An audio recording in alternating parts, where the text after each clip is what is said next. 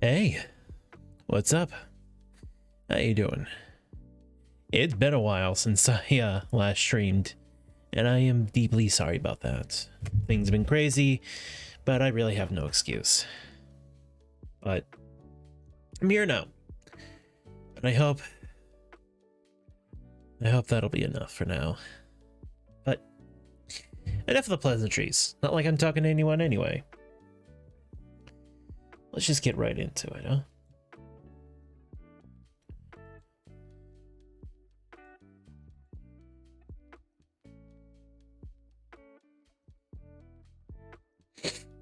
Oh boy.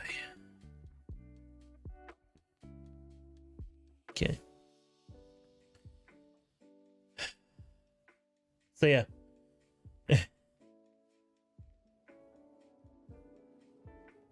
pause the music.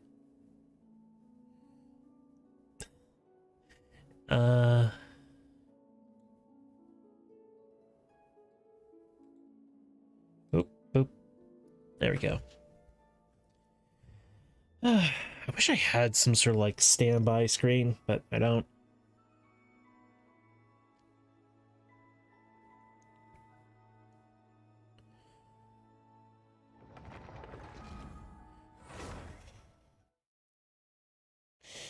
You know, I really do need to stream more, especially given the fact of the plans I have. But I always just lose track of time.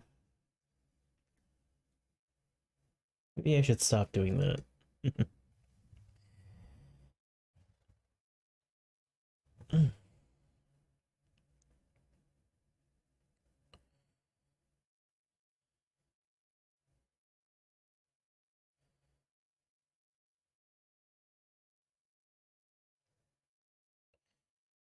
I do hope someone shows up, at least to say hi.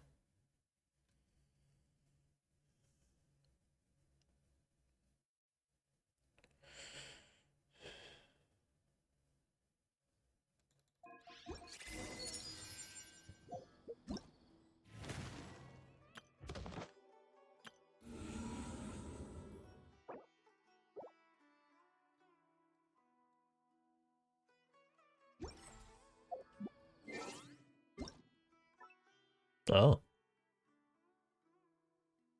Oh, hey, look at that. Nilu.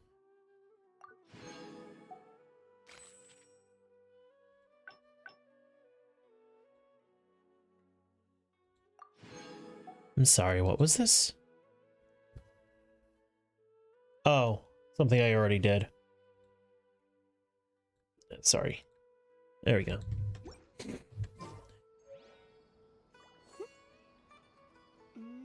Okay. So first, you go to Mondstadt.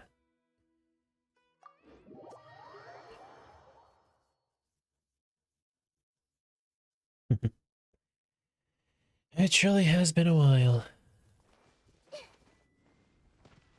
since I streamed this.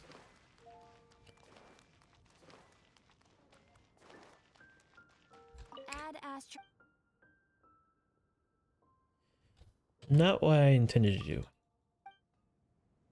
I meant to talk to this guy.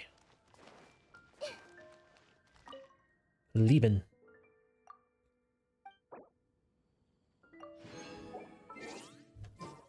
Okay, now I gotten that done. I can hold off on doing my dailies for later. Go all the way to Inazuma.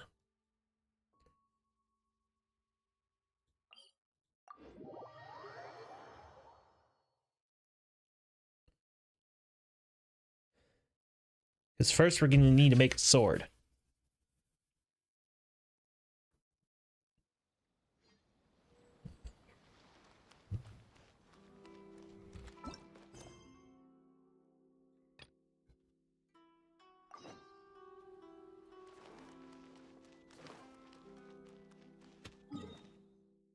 Oh, I was very far off. I need to be in the Byakko Plains. Byakka. No, it's Byakko. Byakko Plains.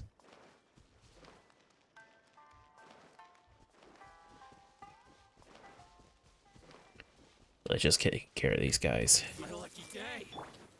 There is no escape. Finally, no, to the ferry. It's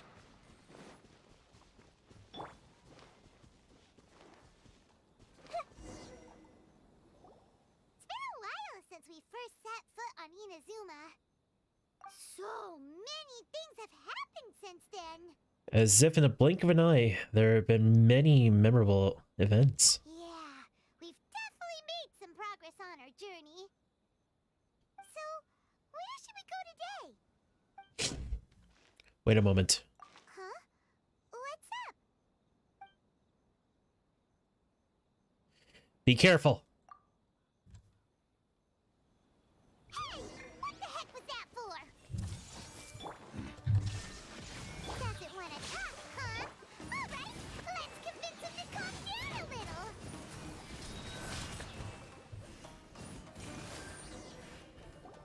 Huh? So you don't have a vision after all? Seems like I've mistaken you for someone else. At the very least, you should make sure you've got the right person before you go attacking them. No, wait.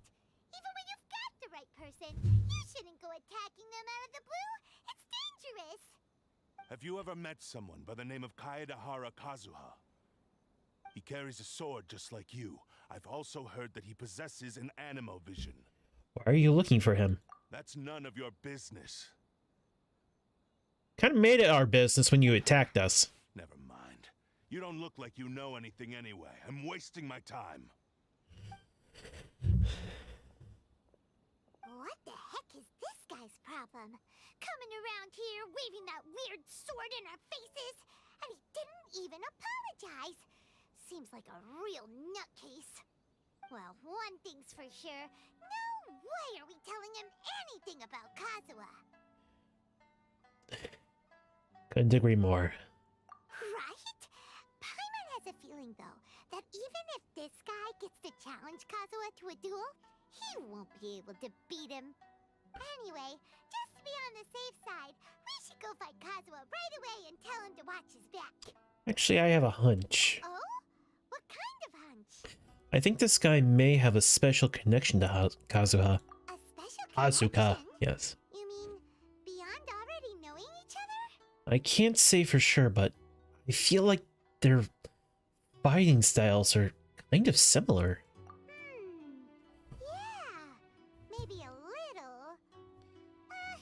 But then again, most people look pretty much the same once they start fighting, so that doesn't really prove anything. Anyway, there's no time to lose. Let's go tell Kazuha so we won't get into any danger. Paimon heard that the Crux fleet is stocking up in Rito at the moment. Let's look for him there.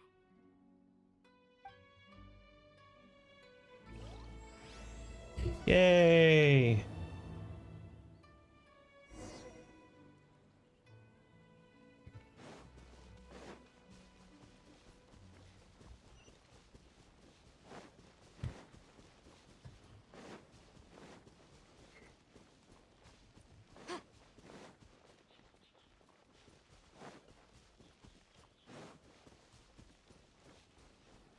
What am I doing?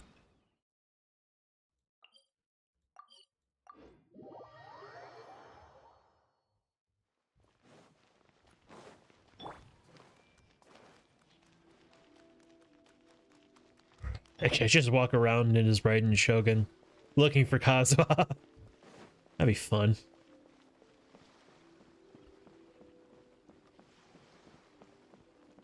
Oh, wait.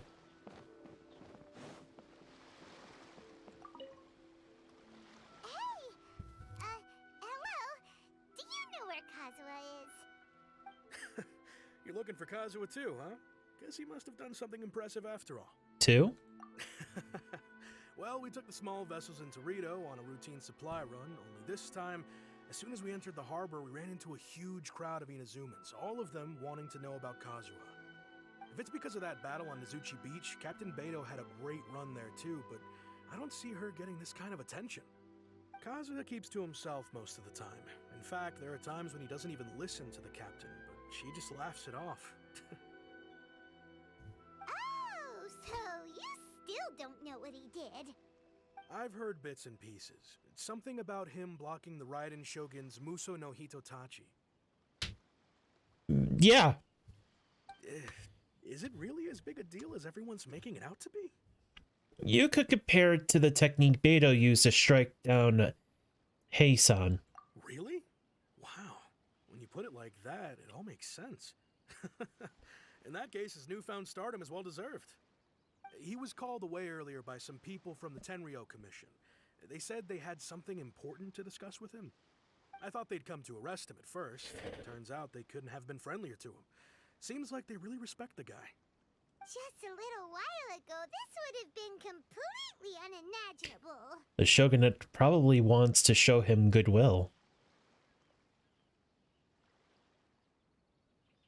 After all, the Raiden Shogun's mindset has changed. Thank you. Guess we'll go pay a visit to the Tenryo Commission. All right then. I'll just stay here and carry on trying to fend off the crowd.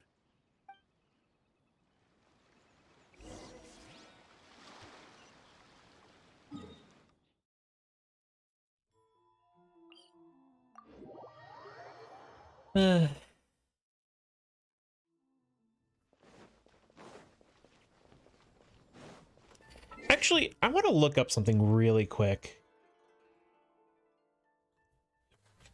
How many islands? Oh, excuse me, I burped. Make up Japan. There we go. Japan is an island country with nearly 7,000 islands, of which only 421 islands are inhabited. Hot damn.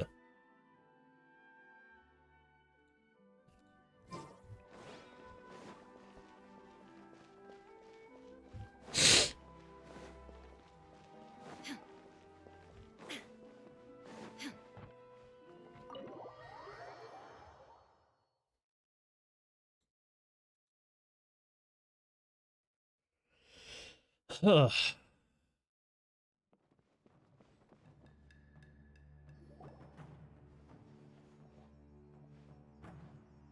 Oh? It's you. Greetings. We were just discussing the repealing of the Vision Hunt Decree. Since you're here, you're very welcome to listen in on the conversation. Question.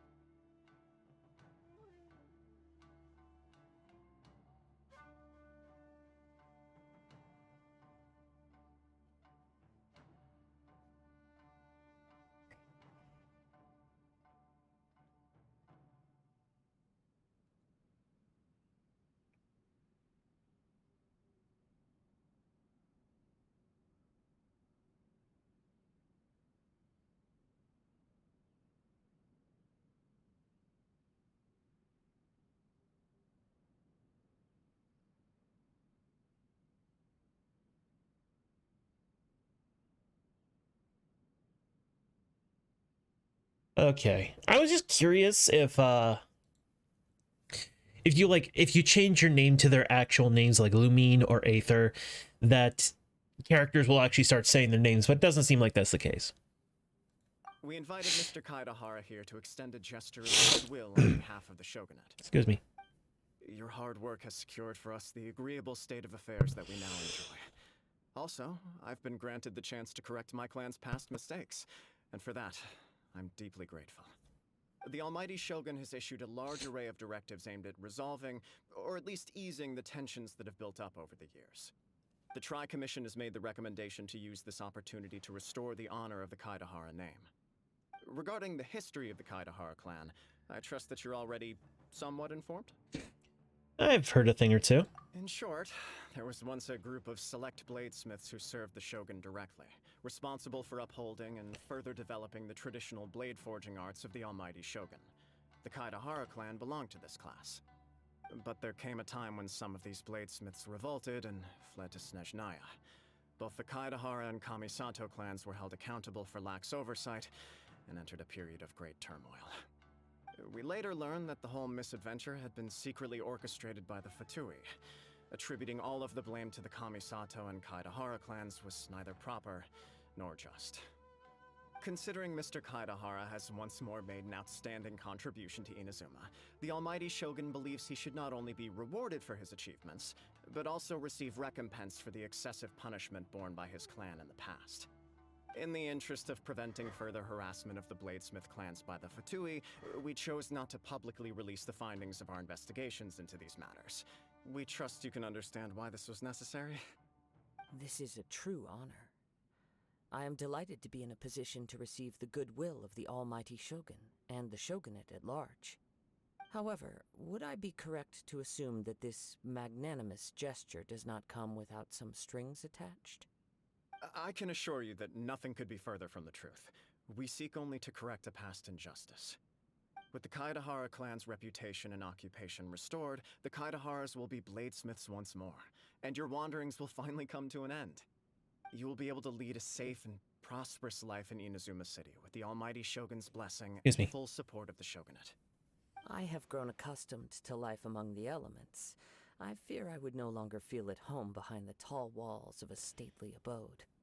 Yet my ancestors did indeed take great pride in the name of Kaedahara, and the art of blade making for which it stood. I do have a responsibility to restore their honor. I sense some hesitation in your words.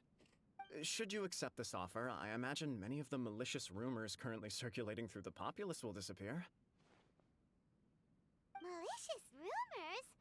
All we heard on the way here was so much praise that we almost wondered whether there was another Kaedahara Kazuha in town. Well, to some, the Muso no Hitotachi is something that can never be defeated. They cannot accept the idea that Mr. Kaedahara really parried the shogun's strike. Also, eyewitnesses saw him using the power of Electro in addition to that of Animo. As a result, the falsehood that Kaedahara Kazuha was using a delusion began to spread. Excuse me. What? But that doesn't make sense. Using a delusion turns you old and frail, and Kazuha still looks fine. That is correct. However, to some people, the idea of a single person wielding two elements at once is a more inconceivable notion still. This is just one of many similar rumors. I am very uncomfortable with being the subject of public discussion, no matter whether it brings suspicion or stardom my way. But perhaps if the shogunate is willing to publicly support me, this situation will blow over more quickly. This is precisely why I encourage you to give our offer some serious thought. It stands to benefit all of us. Please allow me some time to consider. In fact, let us put this discussion on hold for the moment. Well then, what brings the two of you here? Yikes! We nearly forgot about the most important thing! Why would such a dangerous individual be looking for me? Could it be someone you trained with under the same master? No. This puzzles me as much as it does you. My fighting forms were taught to me by my family, based on techniques originally developed for blade testing. We undergo rigorous training to standardize every motion the blade is put through, so that each can be fairly assessed for quality.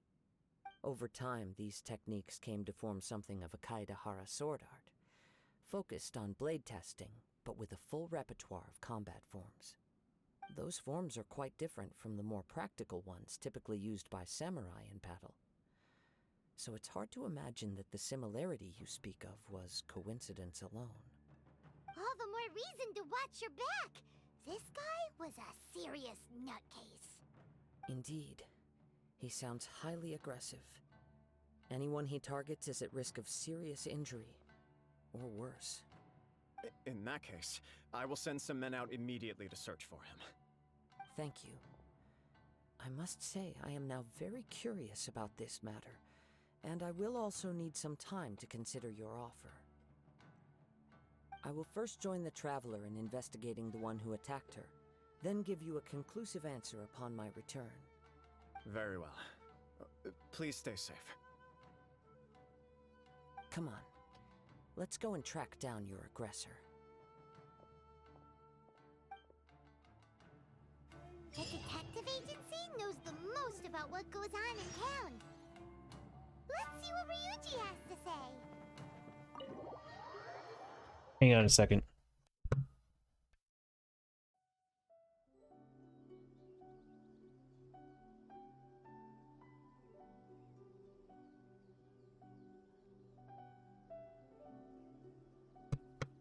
I had to blow my nose. It just didn't feel right.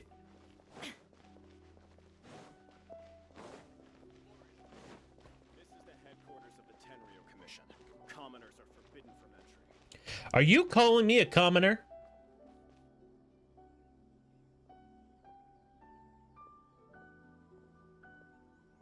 Well then. Such disrespect.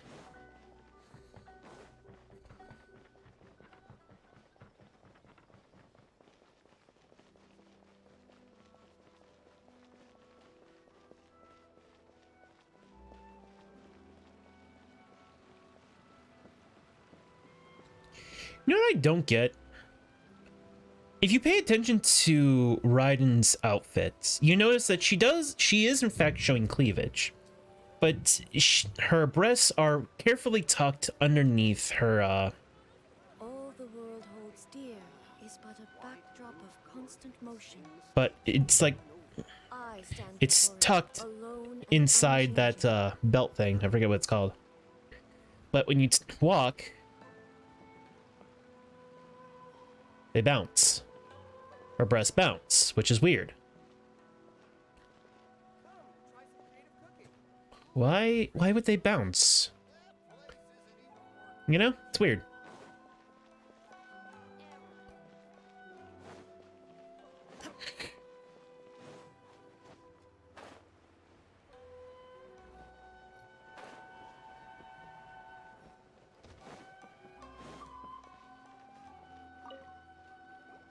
Hey there!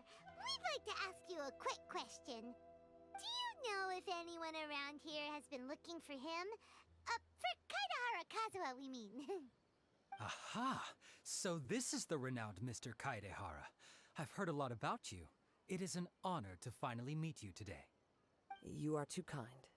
We are currently investigating an assault and would appreciate any help you can offer. Oh? You were targeted in an assault? Let me think. I can't seem to recall anything of immediate interest. Mr. Kaidehara is currently the talk of the town, so there are always a lot of people looking for him. To be honest with you, our detective agency has recently been receiving many inquiries from people wishing to obtain Mr. Kaidehara's personal information. Some of them were offering us millions of mora just to gather the information they want. If these were more legitimate commissions, Sango would have snapped them up in an instant. Millions? Of Mora? Whoa! Oh, wait, even at that price, you probably still shouldn't. Please, accept my thanks for looking out for my privacy.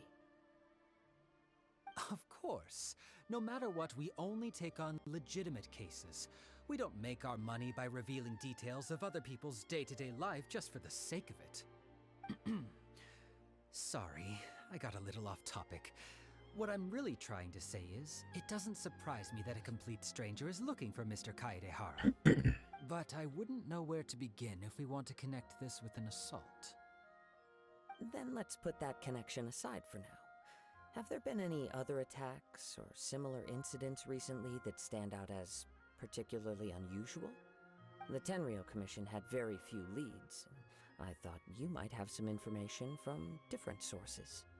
It's true that the commissioners aren't clued up about every little thing that goes on out in the streets. But typically, it's only the most trivial events that manage to escape their attention. If anyone had been out there attacking people, that would be assault, in which case the Tenryo Commission would absolutely get involved. That does make sense. Uh-oh. Looks like the trail's already run cold. I still find it difficult to believe that whoever attacked you hasn't been causing any trouble elsewhere. Few people possess your prowess in battle. So unless you were the first person he targeted, someone is certain to have been hurt by now. It was also not easy for me to fight him off. I am well aware of your talents. There is no need to be humble around me. In fact, I'm quite relieved that you were the one he targeted.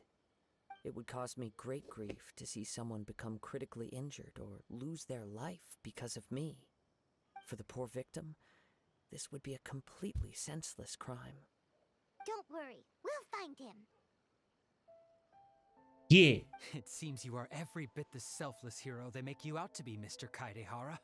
Surely this same concern for your fellow man is what drove you to fearlessly raise your blade against the almighty Shogun. You flatter me. Truth be told, I don't know quite what came over me in that moment. You are much too humble. Don't worry, I completely understand your concerns. I will try my best to gather whatever leads I can for you. Oh, actually, there was one strange incident over the last few days. It doesn't involve an attack, though. Let me tell you about it just in case. Sure. During times like this, the more information we have, the better. All right then. Recently, 2 people went missing from the city at around the same time. One of them is a pretty well-known collector, surnamed Nagato. The other, Amenoma Yuya, is a samurai from the Amenoma clan. Amenoma. Now there's a familiar name. Right. Yuya is the nephew of Amenoma Togo, the owner of Amenoma Smithy. 2 grown men going missing at the same time. Their cases are likely connected, but I don't know much in the way of details. I recalled this because Amenoma Yuya is also an accomplished martial artist who is skilled with the blade. Perhaps he is the one you are looking for. Understood, though it seems highly unlikely to me. I neither know this man, nor do I have any idea why he may wish to attack me. Well, we'll investigate both incidents at the same time. Sure, can't hurt. We never know what we might find out along the way. Thank you, Ryuji. We'll start by making some inquiries at the Amenoma Smithy. Sounds good. All the best with your investigation. I'll get moving shortly myself.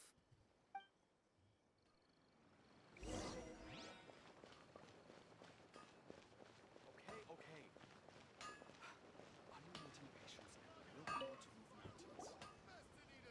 Ah, if it isn't Kaedehara Kazuha.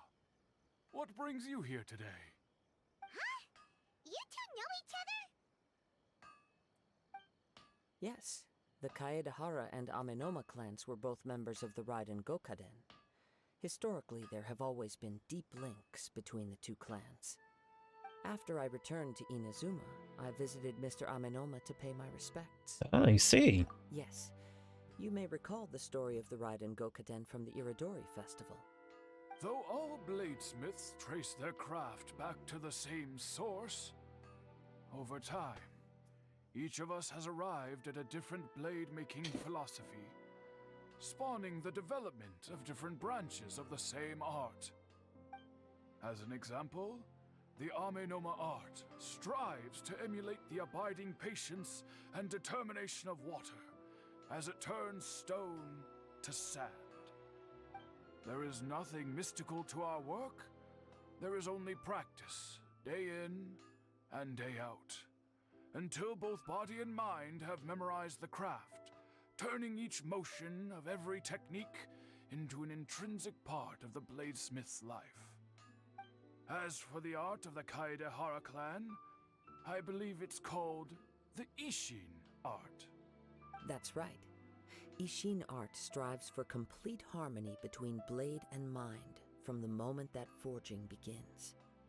for only a blade thus forged can capture and convey its maker's thoughts and feelings, and eventually become an extension of its wielder's will.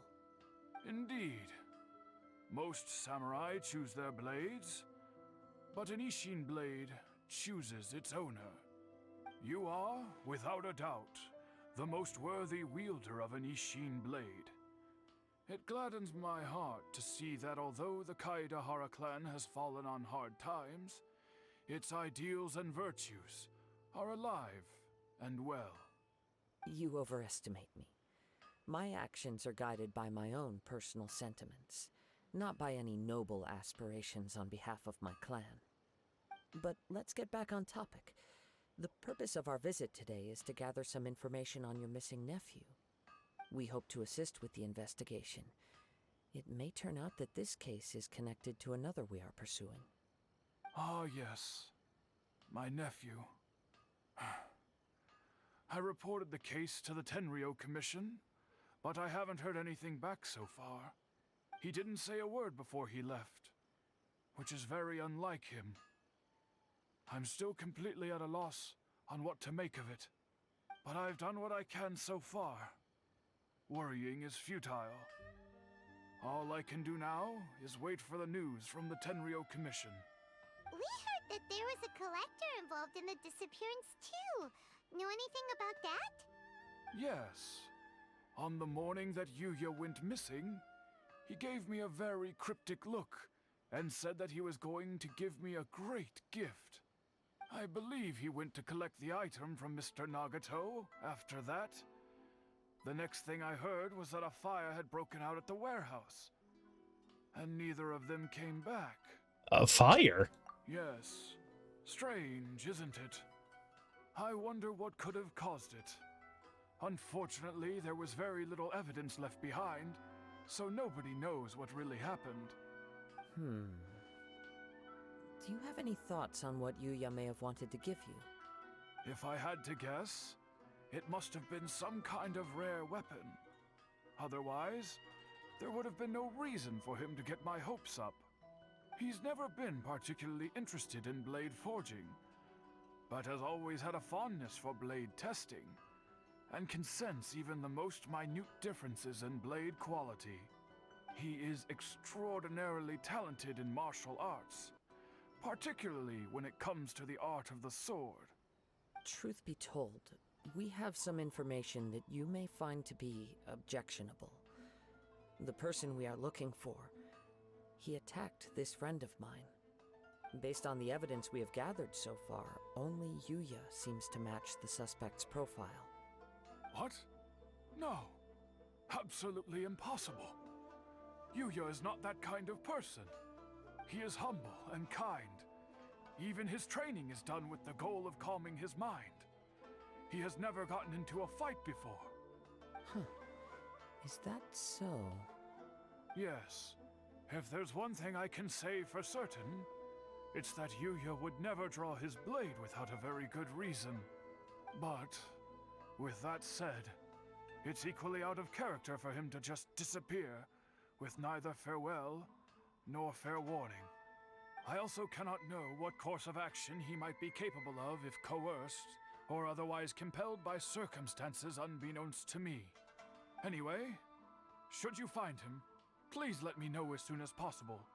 Don't worry, you have our word. From the sound of that, Paimon doesn't think Yuya was the one who attacked us as well. We still need to get the info from the Nagato family. Yes. It sounds as if something happened when the two men met each other. Let's pay a visit to the Nagato household.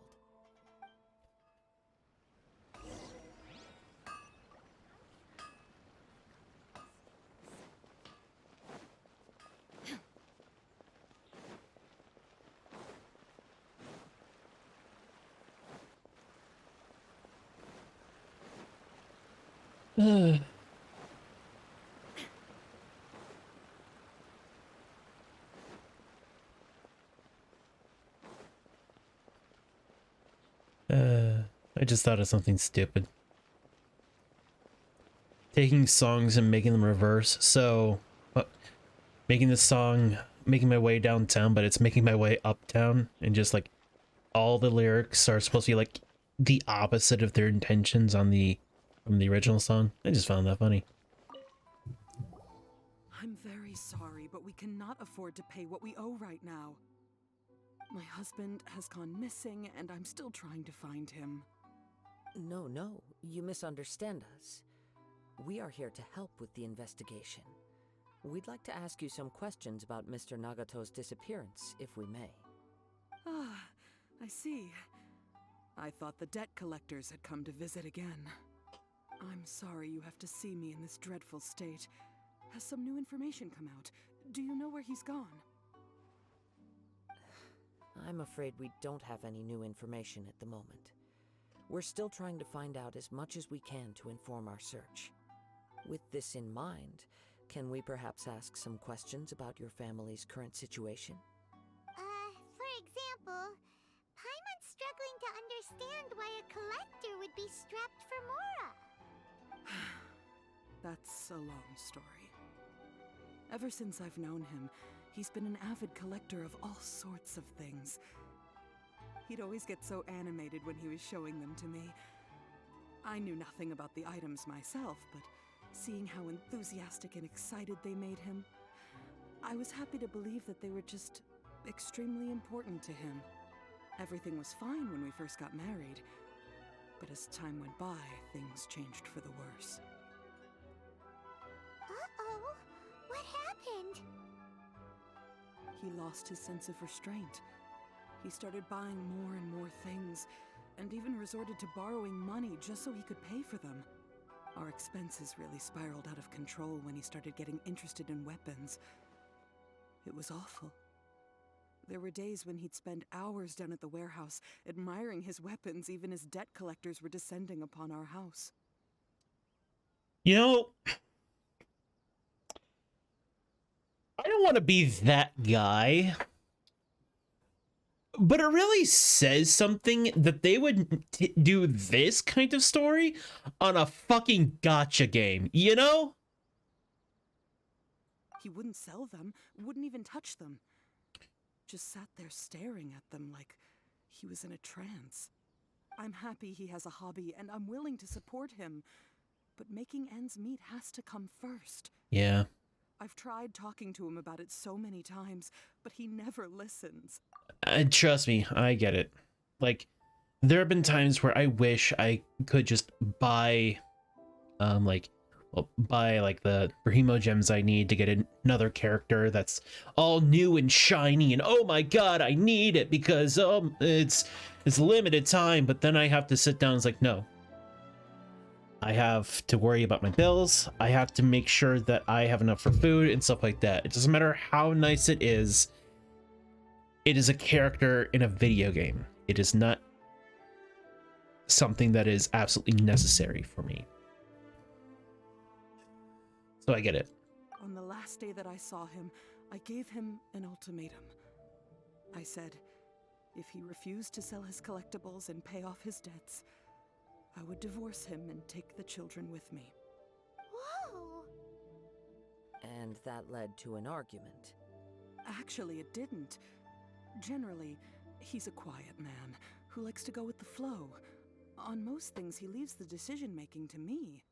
You must understand, I never would have dreamed of threatening him with divorce if the debts hadn't pushed our family to the brink.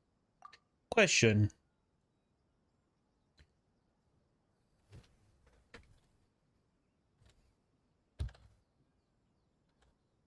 Could women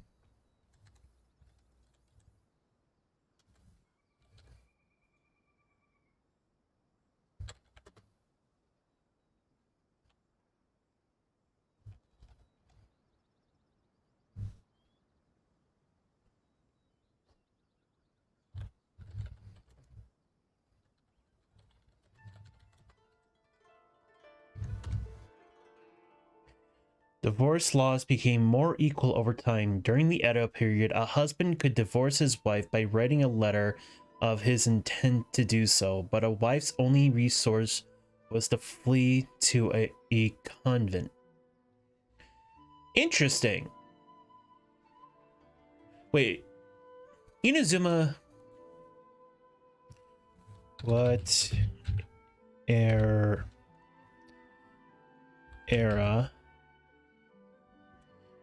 is Inazuma based on?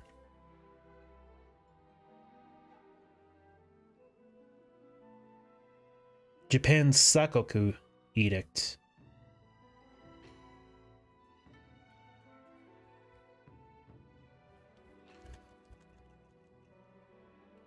Sakoku.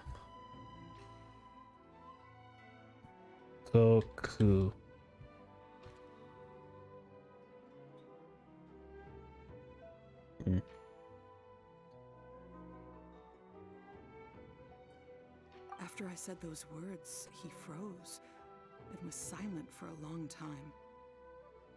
When he finally spoke, he awkwardly mumbled that he would pick out a few items to sell. His voice was so meek and pitiful that I felt an urge to take everything back. But then what? If I didn't draw the line, what would happen to our family? It's important to set boundaries. Had I not indulged his bad habits, we wouldn't have found ourselves in such a predicament. And I also don't know if he had actually come to his senses, or if he was simply angry with me. The next thing I heard was that our warehouse had caught fire, and both he and the buyer had gone missing. I see. I understand. Ame no Mayuya came to purchase a weapon from Mr. Nagato. During the sale, a fire broke out at the warehouse, and both men disappeared. At first, I assumed they must have gotten into an argument over the price. But my husband has never been one to negotiate. He never even haggles when he's out buying groceries, so it's hard to imagine him getting into a fierce argument. Maybe he was feeling the pressure from the debts? I don't know. He just disappeared after the warehouse burned down. Perhaps he's too afraid to come home now that all his collectibles have been lost in the fire, and he's got no way to pay off our debts.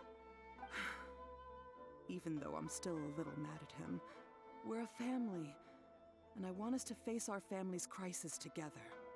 As long as he's willing to turn over a new leaf, I know we can work things out. Please don't get upset.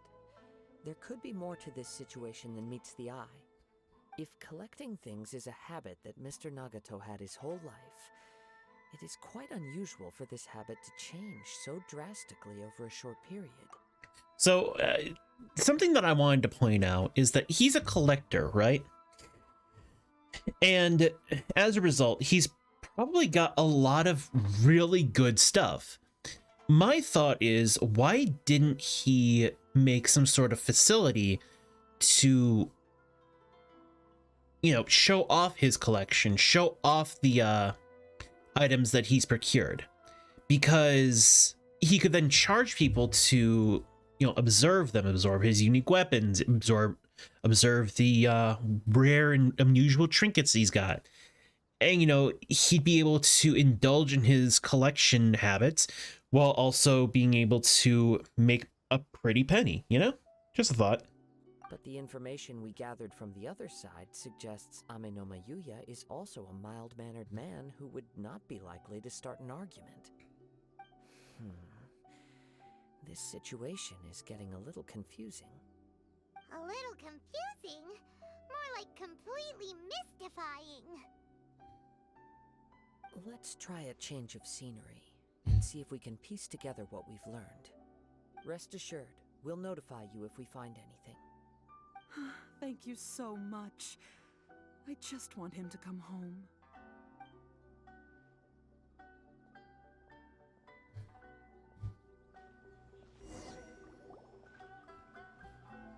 Based on the information we've gathered so far, I can only surmise that the sales meeting between the two men was somehow the catalyst for their disappearance. The fire at the warehouse likely played a part in how the situation unfolded, though its exact role is a mystery. Do you have any thoughts?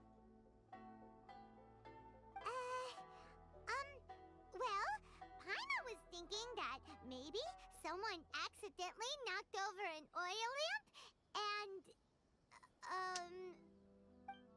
nope, never mind. Paimon's brain needs to rest for a while. Over to you.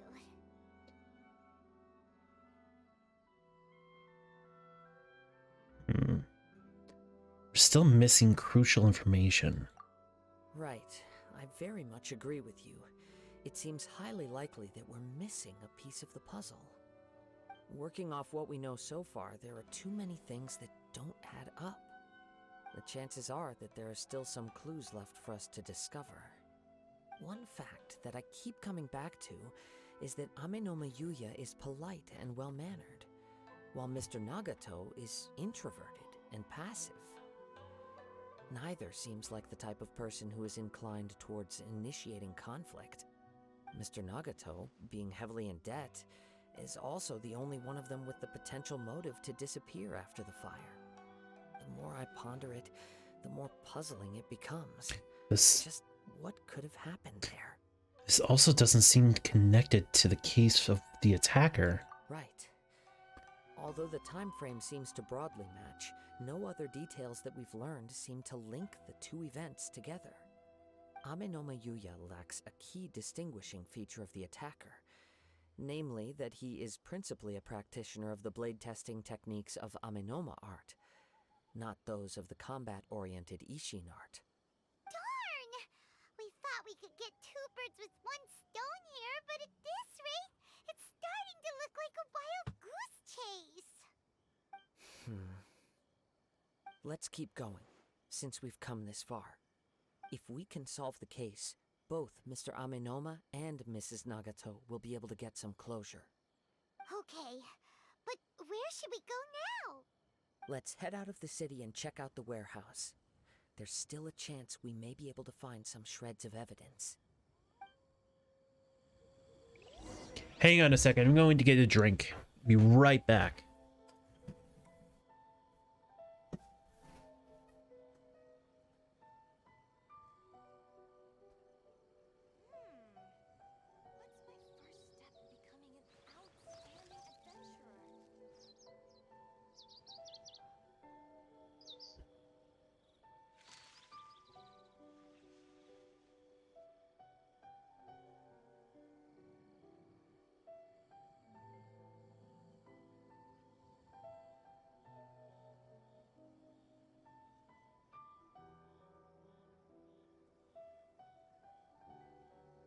Inactivity serves no purpose whatsoever.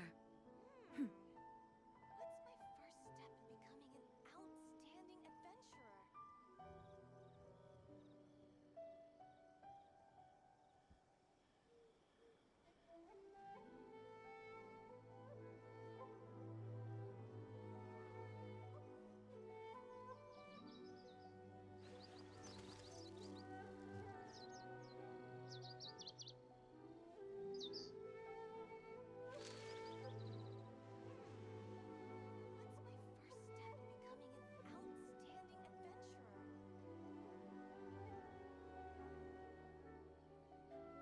I've returned, and I feel much better.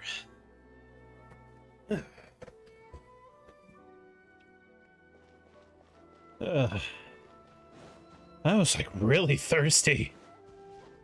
Man, it was. Whew. What a pleasant surprise. Ah.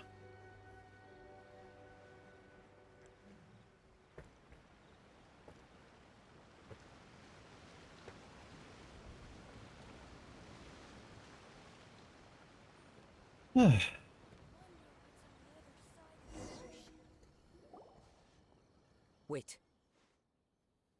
I hear something ominous in the wind. Oh! This must be another one of those sounds that only you can hear. As sketchy as that whole thing seems, you did put it to good use when we were chasing down that vision thief at Beto's tournament, so...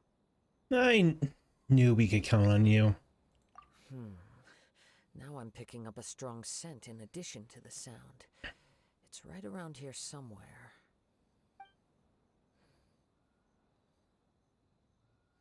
But there's nothing here. It's gone now, but I can still sense the direction it left in. It felt very much like that ancient presence in Inazuma. The remnants of the Tatarigami. Tatarigami? That's one thing I didn't expect to encounter here. Indeed. But this unexpected spring of inauspicious energy may prove to be of benefit to our investigation. We should remain vigilant and approach slowly. Huh. So it's an underground warehouse. The force is definitely coming from down below. The source of the Tatarigami energy has long since left this place, but the residue it left behind still hasn't dissipated completely. Judging from the concentration, I would have to conclude that the Tatarigami source resided here for a very long time. Mrs. Nagato said her husband used to hang around the warehouse by himself a lot. It could well be that he was already under the influence of Tatarigami energy at that time. Surely someone would have noticed. From what I've been told, Tatarigami does not turn all upon whom it preys into violent monsters, but most will develop a stubborn streak upon being exposed to the Tatarigami's unfulfilled will. Their interests become fanatical obsessions. Mr. Nagato had an interest in collecting to begin with. The influence of Tatarigami could explain why he became an obsessive hoarder, amassing more and more possessions, even as he put himself in grave debt. So what should we do now? Go down and take a look? Step back. I'll open the door and take a look inside. It's dangerous. If we don't open this door, we can move no closer to the truth. You needn't worry. Both of us have faced far greater dangers than this. Relatively speaking, the risk here is trivial.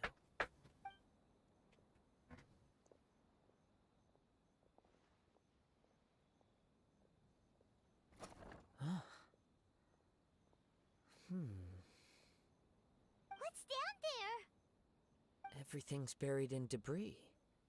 I can't see anything. It looks like the fire caused a cave-in, reducing the entire warehouse to rubble.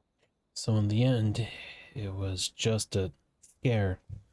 I'm not sure if that's a good or bad thing. That was too scary! Paimon was so sure that the warehouse boogeyman was about to jump out at us! All we can do now is keep searching in the direction that the Tatarigami energy source left this place. 2 ordinary humans, entangled with the Tatarigami. I fear much misfortune has already befallen them. We can't afford to delay any longer. Yes, let's go. If nothing else, it's vital that we find out where this Tatarigami energy is coming from. Quiet your mind and focus on what you sense around you. Perhaps you too will perceive its ominous presence in the wind.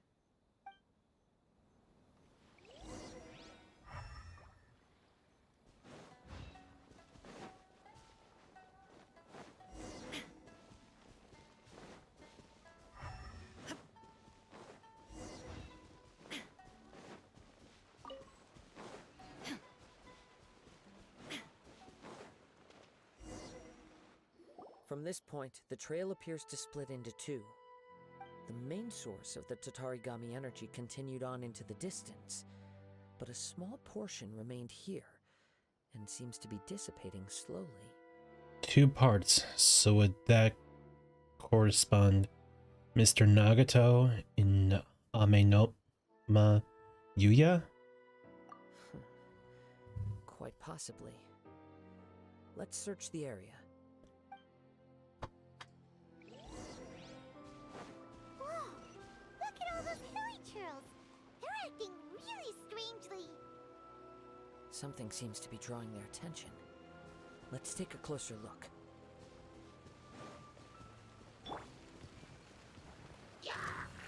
I see everything!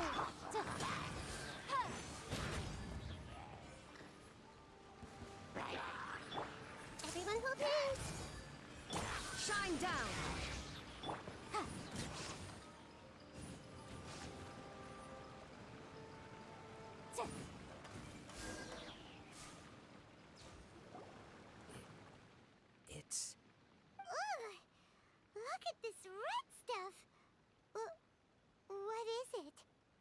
the looks of it, a letter written on a piece of torn clothing. The ink is bone dry. It must have been written quite some time ago. Well, let's take a look. I am Nagato. I was wounded by Aminom Yuya. He took my most precious blade. I chased him, but could not catch him. I lay down here to rest on account of my exhaustion. I thought that I might croak right here. My stomach kept on bleeding. But it seems that some strange power has sustained me. Why did he steal that blade? I was going to sell it to him. He even burned my warehouse down. It hurts. It hurts, but for some reason, I can't fall unconscious. So all I can do is distract from the pain is right. What will happen to Sachiko, Yuichi, and Yuji? I'm sorry to them. I really am.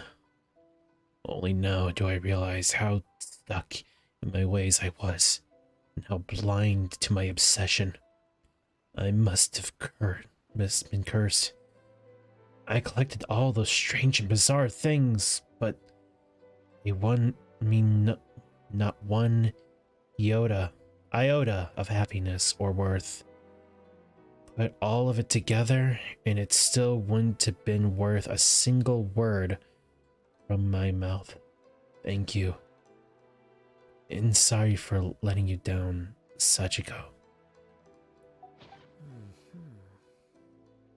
According to this letter, a conflict arose because Aminoma Yuya wanted to seize a blade belonging to Mr. Nagato.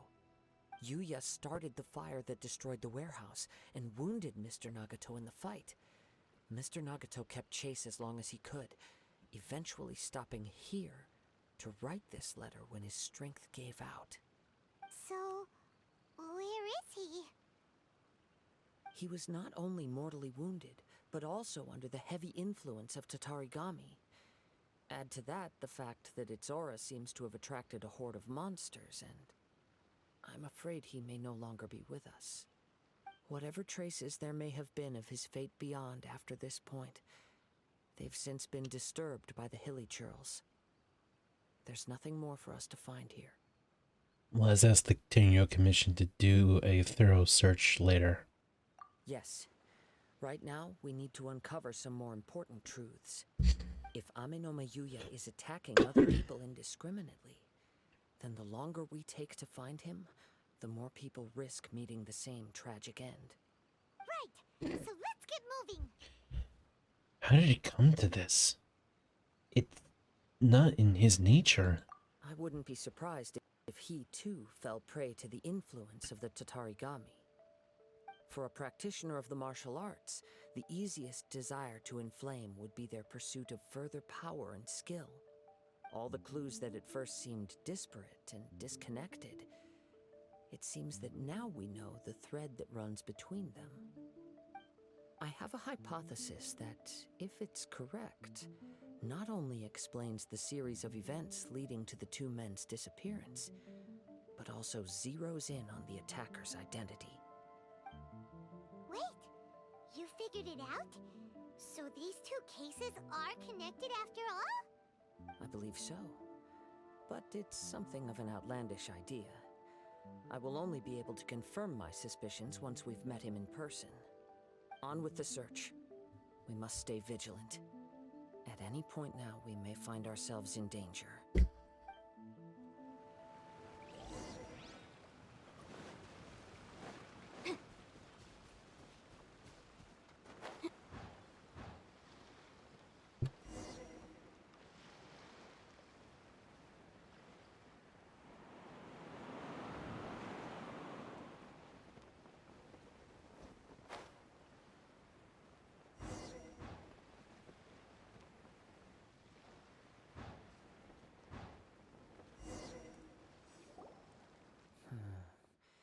He seems to have stayed here for a long time.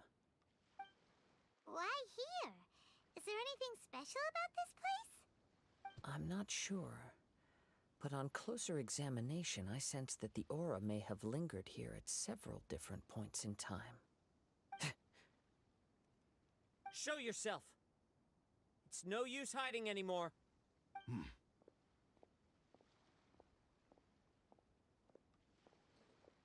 Kaedehara Kazuha. It's you, at last. Aha! So it is the same guy from before. What's your problem, huh? What could you possibly have against Kazuha? Indeed, there should be no enmity between us. If it is Amenome Yuya that stands before us.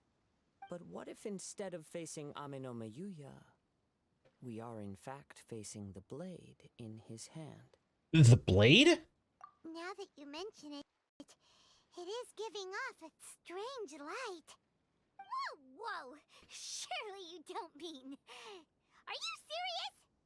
Tatarigami energy often lodges itself within physical objects, then works to subtly affect any living organisms in its vicinity. The blade has resided in Mr. Nagato's warehouse for many years, affecting his state of mind, and more recently using the sale as a means to affect, or rather as a means to occupy, Amenome Yuya's body. You're sharper than I thought. You've already deduced the truth of the matter. Many, many years ago, I was forged by a famed bladesmith of the Ishin tradition. I was his pride and joy. In me, he placed all his hopes and dreams. As a descendant of the Kaedehara clan, you should be able to guess our greatest regret. I presume it has something to do with the Raiden Gokaden. Indeed. At that point in time, he failed to live up to the Raiden Shogun's expectations. In the end, all he could do was to flee the nation by sea on a ship bound for Snezhnaya. He was a bladesmith of great renown, a master of his craft. There was nothing that he could not accomplish. All he needed was more time and a little faith. And sure enough, in the end, he achieved what he had set out to do. All of his life's work, his wisdom, his skill, it culminated in his creation of me. He not only bestowed upon me the greatest of strength, but also endowed me with a consciousness of my own.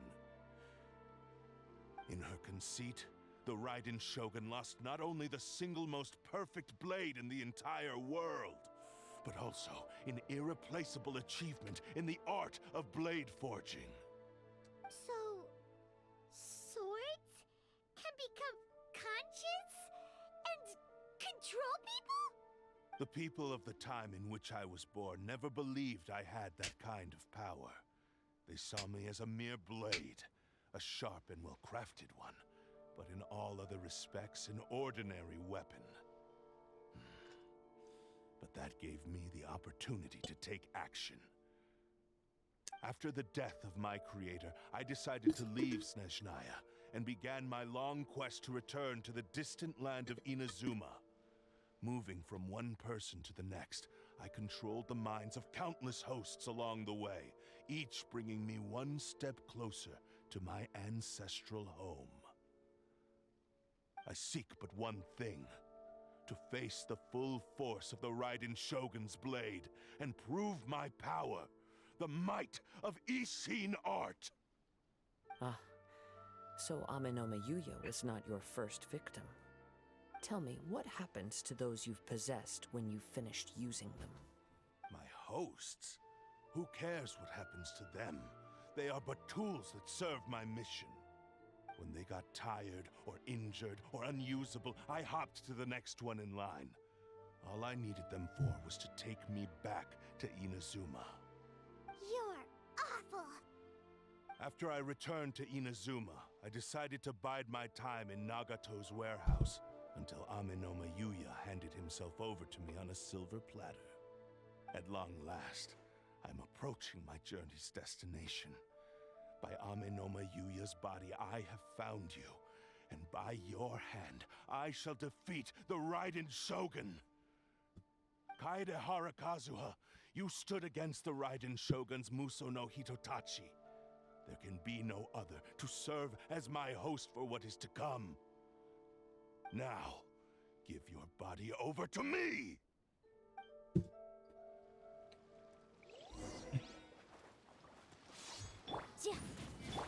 Hey!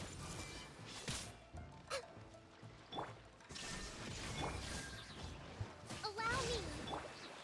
Join me and sever that divine light! Commit to me!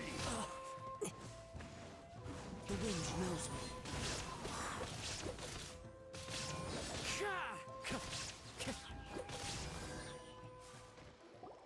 Do not stand in my way, or I will strike you down too! Your bluff's fooling no one! You've lost! Lost? I can never lose. It is this body that has reached its limit, nothing more. Even if you defeat me here, the one who falls will not be me, but this man. He is but a puppet that can be replaced. I can take a new vessel at will.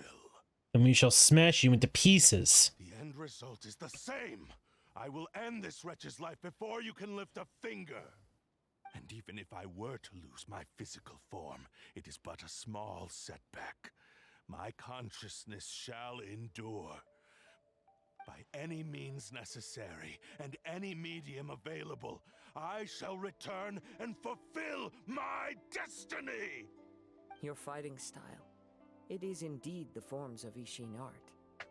But from your movements, I sense only hatred and arrogance, as well as a thinly veiled mania and despair. Really? You can tell all that just from his moves? As I've mentioned before, the forms of Ishin art convey the user's thoughts and feelings. Since the blade is currently possessing Aminome Yuya's body, its movements express the innermost thoughts of the blade. If you ask me, the mania is probably due to your desperate, single-minded ambition. You believe I am your only hope. Are you trying to claim that I am helpless without you? On his deathbed, he passed to me all of Ishin Art's secrets. The little that you know barely scratches the surface. In that regard, why would I ever need your help? Because all of that is in the past. I've been wondering why you've not caused more trouble in all the years that you've been in Inazuma. If you are indeed a cursed blade that can possess its owner. Now that I've seen inside your mind, everything finally makes sense. You weren't biding your time. You were trapped. After all the time that's passed, you have grown weak. To the point that you are now unable to acquire a new host without making physical contact. Oh, that's right. Paimon remembers now. Mr. Nagato had a habit of never touching his collectibles. Only when Mr. Nagato witnessed his wife's distress and decided to sell his collectibles did you finally have an opportunity to reach out to Aminome Yuya and make your escape. And what of it? Well, that brings me to my second point. There's a despair in you that is so strong it threatens to overwhelm you. You were determined to fulfill your maker's ambition, whatever the cost. But this ambition is too grand and too heavy for you to bear. Each step you have taken has come at a great cost. I think you realized your limitations long ago. The more you clenched your teeth and pressed forward, the greater your fear of losing everything you had achieved grew, and the more you wished to run from the truth. But the way I see it, what began as an ambition has long since become a delusional fantasy. What would you know about any of this? I'm just one step away from achieving my goal! You returned to Inazuma to prove the unparalleled brilliance of Ishin art. But to make this arduous journey, you committed countless atrocities and showed a blatant disregard for human life. Even if you were to sever that divine light, is this truly the outcome that your maker would have desired? You... Sure, you inherited the secrets of Ishin art. But even as you made your journey to honor this legacy, you treated the ones who wielded you as mere tools to do your bidding. How could you possibly unleash the full potential of Ishin art when you act in perfect discordance with the principle of harmony between a blade and its bearer? Silence, you blabbering fool! I must achieve my goal. This was his life's dream, and the very purpose for which I was brought into being. I will concede that you are most perceptive. You see my predicament clearly. But you also underestimate my resolve. And you should face reality. Easy for you to say. Facing reality offers me nothing. I have no need of anything that would stand in my way. Not hesitation, not self-reflection, and certainly not your so-called reality.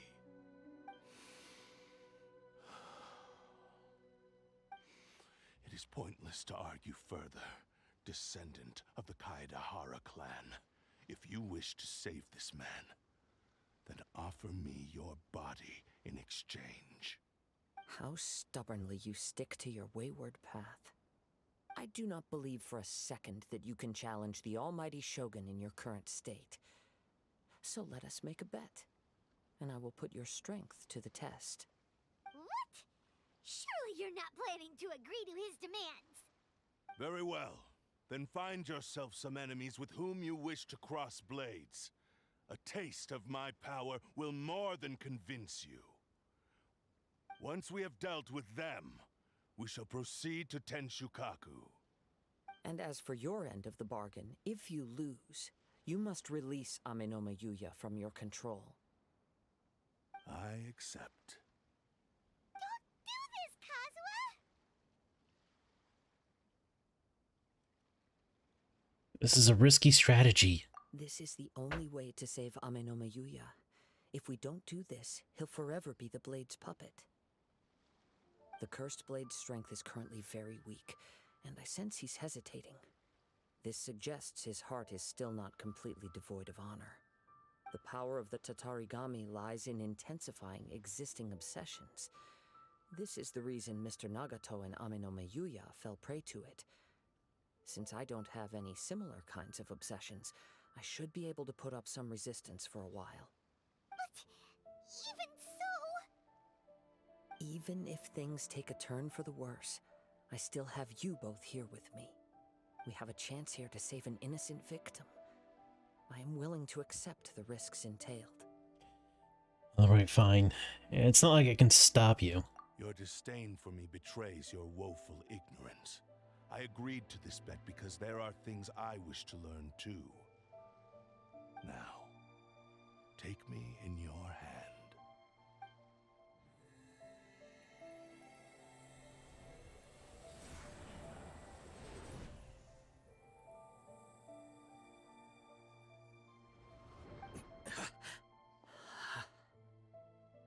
Kazuha?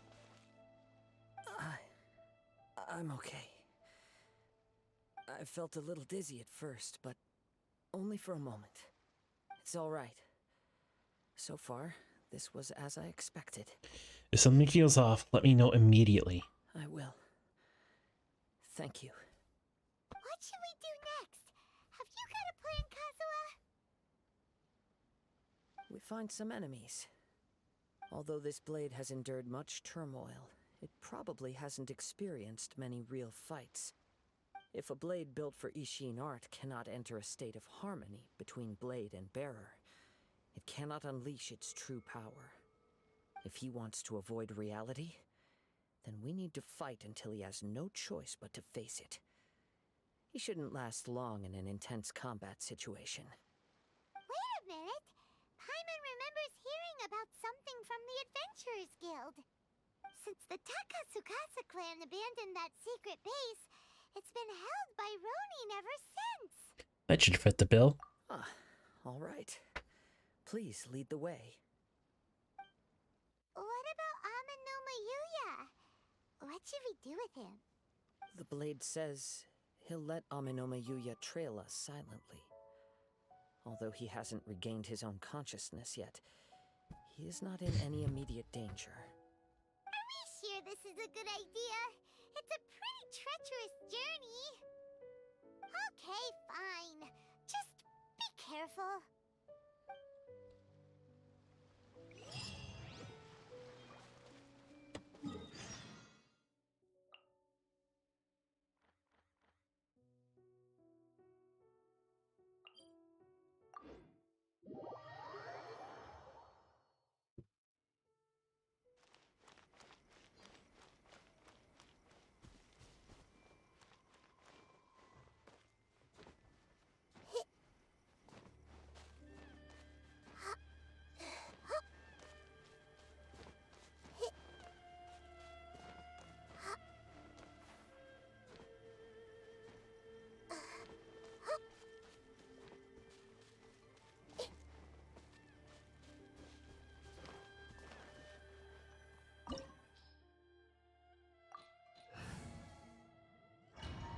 Excuse me. Ooh. Huh. Leave everything on this journey to me. It's my lucky day! Into the wind!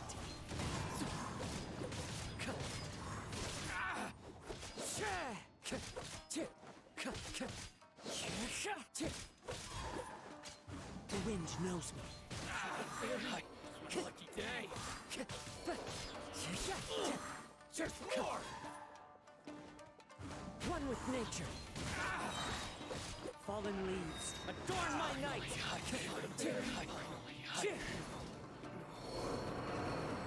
are you feeling? You okay? I'm all right.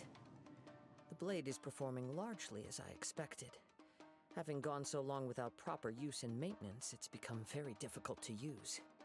Though he's making every effort to persevere, I do not think he can last much longer.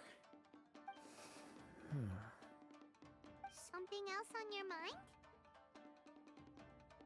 How strange. Rather than trying to control me, he is instead trying to match my fighting rhythm. Let's keep going.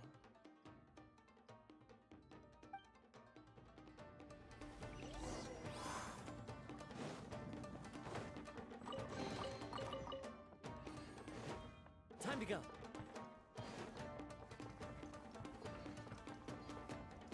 It's my lucky day!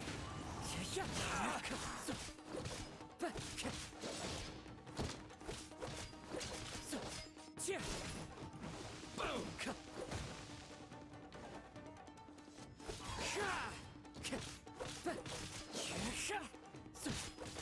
Say no more! The wind knows me. Let's get down to business! As one with wind and cloud.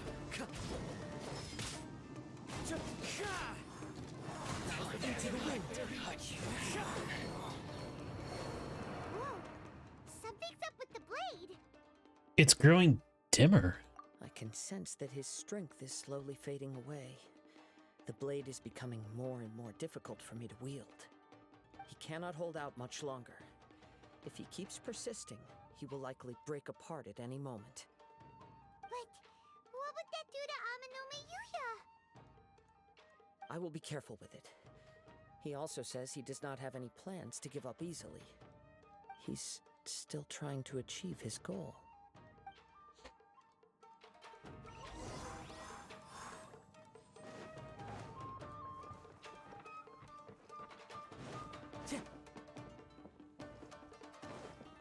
Time to go.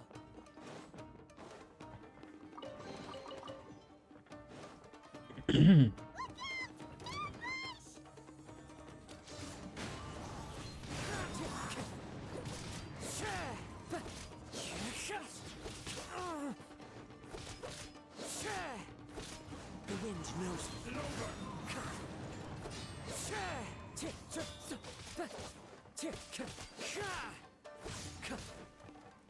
One with nature.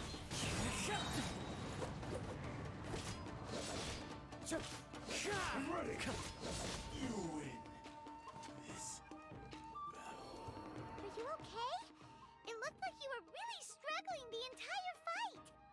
Yes. And it looks like he's reached his limit. The sheen's grown a bit dimmer again. It doesn't look anywhere near as impressive as it did at the start. Perhaps this time we'll finally have a chance to see his true form. True form?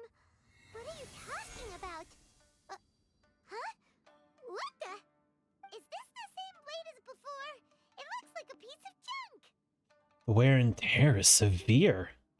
It really looks like it's about to break. If you choose to continue in the state you're in, you wouldn't even be able to beat Samurai and Kairagi, much less the almighty Shogun.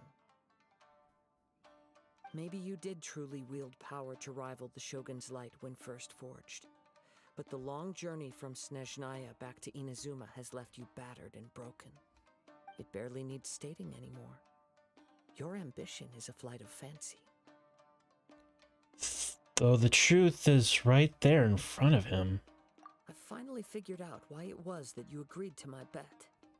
You wanted to reach a state of harmony with me.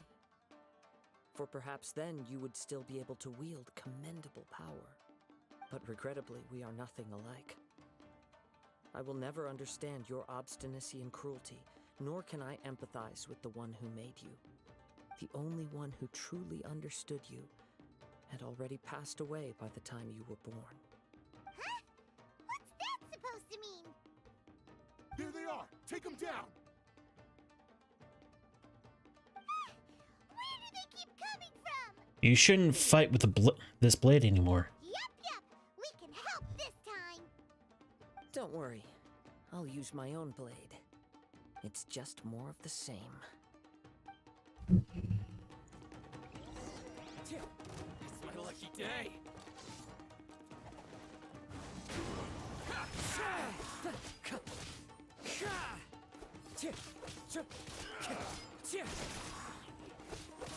The wind knows me.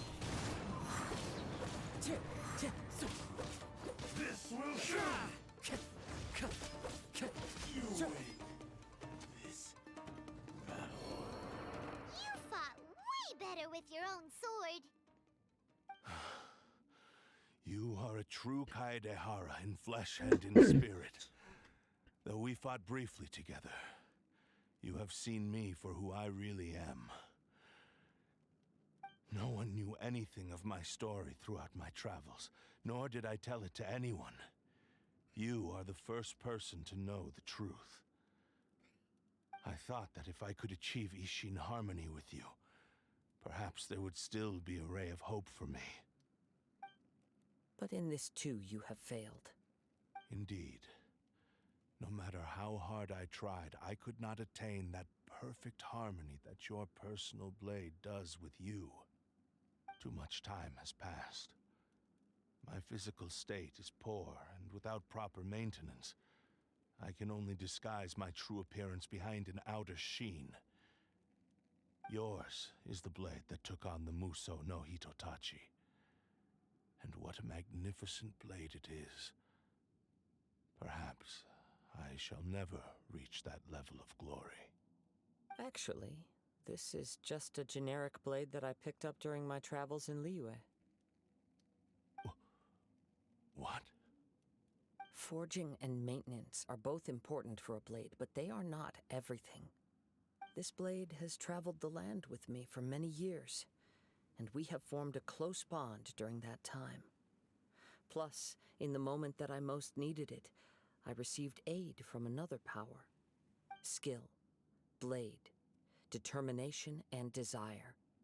All these must be aligned in the practice of Ishin art. There is something else I must tell you. Though your maker may not have been aware, your ability to possess your own consciousness derived from the power of the Tatarigami. Tatarigami is a malevolence from the ancient past. It is the source of your mania and savagery. Though you tried to cooperate with me while I was wielding you, the part of you driven by Tatarigami was constantly trying to seize control of my body. I sensed it, but I couldn't change it. It is an integral part of my consciousness. I resisted its temptations because I wanted to save Amenoma Yuya. But I do not know whether you yourself have any intention of trying to fight it. I feel a great sense of regret for you. Since you embarked on a journey bound for a destination you were destined never to reach. The moment you embarked on this journey, you lost the only person who could have ever unleashed your true potential. And yet there was no way for you to turn your back on his ambition. You have known this for a long time. It is the true source of your despair. He gave me everything. My life, my form, my consciousness, and purpose. How could I possibly deny him his wish? I said to him, "Do not worry. From here on, I shall forge your legacy." How could I go back on my word? Aww. I believe our bet is now settled. I have nothing further to say. Where are you going, Kazuha? He now has neither the ability nor the motivation to cause further harm. Let's give him some time to reflect on things. I never thought I'd feel sorry for a sword. When I touched the hilt for the first time, it's as if I was transported to a strange dimension. It was somewhere I've never been. A bladesmith lay quietly on the bed, his frail face barely visible under the moonlight. His breaths were weak, and his life near its end. A newly forged blade lay by his side, listening attentively to his final words. Wow. That was the Blade's memory, wasn't it? Indeed. While in exile in Snezhnaya, the bladesmith eventually learned the truth behind everything that had happened. The Ishin art had been dealt a devastating blow by the desertion of its best smiths. He spent the rest of his life in the forge, not to vent his frustration and hatred, but to atone for his actions. He felt intense regret at being tricked by the Fatui, but he could never again return to his homeland.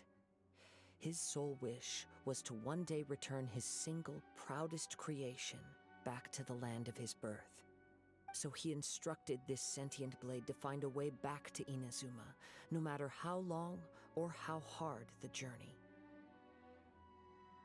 But he never wished to rival the gods. All he wanted to show was that they once shone brilliantly as blade and smith, that they were still worthy of being trusted. So that's the true story.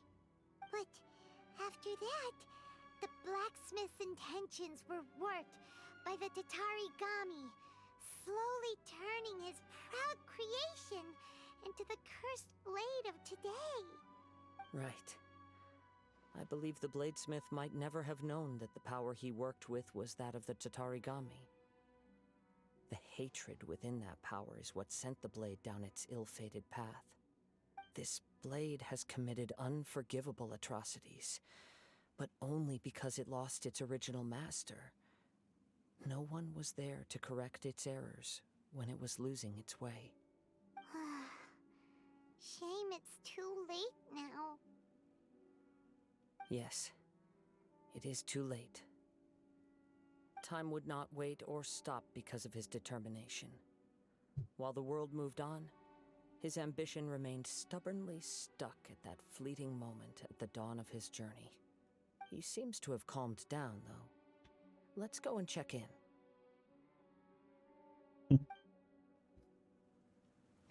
I was getting a message from my friend. They say hi. When I look back at the past, I can remember the day of my forging like it was just yesterday. I once told him that I would pay any price to fulfill his wishes. Such was the debt I owed to him for giving me the gift of consciousness. But darkness and slaughter numbed the mind. Over time, I lost sight of the difference between gratitude and grudge.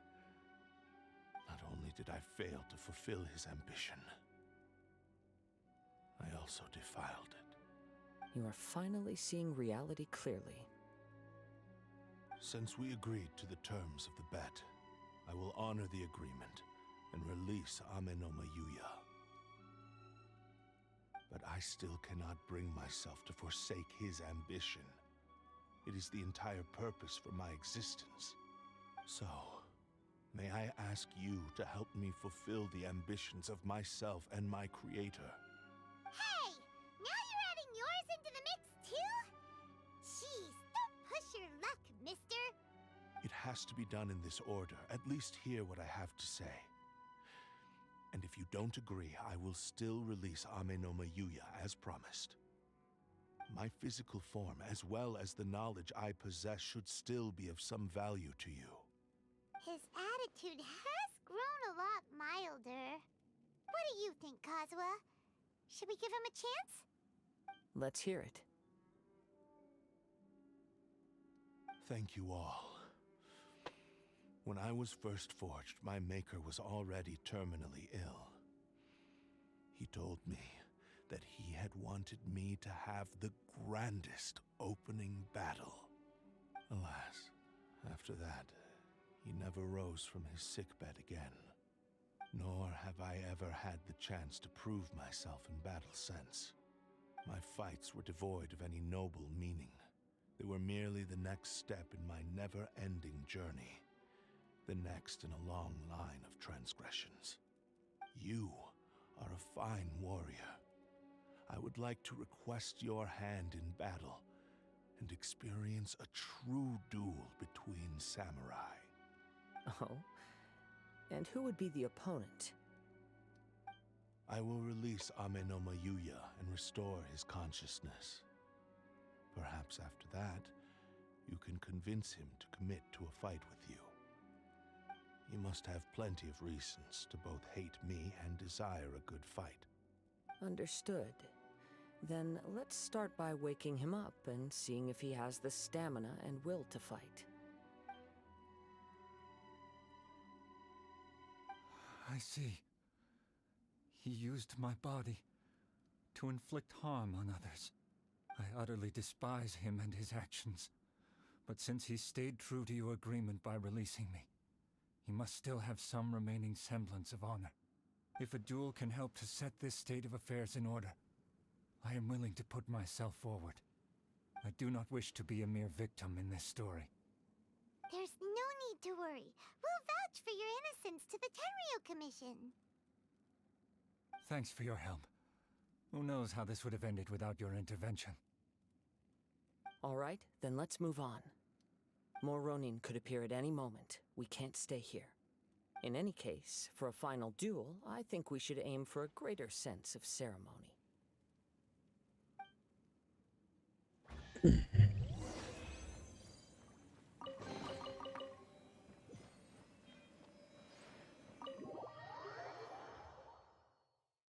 All right, then.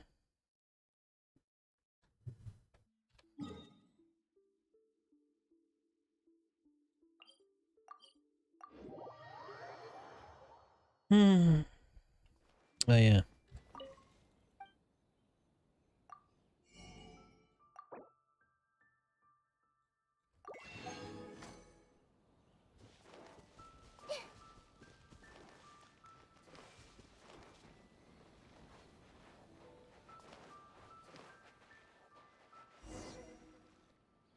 This reminds Paimon a bit of the Crux Clash. That was much more relaxed occasion. Yep, we still can't let our guard down. Even now, Paimon has a sneaking suspicion that Blade hasn't told us everything. Still, even if he's way past the point of redemption, it's hard not to feel a teensy bit sorry for him. Are you ready? Ready? Okay. All right then. Successor of Ishin Art, Kaedehara Kazuha. Successor of Amenoma Art, Amenoma Yuya. Honored to cross blades with you. It is my honor also.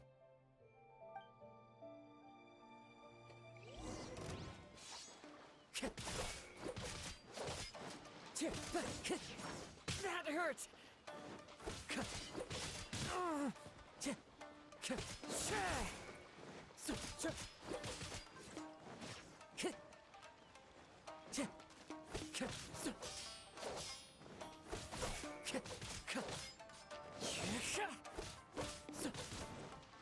Time to go.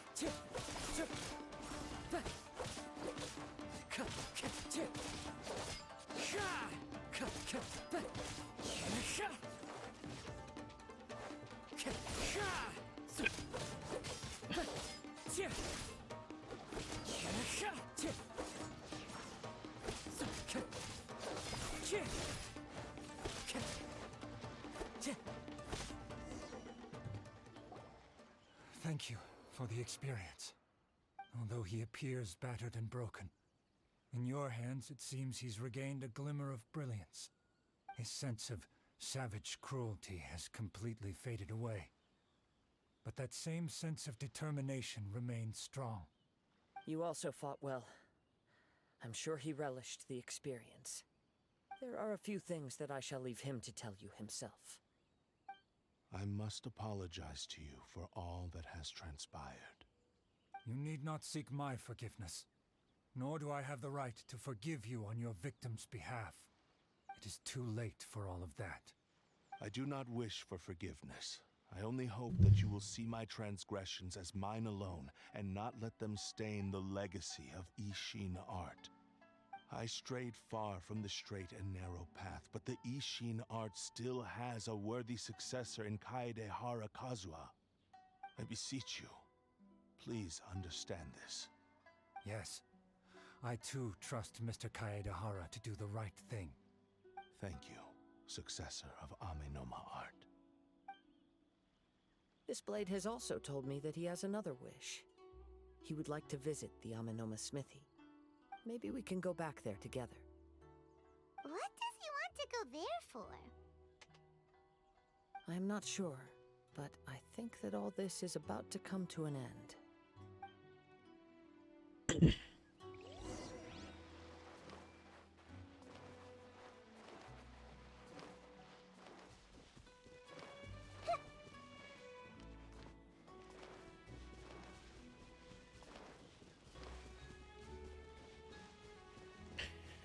It always blows my mind that these things actually last 2 whole hours.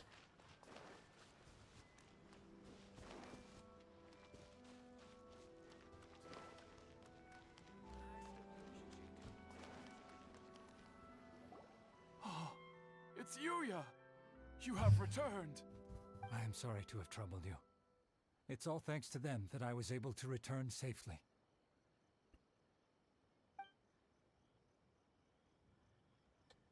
A prized Ishin blade, turned weapon that controls the human mind.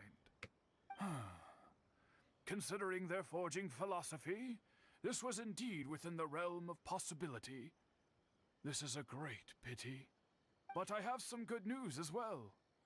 Ryuji, from the Bonton Sango Detective Agency, tells me that they've found the missing Mr. Nagato. Really?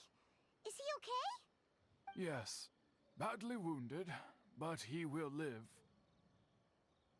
And now that Yuya is back, it seems like the final ending to this story is a happy one after all. I think I know what you want to do. What's wrong, Kazuha? Is the blade whispering in your ear again? Yes. He said he wants to take control of me for a brief moment. What? No way! Hasn't it learned its lesson? He tells me that he's thought of another way to fulfill his maker's wish. And he assures me that he won't use my body for anything nefarious. I have decided to let him do it. But he... Guess there's nothing he can say to change your mind, huh? I trust your judgment. Thank you. I will explain my reasons later. Okay. I am ready. Let us begin. Please, stay true to your promise.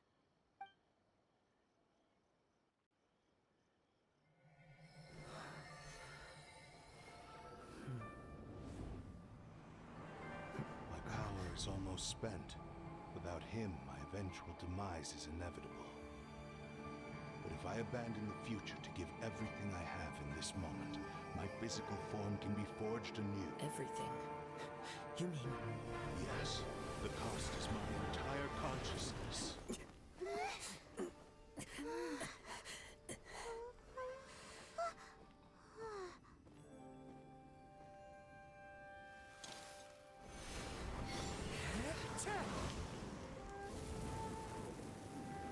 You were right. There's nothing that I can accomplish now. But there's still a chance for Ishin art. Once remade, I will be a valuable resource for your studies. Ishin lives on, and its finest hour is yet to come. Even if I am not the one to prove its might to the Shogun, as long as it is an Ishin blade, crafted by Kaedehara hands, it will still fulfill his final wish. Thank you, son of the Kaedehara clan.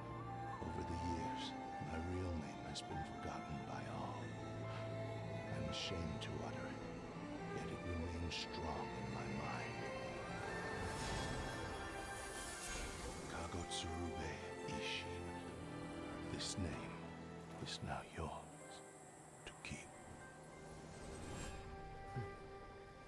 Rest in peace.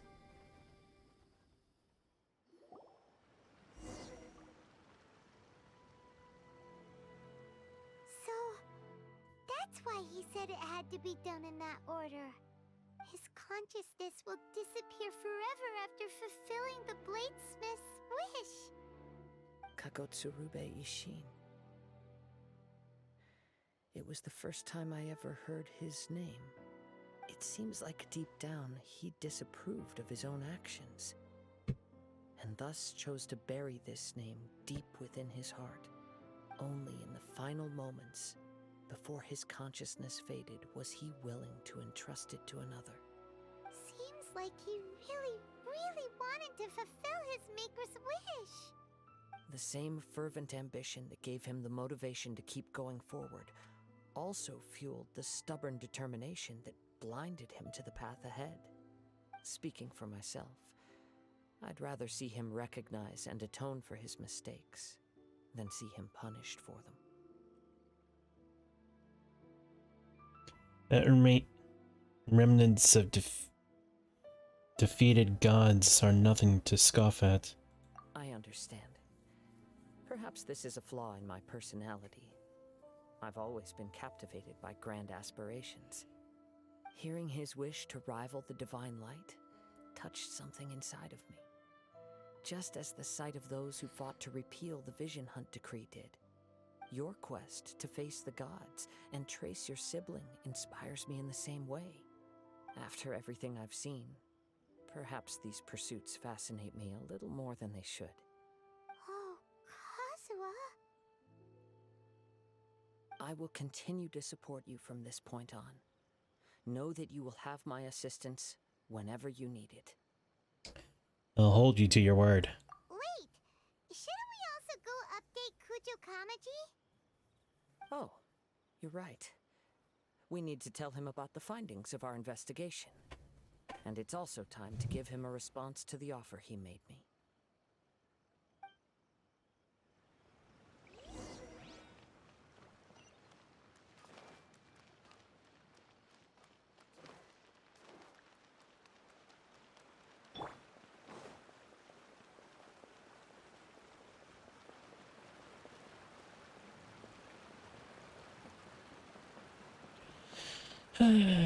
Another quiet day.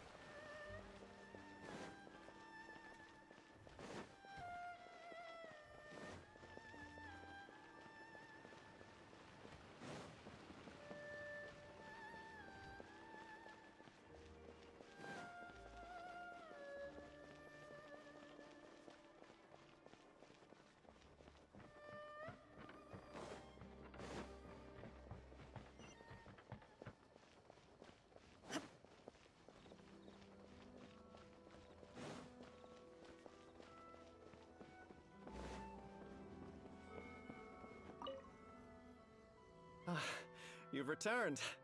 I hear that the issue has been resolved. Though this was a treacherous investigation indeed, we're most fortunate that no lives were lost. The Tenryou Commission has already attended to the danger at the warehouse.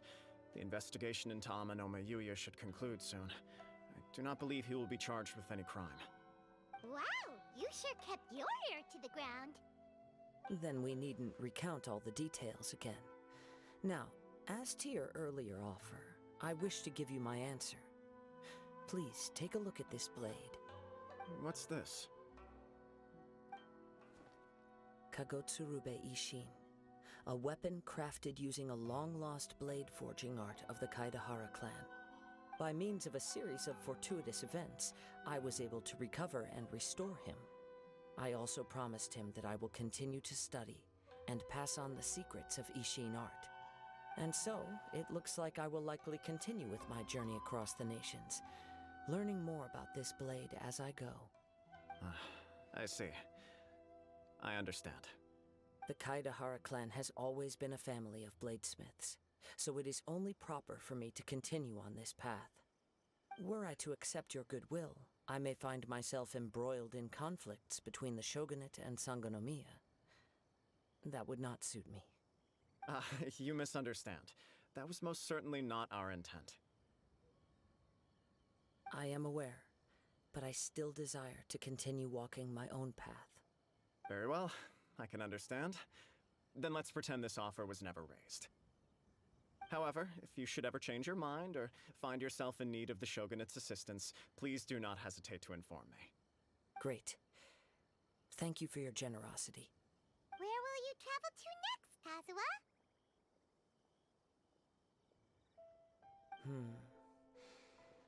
I'll probably take to the seas with Captain Beidou again for now. As for my next destination, let's see where the wind takes me.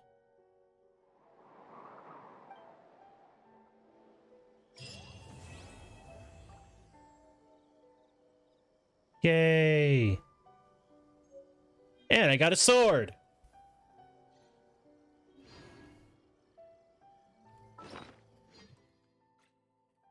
Since I don't really use Kazuha,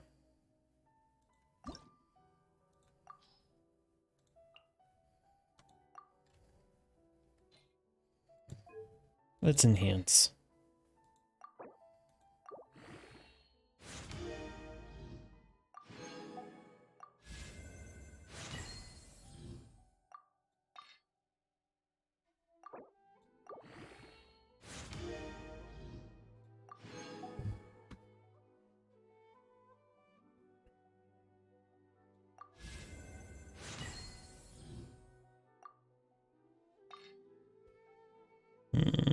Nah.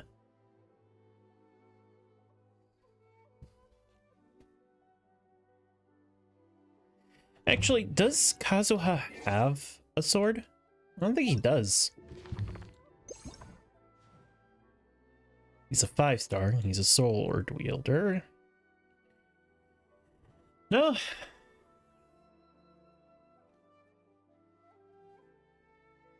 Freedom is Sworn, Primordial Jade Cutter, Summit Shaper, Key of Kajnitsat, I don't know, and Skyward Pride. Oh, you know, Skyward Pride is a great sword. Yeah. All right.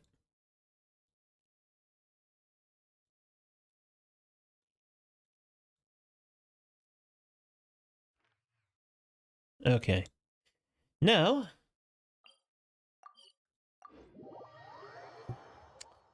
to go learning to dance. I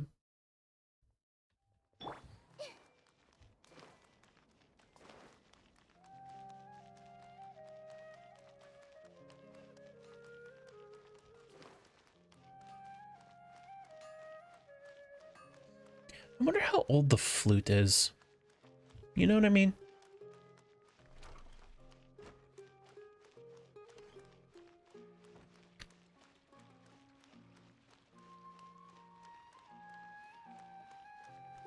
I could have talked to you.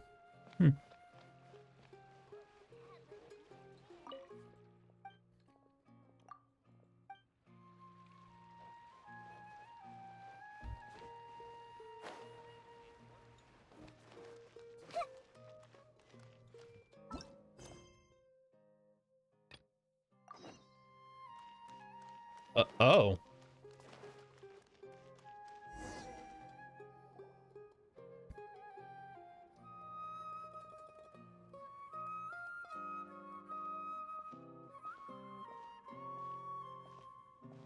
Nilu, it's nice to see you again.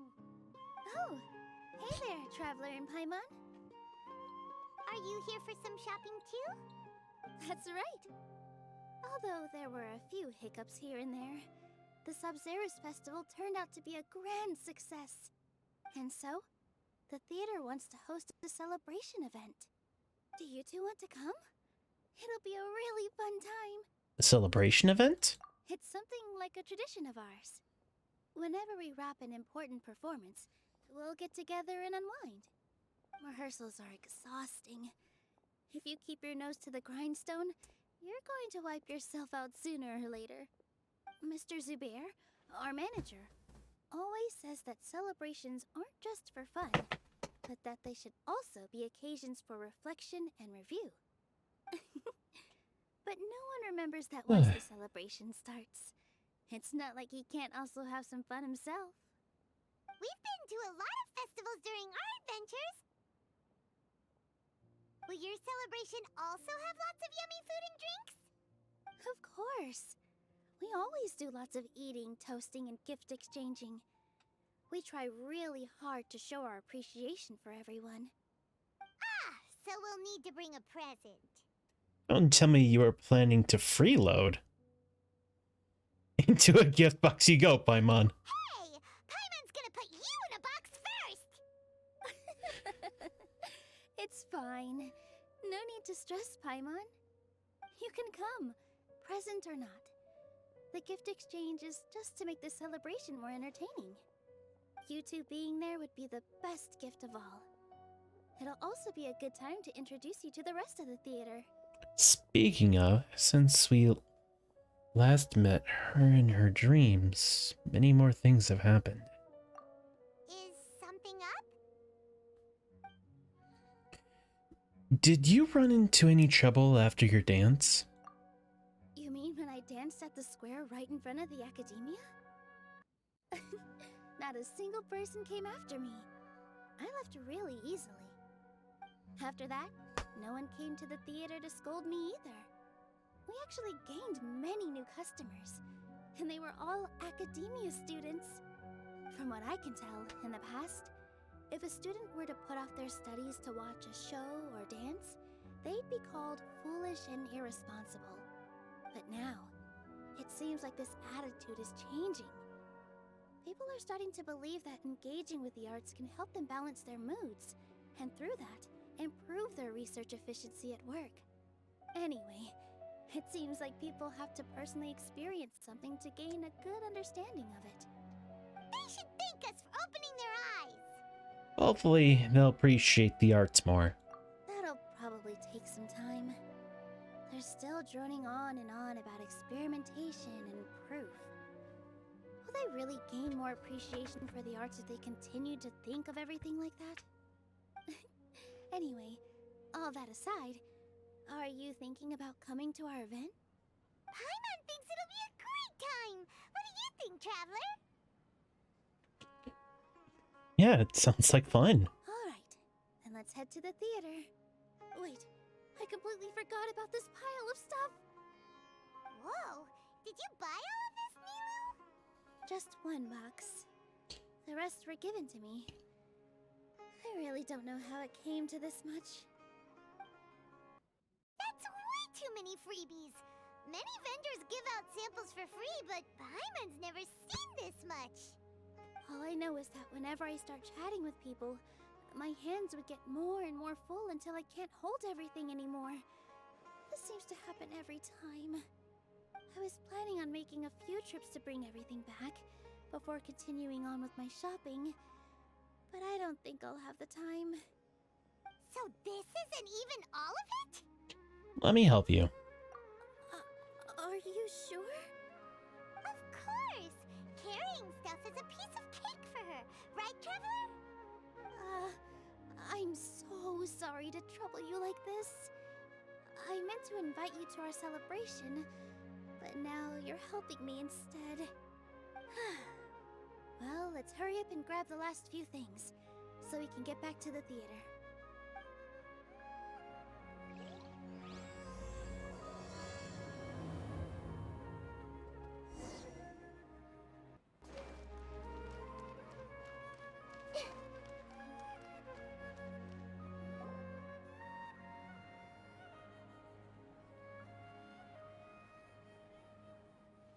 Oh, well, if it isn't Nilu. Greetings, Mr. Jute. Do you still have any food that's ready to go?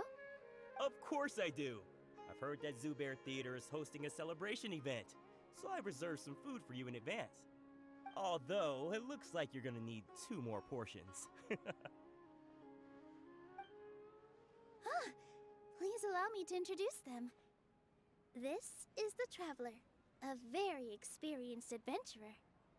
And this is Paimon, her super reliable guide and helper. No. Paimon is... hold on. She got it completely right. Look, Traveler! She introduced Paimon correctly! Truly a most rare occurrence. Don't underestimate Nilu. She always remembers every last little detail about everyone, even if it sounds completely trivial. She's also very brave. Just a little while ago, she saved my precious spices from the jaws of a sumpter beast. Don't think anything of it. I just help out when I can because everyone else takes such good care of me. Anyway, sorry to get off topic. We're in a bit of a hurry. Mr. Jute, did you say you didn't reserve enough food? I was joking.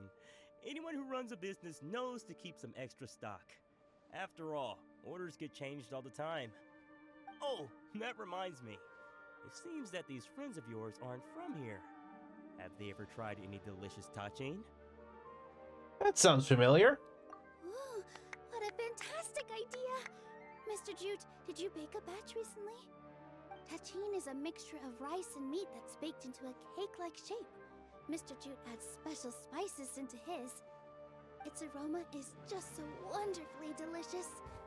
If you ever see kids crowding all around Mr. Jute's place, you know he's baking up a storm. But is it really just for the kids? Don't you often follow them in too? I just can't help myself. We're 2 peas in a pod! Who doesn't enjoy some good food? Wait here. I'll bring some over. I'd love to know what good food is, but I live in America.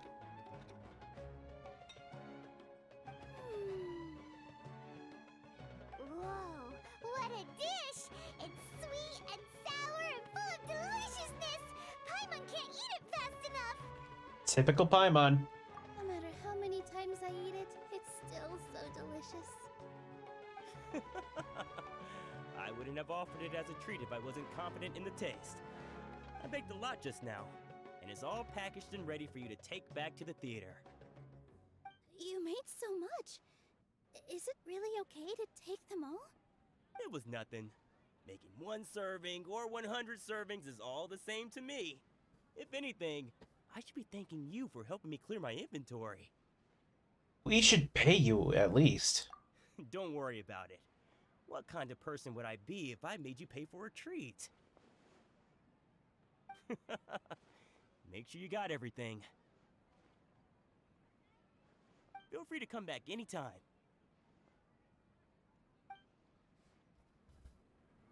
I'm starting to understand how you got so many things. Yeah.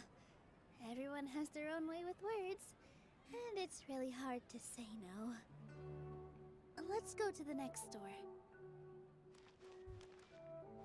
Oh, I thought you were going to the theater. Nilu, good timing. I have the textiles you ordered.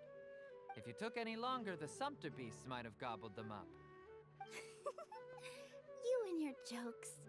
Sumpter beasts won't eat those kinds of things, Mr. Offsheen. Jute said that some sumpter beasts ate his spices. Were they yours? Oh, yeah, really sorry about that. Nilu, if it weren't for you, I would have lost half of my profits that month. Trying to pull anything out of a Sumter Beast's mouth is like playing a game of tug-of-war. So they really do eat anything, huh? The one thing that Paimon has in common with Sumpter Beasts. What's that supposed to mean? Come now. You know, Sumpter Beasts sometimes eat not because they're hungry, but because they like gnawing on things. The textiles you ordered are highly durable and woven from the finest thread. So even if a Sumpter Beast got snacky, it'd still have to chomp on it for a full day. You've tested this before? But of course! How else could I be so trustworthy? Well, that one time was an accident.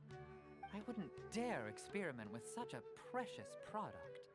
True. It does sound like some good fabric. Ho ho! Have I piqued your interest? If you want to buy some, now's a good time. Buy 2 bolts and get 20% off. Ooh, that's a pretty good discount. What do you think, Traveler? No thanks, Mr. Offsheen. You can't use that kind of tactic on her. Look, you've already sucked her in. Tactic? So you mean everything he just said to Paimon was a lie? I wouldn't go that far. It's just that Mr. Offsheen is really good at spinning stories. A word from him, and you'll find yourself buying things you don't actually need.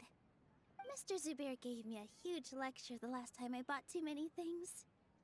Bender shouldn't use manipulative tactics. Come on, don't look at me like that. All she got was a talking to from Zubair, while I was nearly fed head first to the Sumpter Beasts. My philosophy is that stories give value to merchandise. That's why my business started with such a boom. Our Nilu here is an extraordinarily good listener. Back then, she believed anything I said. After a while, I began to feel guilty selling things to her because of how happy she looked. Though she enjoyed the stories and I the Mora, I knew she didn't need to buy that much. Anyway, since then, I've come to realize 2 things. One, that stories should just be a means instead of an end. And 2, that there's more to business than just selling goods. It's okay. We're all friends now. There's no need to dig up the past. That reminds me. Some of the goods from my latest shipment aren't in the best condition. They're fine for general use, but my customers have high standards, and I don't have the time or resources to find new buyers right now. Nilu, why don't you take them? Huh? No, I can't do that. Just think of it as a favor for me, all right? The theater can use them for props and whatnot. It costs me Mora to store or ship, so I'm just losing money every day continuing to hold on to them. Even so, let me buy them at market value. Nah, these goods are hard movers. Besides, if I let you pay, wouldn't it mean that I'm just using stories to sell my goods again? Just take them. If you really feel that bad about it, give me some theater tickets later. Oh, yeah, you should also take some while you're at it. Adventurers are always in need of materials, right? Wow, even we get a share of this? Hurry and take it. Just looking at it all is giving me a headache. Thanks for the huge favor. I want a free rug. There's still one more store. Are you alright holding on to that much stuff? Paimon, why don't you lend a hand? She must be tired. If Paimon were to refuse, would you then think less of Paimon than even a Sumpter Beast?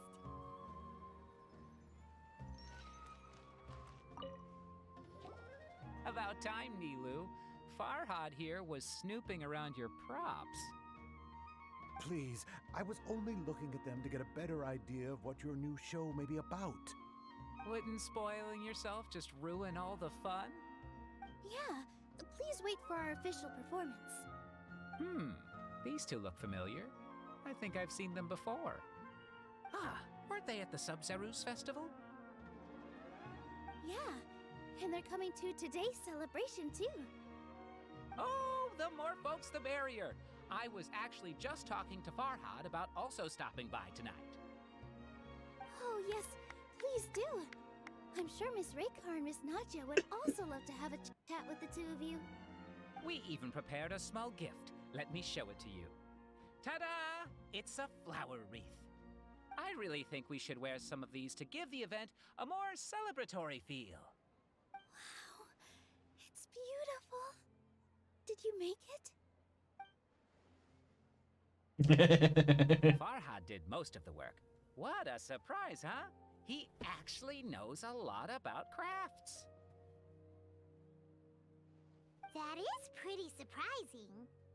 Hey, why can't I have a little side hobby? I worked really hard on that. I know. I watched you make it. I wasn't making fun of you. Oh, right. Why don't you also try some on? We've got some wreaths in your size.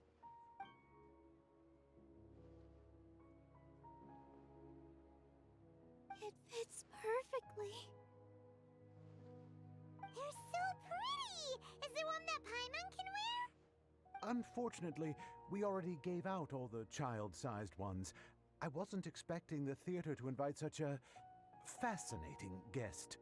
Fascinating? Huh. That sounds kind of weird, but Paimon will let it slide. Oh, you all sure got a lot of stuff there. Let me help you carry some. I'm a porter by trade, so this is what I'm best at. That'd be great! Please and thank you. Weren't you going to help? After all the free food and materials. But we have a pro now! Thanks for the help, Mr. Farhad. But let me make one thing clear first. Don't try to ask about what's in the new show. Otherwise, I may not be able to hold back Mr. Zubair this time.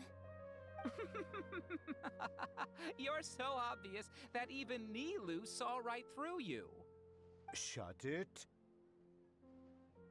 Fine. It's not like I want to get on his bad side either. Including Hushang's things, though. We'll each need to carry a box if we want to move everything in one trip. Even my strength has its limits. Paimon looks like she doesn't want to, so I'll carry a little extra. Although I may not appear super strong at first glance, I actually do a lot of strength training on the regular. Strength and balance are both really important for a dancer. No, let Paimon. Paimon will help carry things. The Traveler's right. Paimon shouldn't freeload.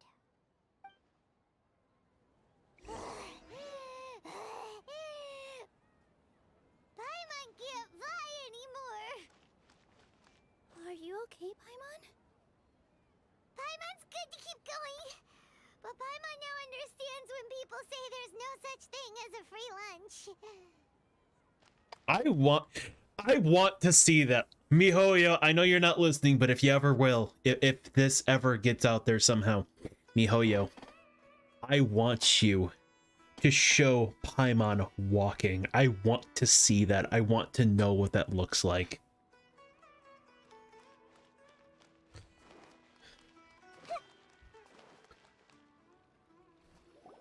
Oh, that sure was a lot of stuff.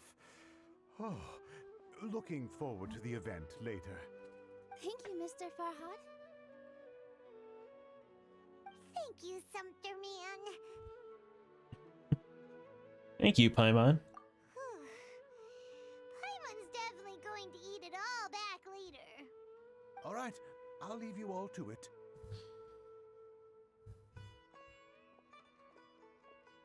See ya. Good thing we had Mr. Farhad with us, or else that would have taken way longer.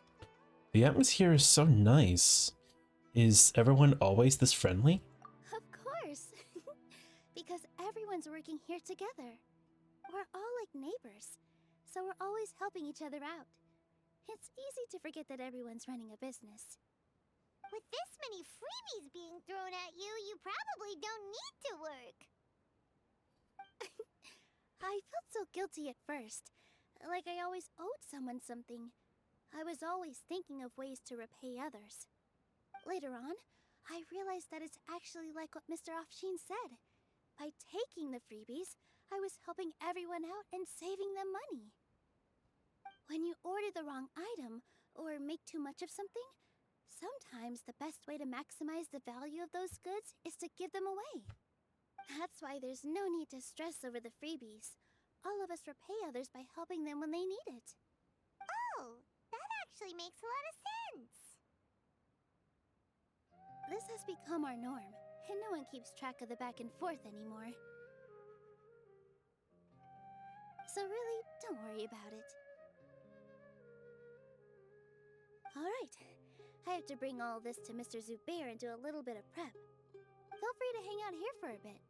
It'd be nice if you could also get to know some other people at the theater. You sure you don't need any help? Nope. Mr. Zubair's really on top of everything.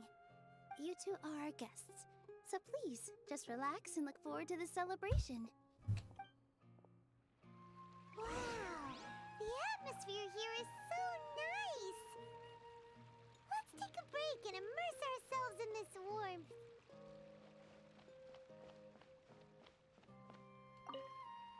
Hey there, I saw you two helping Nilu move some stuff. Are you two also here for the celebration event? You got it! My name is Raykar. Nadia and I are this theater's prop engineers. I also help out with some other tasks like housekeeping. The little ones causing a ruckus are my children, Soreen and Abi. I hope they aren't bothering you. They always get really excited every time we hold a celebration event. They're adorable. Yes, they are. Everyone here takes great care of them. There's good work here, the pay's always on time, and Nilu and the others will often volunteer to play with the kids. I'm quite content with this current way of life. Do you mean your life wasn't nearly as good before? Paimon. It's all right. It's all water under the bridge now. My husband and I were both adventurers, but he passed away from an accident. Material struggles can always be overcome, but ever since then, I haven't been able to spend much of my energy on anything else. But I still consider myself lucky. Mr. Zubair has helped me a lot, and the atmosphere here is tolerant and kind. Sorry for bringing up such sad memories. Oh, it's all right. I don't mind. Once the event starts, you'll be able to see for yourself the kind of atmosphere I was talking about.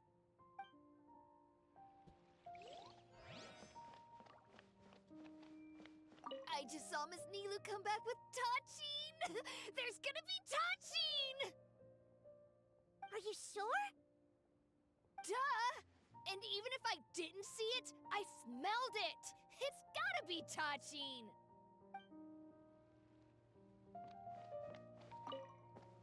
Hey there! Ah, a newcomer. Doesn't look too bright. Hey! Hey! Talk about judging a book by its cover! You, on the other hand, you're a special one. How would you describe the concept of art? Why are you asking that all of a sudden? Mere curiosity is all. It makes no difference whether you answer or not. It is the tangential manifestation of human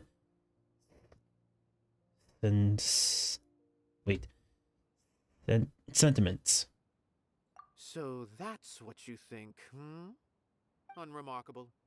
Better than an average person's thoughts, but nothing exceptional. Is art a product that we create and bring forth, or is it a naturally existing resource? I, for one, believe it to be the latter. Paimon doesn't follow. I've been staying here for a long time. On occasion, I'd assist them in penning lines of dialogue, but most of my time I just stand back and watch. I prefer to abstain from writing as it spoils the viewing experience. The existence of the theater, of Nilu, and of humanity itself, all of these can be considered as forms of art. It is not some intangible construct beyond the horizon. How does that have anything to do with us? Let me ask you this. What do you think is the meaning of art? To serve an answer to your questions. I suppose that question was a little too difficult for you. To chance upon a spark of inspiration. I have been closely observing you, the players on the stage, and those watching in the audience. Art is already all around us. So what you're saying is you're a pompous idiot. Awesome.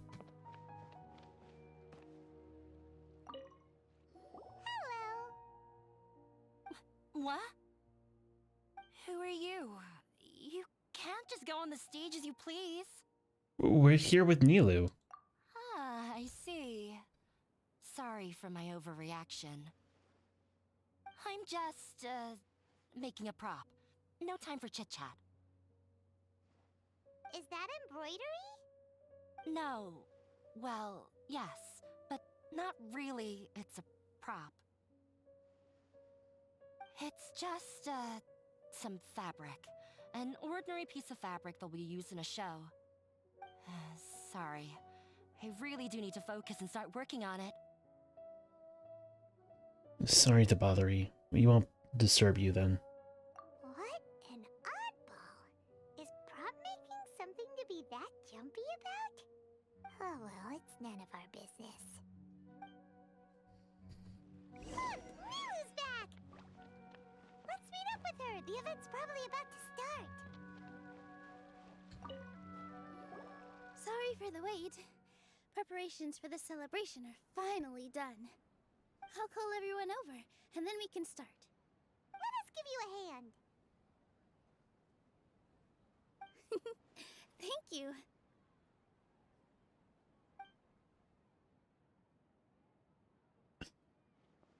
Maybe we really should have prepared a gift. Then we could also be a part of the exchange. As it is, all we can do is wait and watch.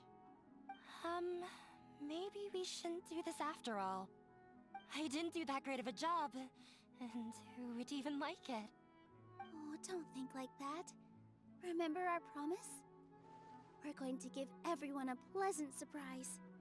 And besides, you've never attended a celebration event before, so this will be a great opportunity. Everyone will love you. I'm still not really sure about this. There's nothing to be worried about. Just take a step forward and give yourself a chance. There aren't any scary people here, right? Right. Huh. Alright. Maybe this will help. Everyone, over here! Inaya has something great to tell you all! Wait! I've already said that I'm not ready yet! What should I say? Take it easy and relax. Deep breath, in and out. Once you've taken a long exhale, calmly tell everyone what you want to say. If you don't say anything, then all the hard work we put into embroidery practice would have gone to waste. Using it as a gift, though?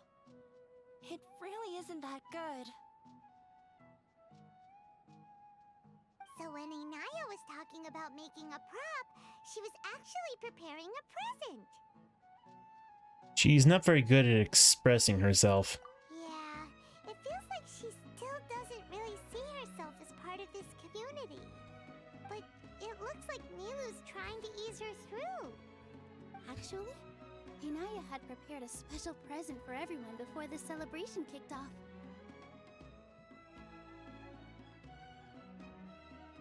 Woohoo!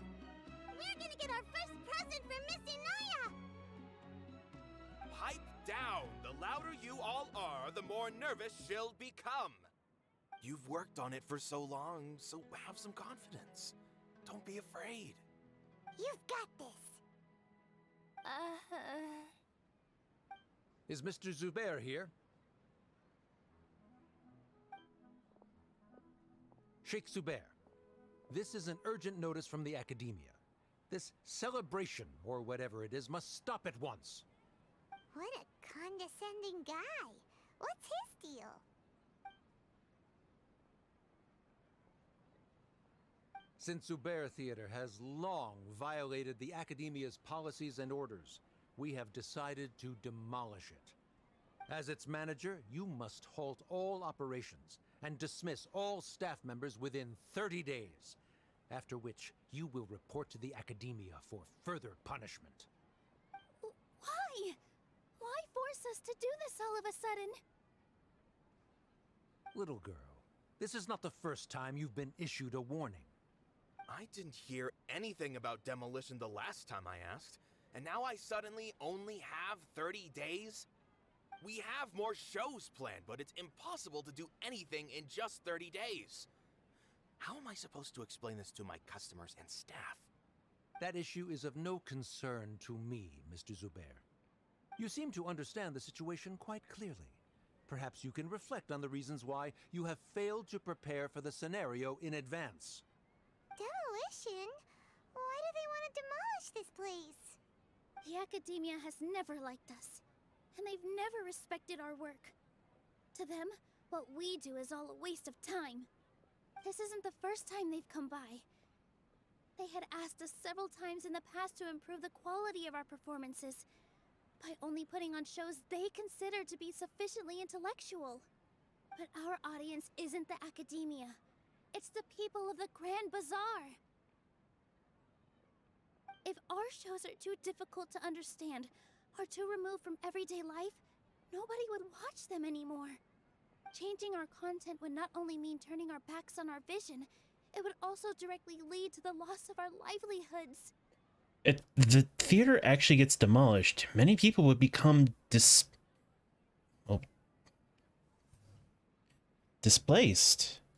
Yeah, the theater is very important to each and every one of us. The way they're doing things is so scummy. But I also don't know how we can stop them. I do not wish to explain everything again from the beginning. Time is of the essence, so you should act with haste instead of asking frivolous questions. But none of us plan to accept this. Such an abrupt notice is contrary to established policy. Ask whoever you will, the answer will remain the same. We have already given you sufficient notice. Enough! Does your audacity know no limits, Father? Huh? Father? Their family? What Academia? This is all because you don't like Zubair Theater. You're just using the Academia's name to threaten us. Let me tell you, even if you manage to tear down this place, nothing is going to change. You've always been awful. But even I never thought my father would sink this low.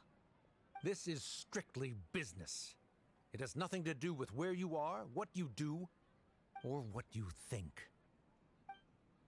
I hope you all have not been irrevocably blinded by folly. I will not waste more time on pointless arguments. Wrap everything up, and make preparations to shut down at once.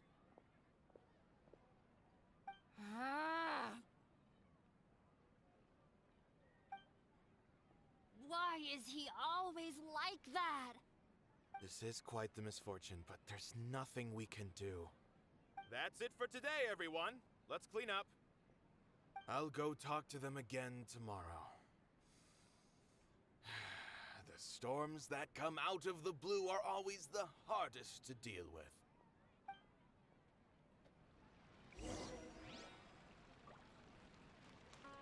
Is this place gonna get torn down?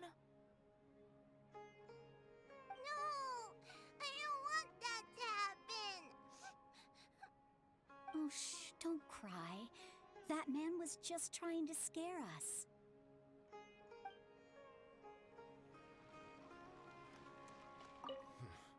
They get more and more unreasonable with each passing day. I have to think of something. Sorry. My father is always like that.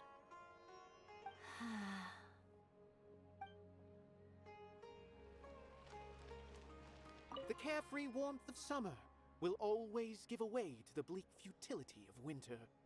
Man, is even more fickle than the seasons. All right then. Why couldn't he just have a good faith discussion with us? There's always room for compromise. Well, if there really was, then we wouldn't be in this predicament.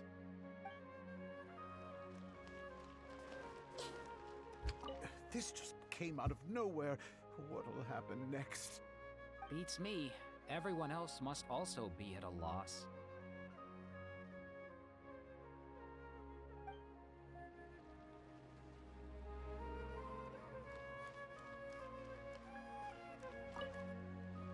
Sorry.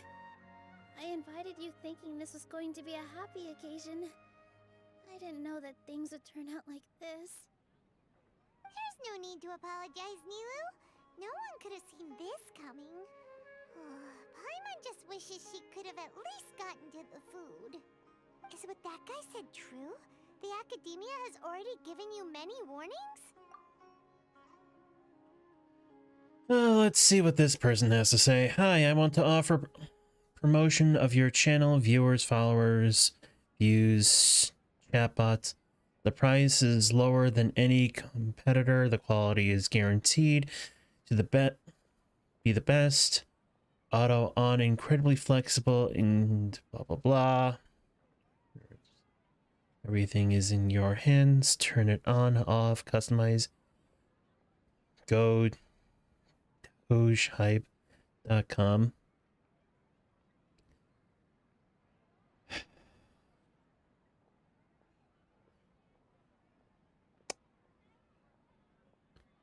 God, I hate bots. First person to chat.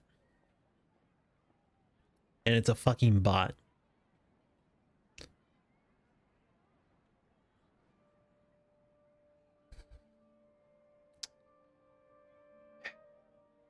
Yeah, I guess you could say that. They've always seen us as being meaningless. Knowledge is king in Sumeru, and their pursuit of it leaves no room for the arts. But if that's all it is, there's also no reason to go so far as to demolish the theater. Is it... So it really has something to do with Inaya. After Inaya ran away from home, I brought her here to Zubair Theater. She rarely talks about her family. All I know is that she didn't get along with them. I never expected it to blow up like this. If you did nothing wrong, then there's no reason to listen to the Academia, right? I can ask Nahida to lend a hand. Nahida? You mean Lesser Lord Kusanali? She'd probably help if she knew what was going on. No matter how nasty the Academia could get, surely they can't win against Lesser Lord Kusanali. No. I wasn't doubting her ability. I just feel like we shouldn't bother her with such a trivial problem. Plus, if the Dendro Archon were to intervene, then it wouldn't feel like our victory was earned. That's true. Who cares? Let's just take him in a fight. That won't solve the underlying problem. That's true. I'll try to think of something. We can't just let everyone suffer in a perpetual state of fear and uncertainty.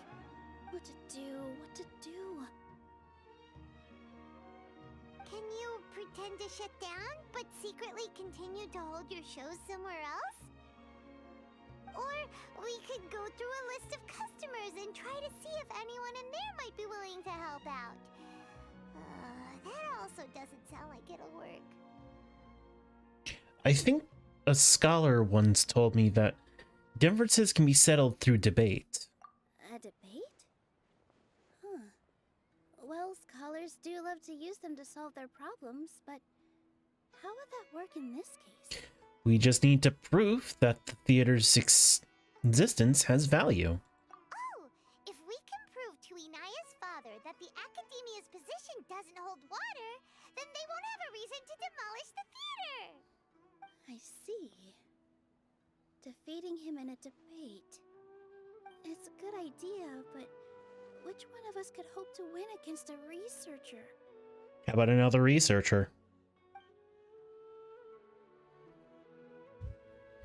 Huh? Me? No. I'm the literal worst at arguments. I can't debate.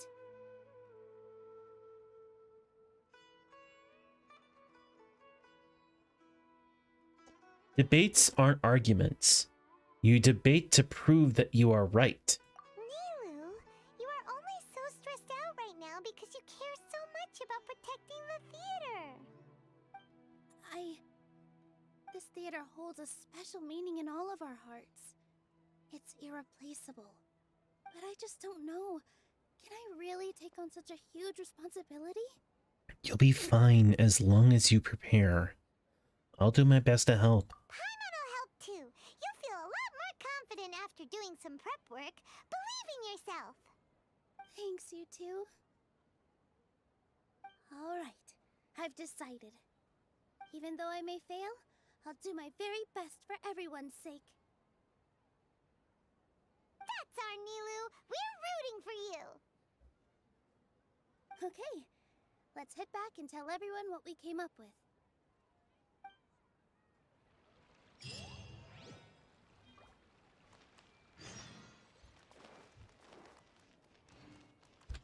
This just came out of nowhere. Beats me. Everyone.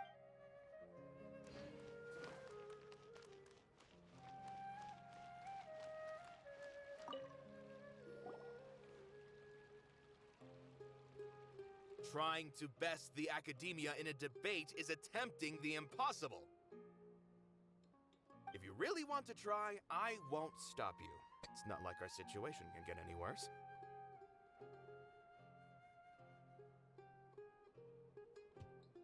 I don't think it's entirely hopeless. To Sharif, Nilou's approach will come off as naive, but that kind of frankness is exactly what they lack the most. Things might turn out differently from what you expect. I am in favor of such a romantic feat. No playwright will turn down a compelling underdog story. Sure, in fiction, but I'm not sure how well that will translate to reality. I'm not saying that I don't support you, Nilou. If you need my help, just say the word. Anything is better than just standing aside and watching the theater get demolished. I'm also pitching in. Let's show the academia that we have some fight in us. Thank you, everyone. I feel a lot less nervous with your support.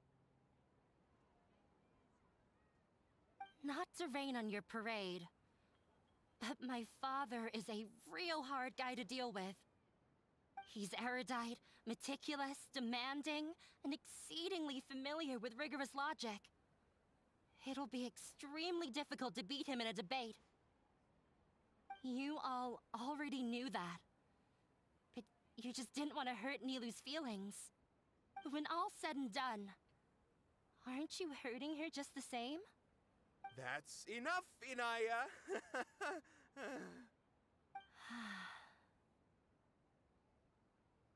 Sorry, I've ruined the mood. I just can't force myself to expect a positive outcome. Nilou shouldn't have to push herself for the sake of an impossible goal. There's nothing in this world that is impossible. Yeah, it's way too early to give up. You're right, Inaya. We're up against the academia. Everyone knows that they're very powerful. Being skeptical might actually be the more normal response. But I still want to try. I'm reluctant to just let Zubair Theater go. And it's not just me. I think everyone else here feels the same way. If we're unhappy, we should speak up and let our voices be heard. Say what's on your mind, and do what you think should be done. If we fail after that, then at least we won't have any regrets. I mean, after all, the only thing we can control right now is our choice at this very moment. I understand what you're trying to say. I also have my own intense feelings of anger and regret. Then, could I trouble you to tell your father about our plan for a debate? You can still get in touch with your family, right? Yes, I can. Then, please help us pass on my request. I've never participated in a debate, and truth be told, I'm still not really confident in myself. But since we've decided on a debate, I'll do my best to prepare for it. I'll gather everyone's thoughts and let them be known to all during the debate. I, by myself, definitely don't have enough wisdom to beat your father. But what about the entire theater combined? Then we should have a chance, right? Right. That's right, Miss Nilu! Beat the bad guy! Justice will prevail! Make him eat dirt! You two. We aren't getting into a fight. But thank you for your encouraging words. I'll do my best. Well said back there, Nilu. I felt that I might have said a bit too much. Anyway, we better start preparing now. First, let's see what everyone thinks about the situation. Alright, time to pull everyone's thoughts. No one is allowed to bully Miss Nilu. Watch out, Mr. Bad Guy! Pow! Bam! Kids.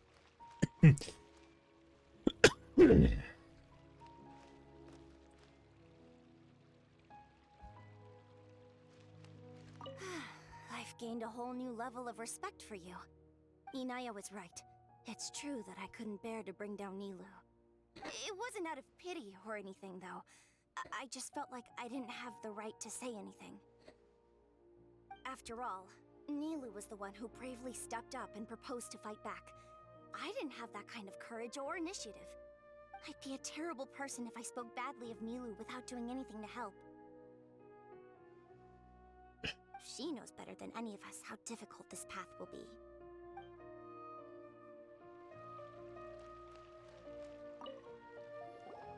Paimon doesn't really want to talk to him. So, you've already developed some prejudices against me. And to think, I was just about to put forward a suggestion. Oh, Paimon will listen to that. Although, I know not if you have a new answer to my previous question. Now seems like an appropriate time to revisit it. What do you think is the meaning of art? Oh, this again?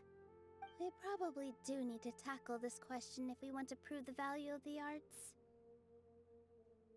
I don't know how to explain it, but all I know is that when my performance makes the audience happy, I also become very happy.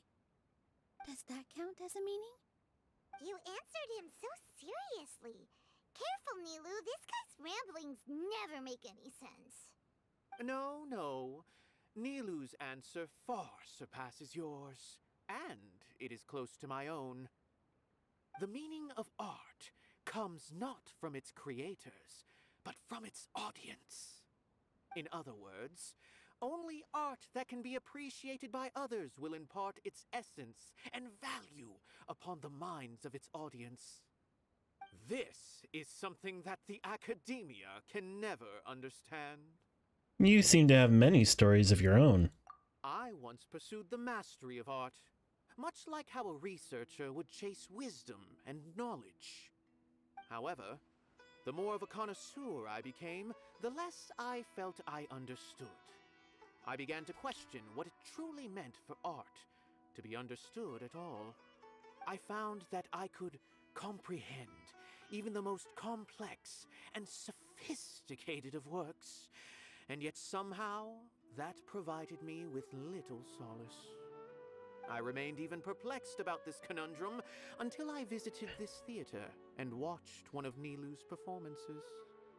It was that life-changing?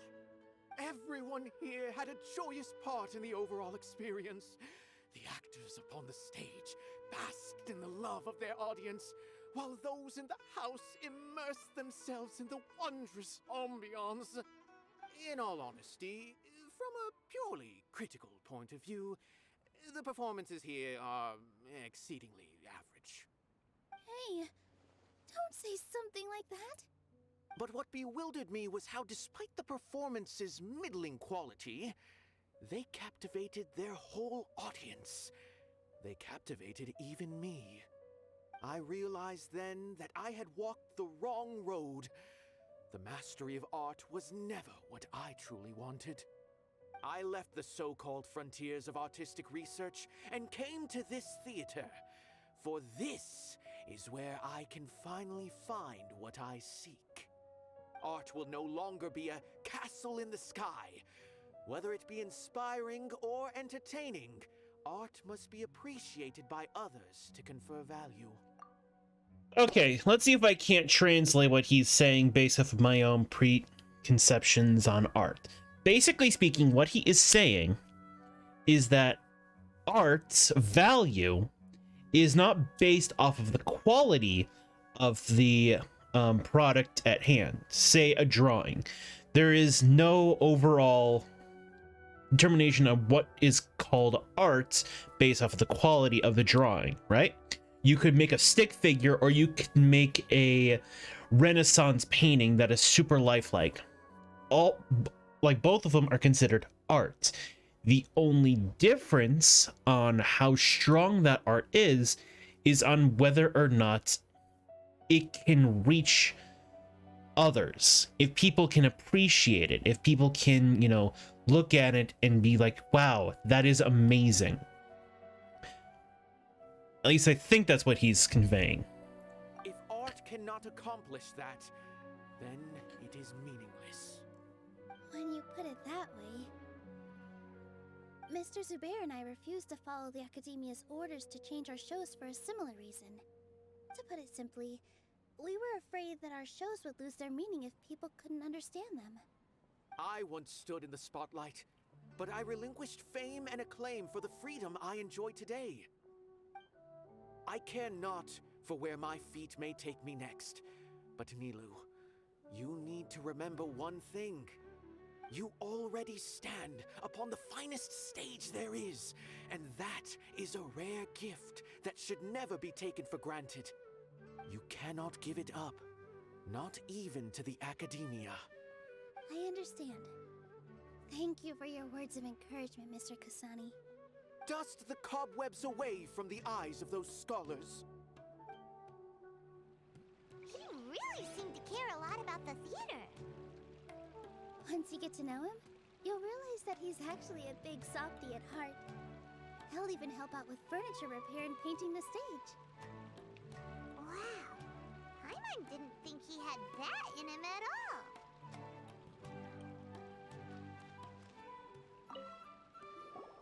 I didn't expect you all to challenge the Academia.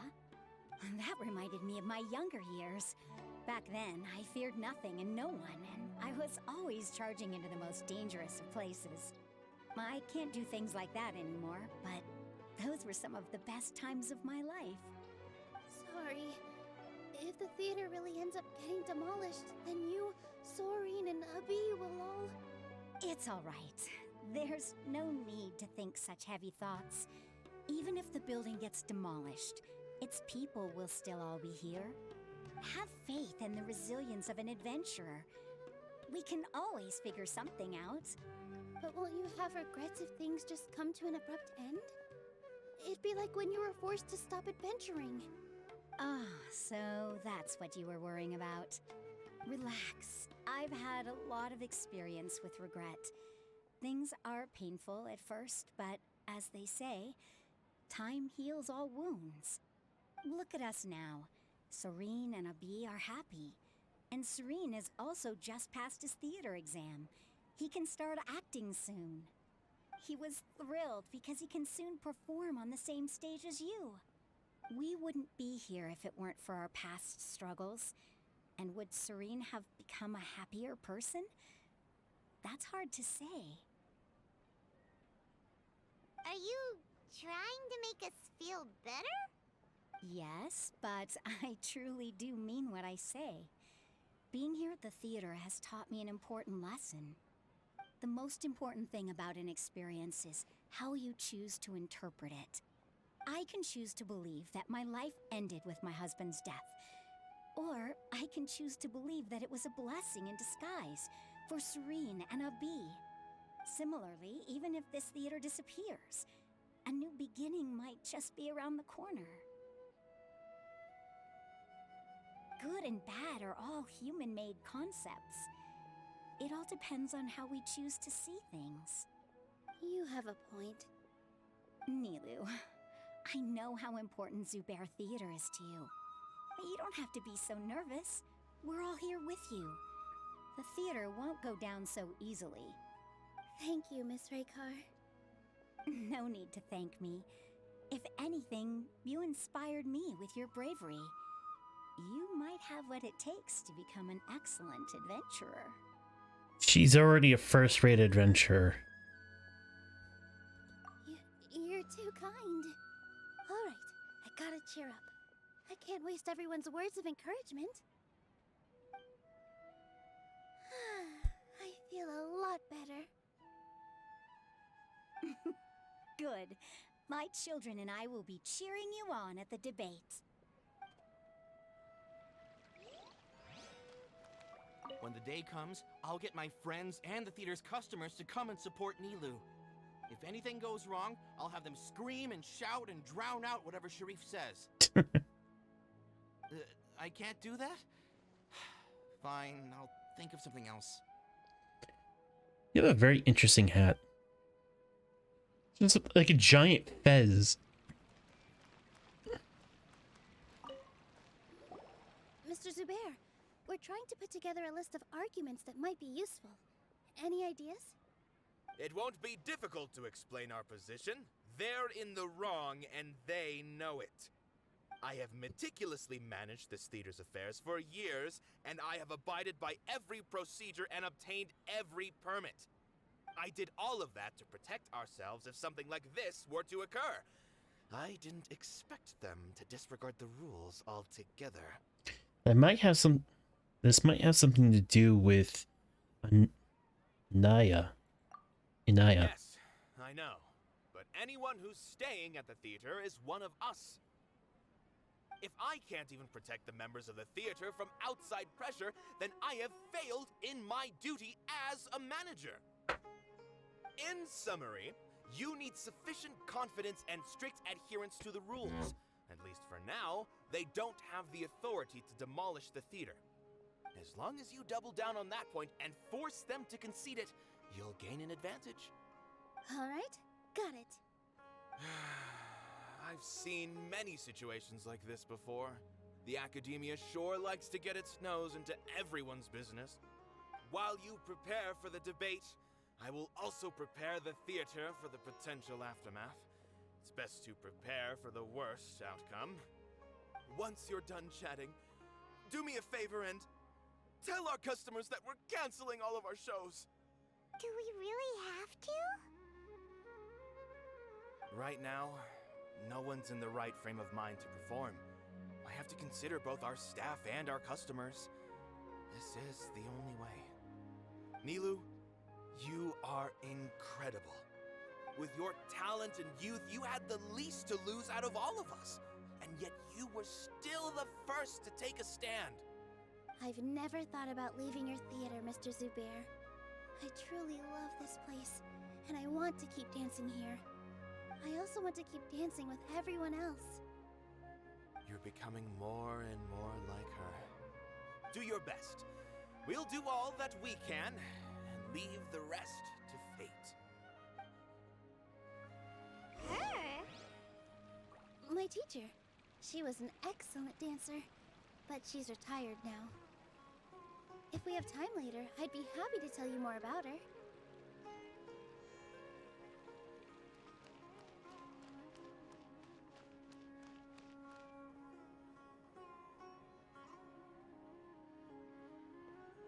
You're here. Is the theater actually closing? He's been worried sick for a while now. He wouldn't stop talking the whole way back. Hey, you two. What exactly happened? Did someone come down from the academia? Yes. He told us that we have to shut down the theater within 30 days, and that it's going to be demolished. What the heck? That came with no warning. They're messing with us again. Don't tell me you'll have to listen to him. Come on. You know the answer to that. Yeah, it is a direct order from the academia. But is it? There's no need to worry, though. I'm preparing for a public debate with the Academia. If I win, we might be able to overturn things and change their minds. Really? That's terrific. You have my full support, no doubt about that. Mine too. So what was their excuse anyway? They still not a fan of the theater's programs? Yeah, something like that. Good thing they have the power to make rash decisions about things they don't even understand, huh? Yeah, they need to touch more grass, not books. Exactly. They want to look down on us? Ha! We'll look down on them first. Don't worry, everyone here has your back. The Academia's recklessness won't get them any praise. Right. They might think that some forms of knowledge are more valuable than others, but everyone can equally appreciate art. If they don't believe that, send them my way. I got them beat on this subject. Maybe you can prepare some questions on the details of dance performance to make things harder for them at the debate. Sounds like a good idea. Maybe that's something I should do. Ignore him. He's joking. Just do things your way. No matter what, we will always support you. Thank you all so much. Your understanding and support make me feel a lot better. There are always more solutions than problems. If you need help during the debate, just shout and the entire Grand Bazaar will be at your beck and call. Gotta show them who has the people's support.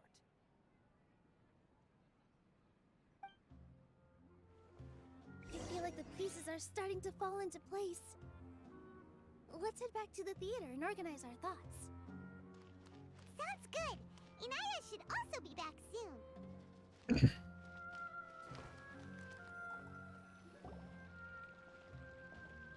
Abi, have you seen Miss Inaya? No, Miss Nilo. Miss Inaya isn't back yet. And they're off. They're just gone. Wasn't she just passing on a message? Does she really need this much time? Could she have started arguing with her father again?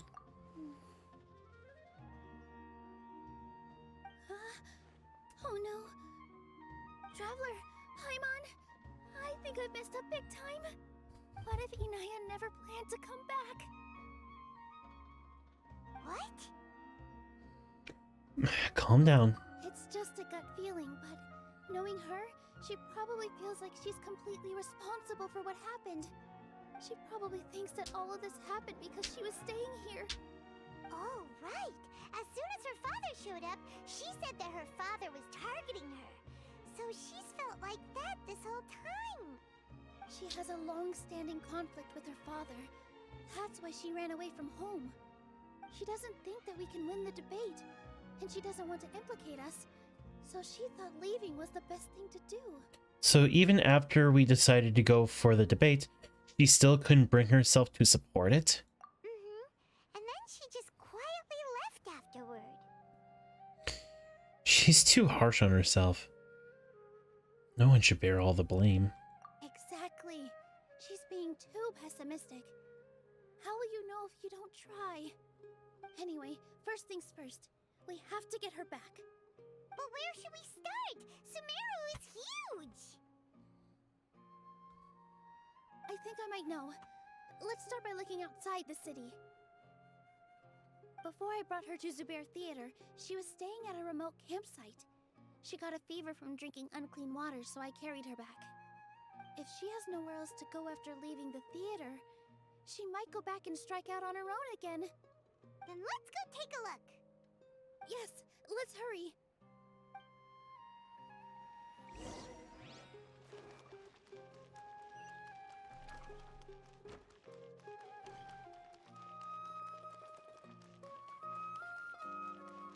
That is so far away.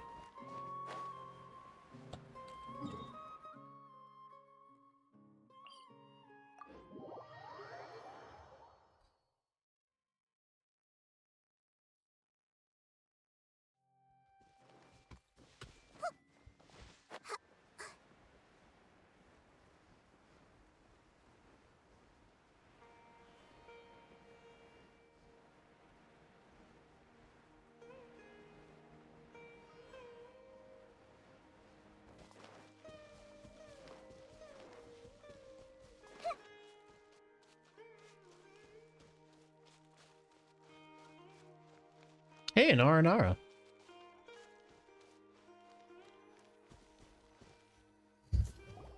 There are signs that someone had stayed here very recently. But we can't confirm if it was Inaya or not. Let's take a look around first. Did you hear that? Is it Inaya? I heard it too. Let's investigate.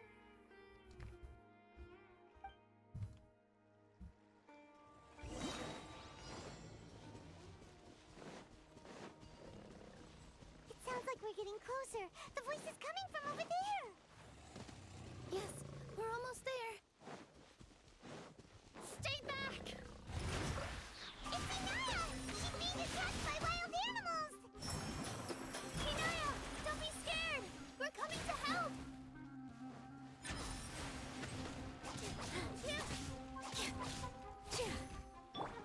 Rest and revamp! I see everything! Motion to compel! Thank you.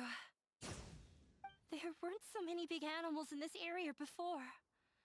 They chased after me for a long time. Sorry. I'm causing trouble for you again. Why did you leave by yourself? You really don't think we have a chance at winning the debate?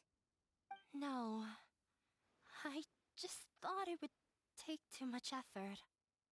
Everything happened because of me.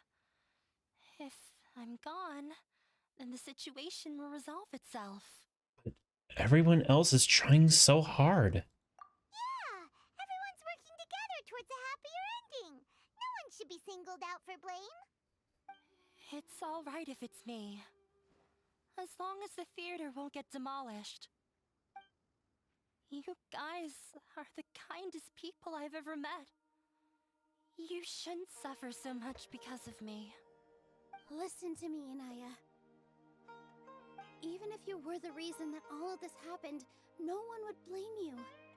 Mr. Zubair said that you're one of us, so that means we will protect you. No matter what happens, we'll stand as one. Nilou, there will always be a victim. Whether it's me or the theater. You can't eat your cake and have it too.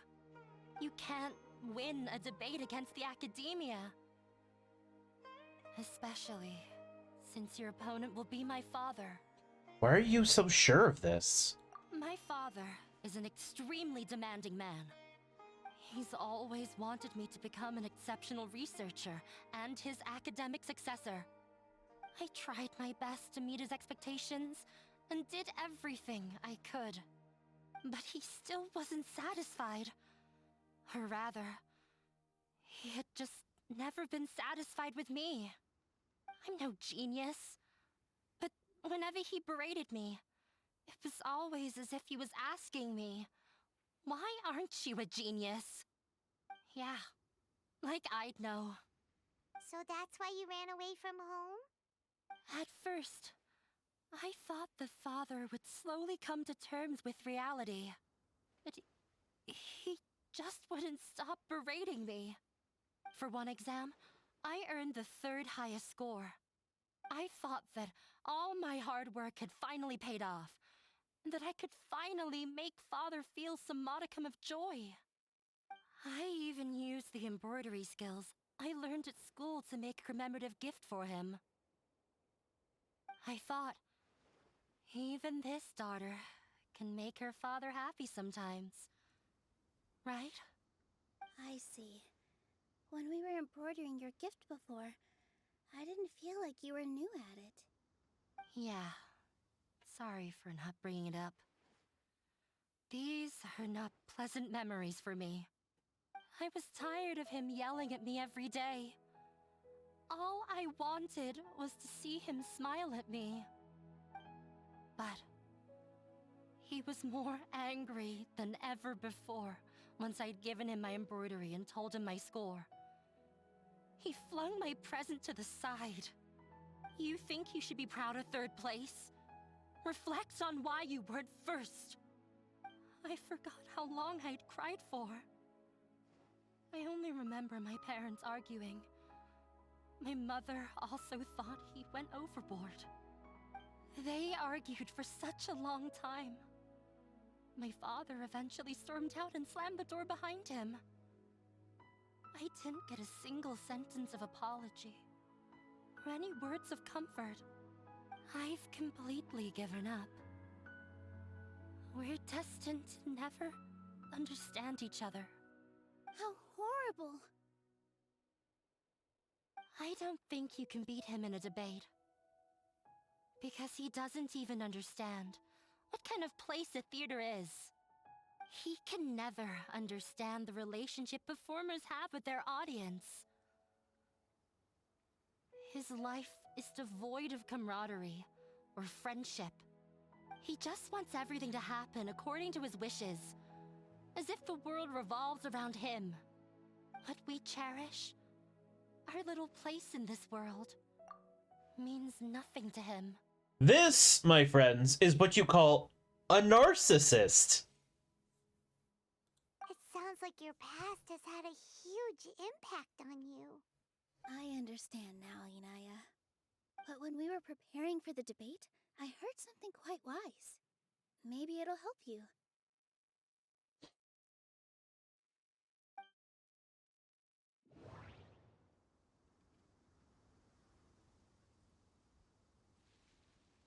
Zubair's opinion. Mr. Zubair has been meticulously managing the theater. Everything checks out. Everyone is free to appreciate art. No form of art is inherently superior. The most important thing about an experience is how you choose to interpret it. Art must first be appreciated by others to confer value.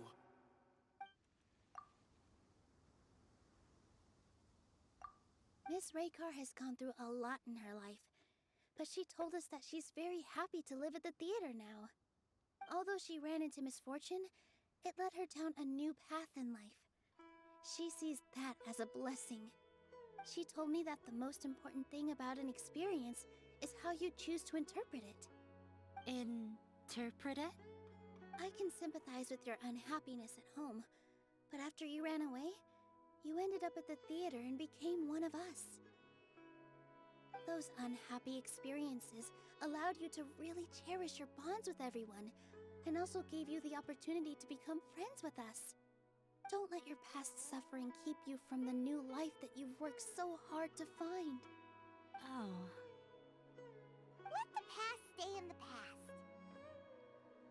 You don't have to be so hard on yourself anymore. This is your new beginning. When I ran away from home, I swore that I would leave my family conflicts behind. But you're right. All I'm doing now is falling right back into it. Maybe you'll disappoint him, but that doesn't matter. You have a new future waiting for you. Don't let go of the answer you've worked so hard to find. That's right. If we put our heads together, there's bound to be a way. You're right. There's nothing to be afraid of. I'm not trying to meet his expectations. So why should I give up because of him? I can't afford to lose anything more. We have to win. The debate will not only protect Zubair Theater, but also allow me to settle things with Father. That's right. That's the spirit! Let's go. I'll tell my father about the debate. I know him very well. Even if he looks down on us, I know how to make him accept. All right, let's go. But first, Everyone hold hands.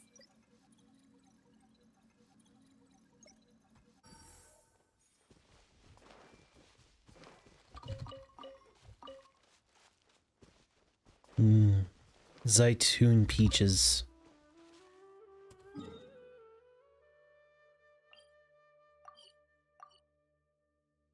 Not what I intended, but okay.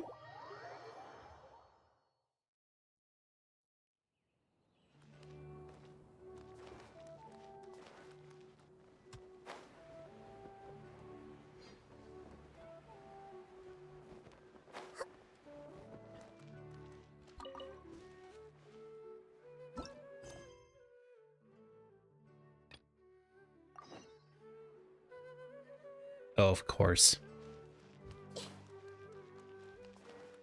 I went down, just having to go back up.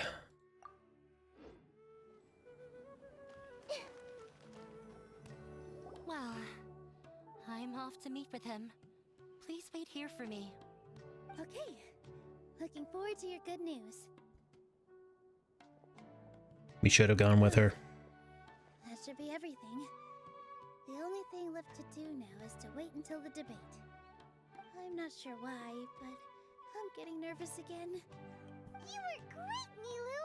Your words won over Inaya! Talk like that during the debate, and you'll get an easy win! Thanks for that, Paimon. But I still feel like it'll be an uphill battle. I need to be calmer, cooler, and more collected. Yeah, lots of people are rooting for us. Yeah. I'm acting as everyone's representative, so I'll need to act brave, even if I won't feel like it. There's still one problem left unsolved. Huh? What's left? The theater's existence. Is it only for art and performance? What a strange question.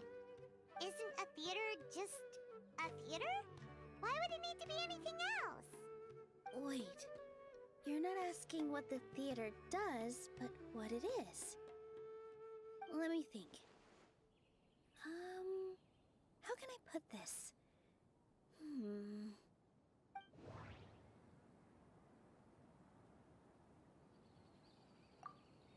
Mr. Zubair has been meticulously managing the theater.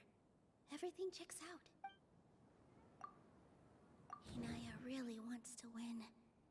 She doesn't want to lose anything else because of her painful past. Art must first be appreciated by others to confer value. Ah, got it. When we were trying to find a way to save the theater, we heard many stories not of the theater, but of the people whose lives have been touched by it. Zubair Theater is our reason for coming together. It connects us all in unique ways. In other words, it's like a bond. A bond? The theater provides money for Miss Raykar and her children, inspiration for Mr. Kasani, and enjoyment for the people of the Great Bazaar. It also gives Inaya shelter from her family. It has brought us together after taking care of every single one of us. And its story won't end here. In the future, many more people will come to the theater and receive its blessing, and we'll all be there for them. Our warm, welcoming community will show them the same kindness we were shown in the past. Aside from the delivery of performances, isn't this another reason for Zubair Theater's continued existence? Yeah, that makes sense. We definitely felt that warmth during the preparations for the event. But Paimon doesn't see how this will help in the debate. Inaya said that her father doesn't care about interpersonal relationships. This may be his weak point. Oh, gotcha!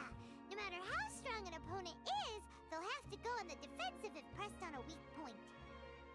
I feel like that's another prong in our attack. Thank you so much. Paimon also feels a lot more relieved. Let's show him what we got! Sorry for the wait. I'm back. Things went a lot more smoothly than I expected. It didn't take long for him to accept the debate. And it's set for 2 days from now. Why are you all smiling so much? Did something good happen? We realized that your dad might not be as scary as we had thought. We just finished our prep. Rest easy. It will all turn out well. We have to win. No, we will win, Inaya. Fingers crossed.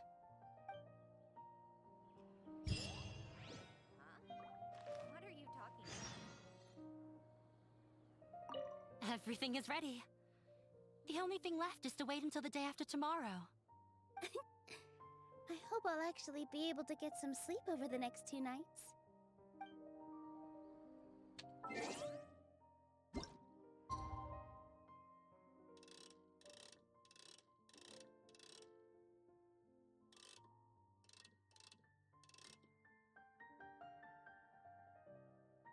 If you're not sure what to do next, how Right. about I take you on a walk?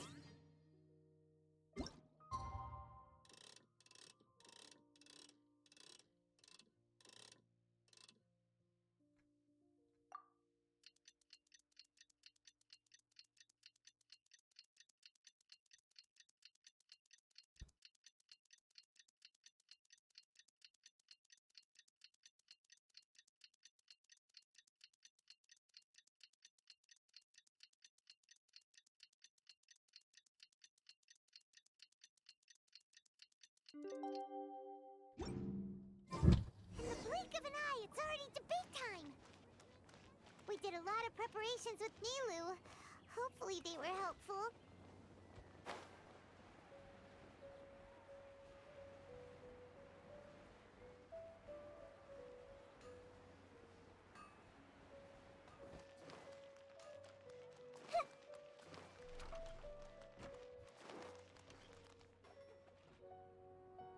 Hello and welcome, everyone.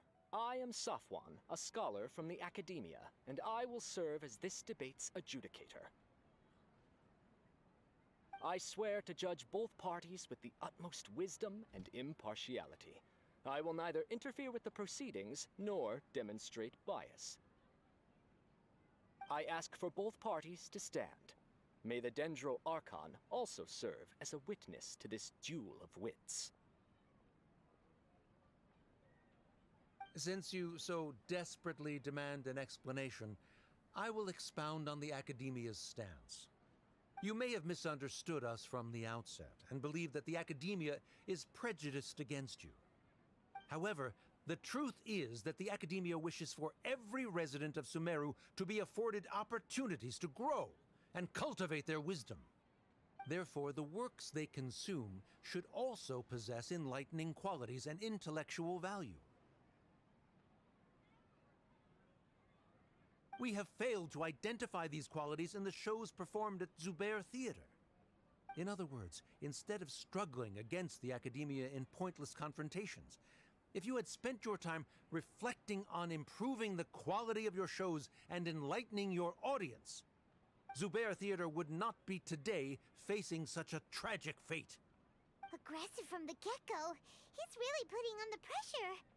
Can Nilu stand her ground? Calm down, Nilu. First, carefully analyze what he said. He said that we were shut down not because the Academia looks down on the arts, but rather because our shows aren't up to their standards. However,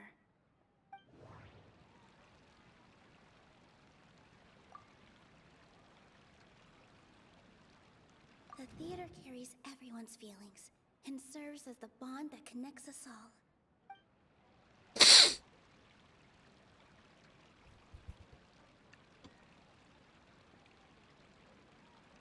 Don't think that would make for a good rebuttal. Inaya really wants to win. Everyone is free to appreciate art.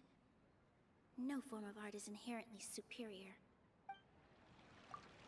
In your eyes, our shows can't meet the Academia's expectations. Shouldn't it be the audience who decides if a show is intellectual or enlightening? Why is someone from the Academia judging that? Also, I believe that there is no such thing as a wiser or more enlightening performance. Art doesn't discriminate, and it appeals to all. Everyone has the right to appreciate art. Appreciation is but a primitive form of satisfaction.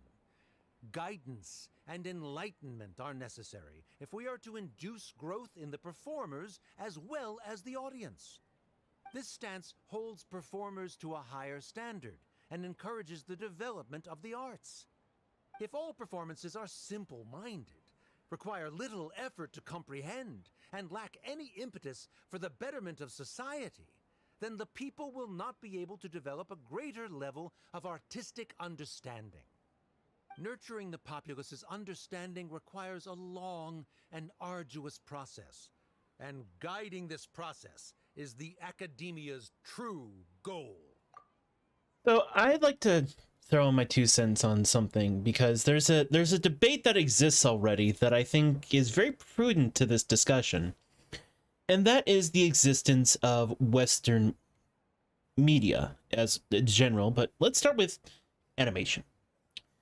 So everyone and their dog loves to debate on whether or not something like Western cartoons are meant to invoke some sort of like rationale or thought-provoking narrative behind it. Something like what people like to say for like Rick and Morty or some shit like that. And then there's the nonsensical mind-numbingness of other animations like Teen Titans Go. What he's saying is that either it is supposed to be, you know, thought-provoking, super hard-nosed stuff, or mindless humor that has no true value. But that's not actually the case. Because art is fluid. It can be a wide spectrum of deep philosophical understandings and mindless humor. It can be, you know, serious tones with running gags. So the idea that it either has to help benefit people and as a result develop society, otherwise if it doesn't do that then it's mindless drivel, is absolutely single-minded. I changed the topic without batting an eye. Good thing I'm prepared. If I remember correctly, what I should say here is...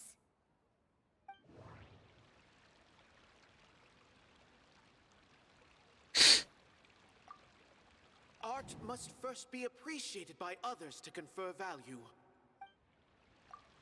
Someone at our theater has tried that before. He was a famed artist, but he recognized that very few people could connect with his works. I agree that art should be enlightening, but we can't pursue that goal by creating complicated works. If a work can't tap into an audience's personal experiences or feelings, then its contents may as well be a castle in the sky. What's the point of performing a show that its audience can't even follow? That would only be forcing people to watch something they don't like. You can only reach that conclusion from a place of ignorance. In that case, before passing judgment, you should first become a better dancer than me. You tell them, Nilou. Looks like he's backed himself into a corner. As the party holding the burden of proof, Sharif has failed to provide sufficient support for his judgment of the quality of Zubair Theater's programs. Likewise, the definition that Nilou put forth is but her personal opinion. Neither party is the victor for this particular point of contention. Additionally, I must request that both parties exercise greater control on their emotions. Keep it up, Nilou! You're doing great! In that case, I shall speak of more concrete matters. The essence of this issue is that you have violated the law, so you must now pay the price for your transgression. This course of action is also completely procedurally sound. We have already contacted Zubair Theater multiple times regarding the theater's repertoire. However, you have consciously ignored our warnings, or perhaps your compliance was purely superficial. Regardless, that failure has indirectly led to the present day's proceedings. That is indeed so, according to the laws decreed by the Academia. He started talking about procedural stuff, so I need to focus on...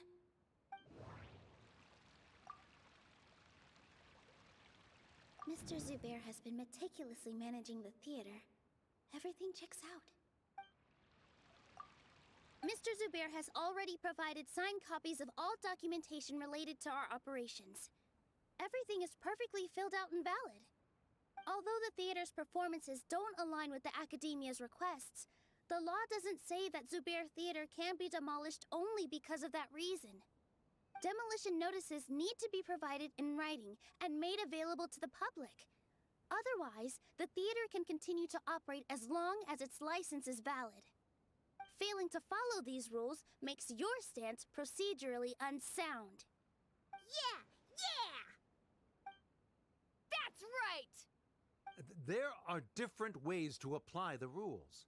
There is precedent for this. So long as this matter is discussed within the academia, this course of action will come to pass. Looking at the past 27 cases of similar nature, 90% of them support Sharif's claim and position. However, the demolition process in those cases was only started after discussion at the academia. In other words, premature notice of demolition is indeed a rash act. That's more than enough. We've proven that the order is unreasonable as it currently stands. Cease your futile resistance. Nilu's definitely won this point, right? She can't let her... He'll bite back. You're right. Stay focused, Nilu. Even if permission for demolition has yet to be obtained, it is a fact that your performances violated the Academia's policies on numerous occasions. Based on that fact, we can permanently revoke your right to perform in Sumeru. Under the current system, it is indeed possible to immediately revoke Zubair Theater's performing rights. That's a thing? I figured. Rather than protecting Zubair Theater, I surmise that your true intention is to maintain your hold over your audience and their patronage as your source of income. Without them, Zubair Theater is nothing more than an empty building. And without its performances, the theater has nothing else of value. What you said isn't true at all. Keep it cool, Nilu. Don't get riled up. Right. I need to keep calm, but he... Just a little more.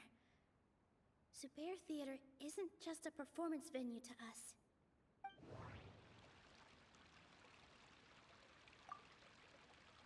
Everyone is free to appreciate art. No form of art is inherently superior. The most important thing about an experience is how you choose to interpret it. No. Zubair Theater should be... The theater carries everyone's feelings and serves as the bond that connects us all. Zubair Theater isn't simply a performance venue to us. It means more than that. It's been our home for a long time. Miss Raykar can't go on adventures anymore, but she has found a stable career and a new life at the theater. Her son, Sorin, has already passed his theater exam, and he'll soon be our newest member. Mr. Kasani found a new way to look at art. He decided to stay at the theater to watch us grow. Mr. Farhad and Mr. Hushang visit even when there isn't a show going on, and they always tell us lots of entertaining stories. Even Inaya wants to stay with us, and she's starting to look forward to a new future. Zubair Theater exists for them, for every single one of us. Perhaps Zubair Theater has provided you with a multitude of positive emotions and experiences. However, you have misconstrued something, young miss. The interpersonal relationships you speak of were established upon normal theater operations. Sheikh Zubair operates the theater for his livelihood. His employees work for their wages, and the audience comes to enjoy performances. Relationships are merely a byproduct in this exchange of interests. They may be pleasant and captivating, but they can only ever be secondary. When scholars collaborate to solve difficult problems, we freely share our knowledge and resources with one another as if we were all kin. However, this collaboration ends after the results of our work are published. The reason is simple. We are scholars, and there are new projects that await our attention. He really doesn't think much of relationships. Paimon also thinks he did a lot of prep. He's been solid as a rock. Sharif's argument is currently the more persuasive of the two for this point of contention. The continuance of the interpersonal relationships Nilu spoke of remains hypothetical before the theater's demolition, whereas the situation that Sharif described has been well documented at the Academia. The Academia has made significant academic contributions, in no small part due to its researchers' efficiency and ability to compartmentalize. Oh no, what should we do? Things are going in the opposite direction. Patience, Paimon. A setup? So Nilu's got him? Good. He said what he said. The next argument could decide this debate. But is this really the best thing to do? It might be too cruel to Inaya. Inaya really wants to win. She doesn't want to lose anything else because of her painful past. She already agreed to this. She wants to win, no matter what. Me too. Mr. Sharif believes that interpersonal relationships are a byproduct of working towards a goal. Once that goal is achieved or abandoned, those relationships would have no more reason to continue. Then, if someone has failed to live up to his expectations... If someone has failed to live up to your expectations and ran away from home, then she shouldn't be your daughter anymore. Right? Inaya... Sorry, Nilu. As expected, I should be the one to say it. You don't need to shoulder this responsibility for me.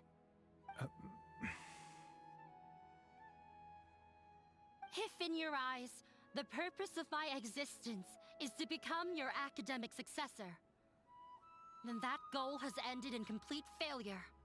By your logic, that means there is no more reason to sustain our relationship as father and daughter. Members of the audience who do not belong to either debate party, please speak with caution. Let her speak. What she does not say, Nilu will. No matter how many disagreements we've had, the truth is that you are still my father. You're so immersed in your own world, you can't understand why we come together for the sake of relationships. Yeah, don't look down on us. You can watch a dance anywhere, but there's only one Zubair Theater. I'm almost starting to feel sorry for this guy, what with the idiotic things he said. Order! Order! Members of the audience, do not interrupt debate proceedings. I confess that this is the final argument we had prepared. Disown me, and you will win the debate. But before that, Father, I have some final words to say. I've been doing some soul-searching. Not about whether I should have run away from home, but whether there was any point to my personal rebellion against you. I kept trying to earn your approval, but I only disappointed you over and over. The truth is, I ran away from home as a means to vent my recurring frustrations. That is to say, I was exerting pressure on you, and hoping you'd give up on your lofty expectations. But by doing that, wasn't I just doing the same thing as you?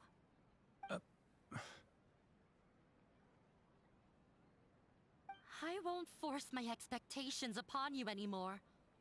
At Zubair Theater, I have found the life I've always wanted. I will move on from my family troubles and strive towards my new goal. But if you dare to harm this place, then I will stand with my friends here and fight against you. This is not the time to space out, Sharif. The debate is still underway. You already consider them to be your friends. You should be asking us that question. Shut it. Of course we are! Miss Inaya is a really good friend. It was a bit of a process, but we won her over. Make no mistake. All those who come to Zubair Theater become one of us. We will always be with her. Such puerile simplicity. However,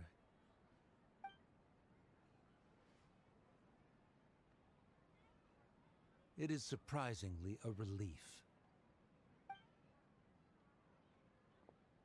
Wait, what are you...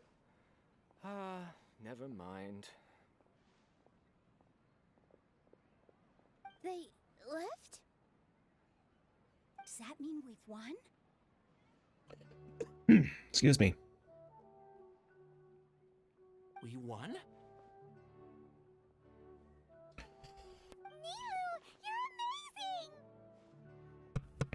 Much better. Fantastic job. Inaya was also brilliant. I relaxed for a moment and I feel a little faint. It looks like he still has a place for her in his heart. Terrific work, Nilou and Inaya.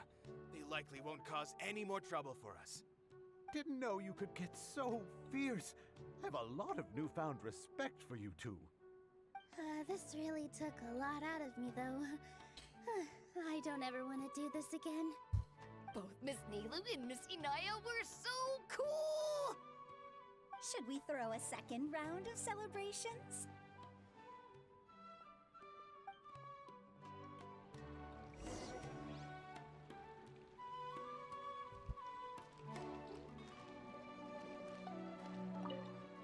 During the debate, you said that you found a new wish. What was it? I actually want to learn how to dance from Nilou. That's a great wish. But with your shyness, are you really going to be okay going up on stage? I'll try my best. Nilou wasn't born an expert either. Wait. Oh my god! She really is gone! Oh, that is attention to detail if I've ever seen it. So if I just left, Paimon would just be straight up gone. No. Be funny though. Oh, it's you. Feeling any calmer? Yes, I feel a lot better. The more I think back on everything, the more surreal it all feels. I don't think I could repeat what I did a second time. All of our preparations paid off. Yes, and it's all thanks to you. Now that I've heard everyone else's stories, I want to hear yours. I see. You mean how fate brought me to the theater, right? Then I'll have to tell you about my teacher who Mr. Zubair had mentioned. Mr. Zubair opened his theater when I was still a child.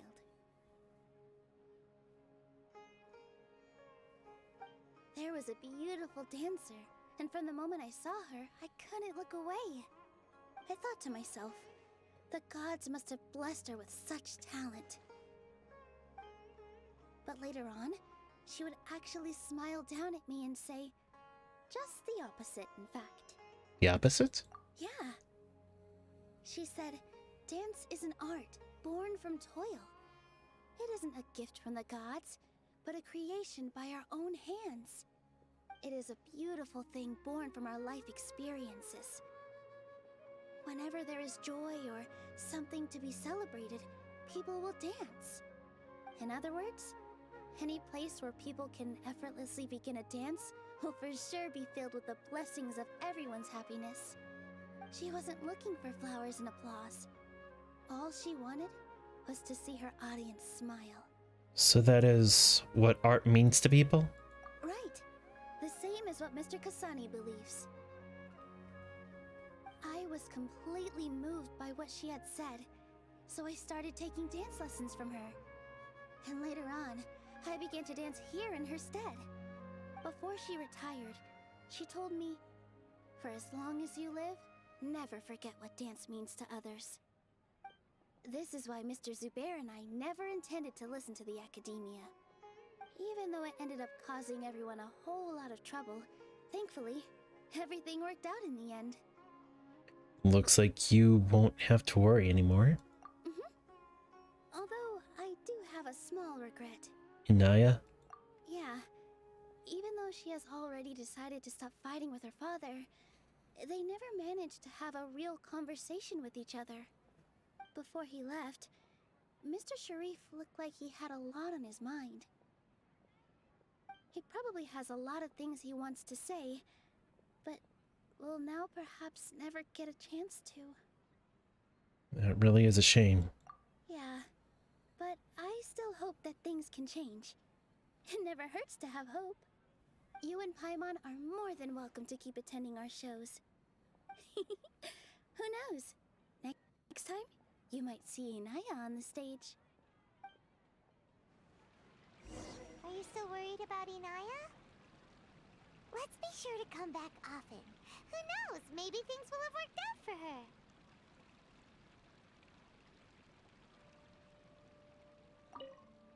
You two are welcome here anytime. Seeing you safe and sound in between adventures will keep me from worrying too much about you. I think I already see you two as people of the Grand Bazaar. Yep, without a doubt.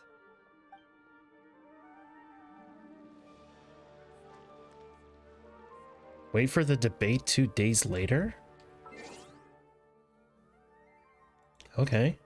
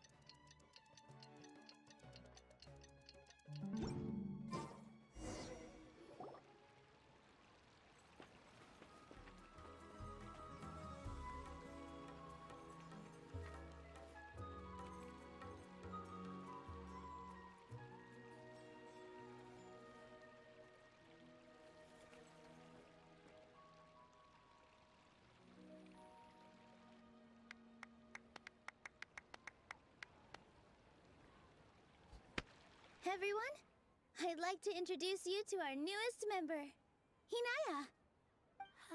Hello, everyone. She'll be dancing for us from now on, so please give her your support.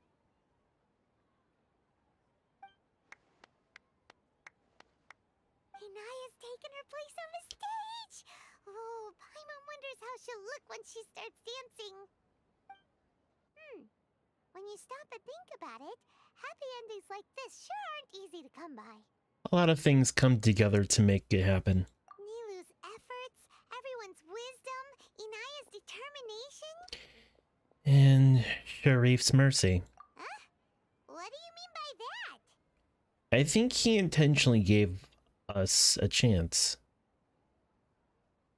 He didn't have to agree to the debates. You do have a point there. The whole demolition thing was going overboard, but he really could have banned Nilou and the others from dancing. If he really wanted to be ruthless, he could have done some real damage, even without winning the debate. Oh well, it's not like we can understand how people like him think. Agreed. Let's focus on watching the performance. Huh? Wait, look who the cat dragged in! Isn't that Inaya's father? Let's go greet him.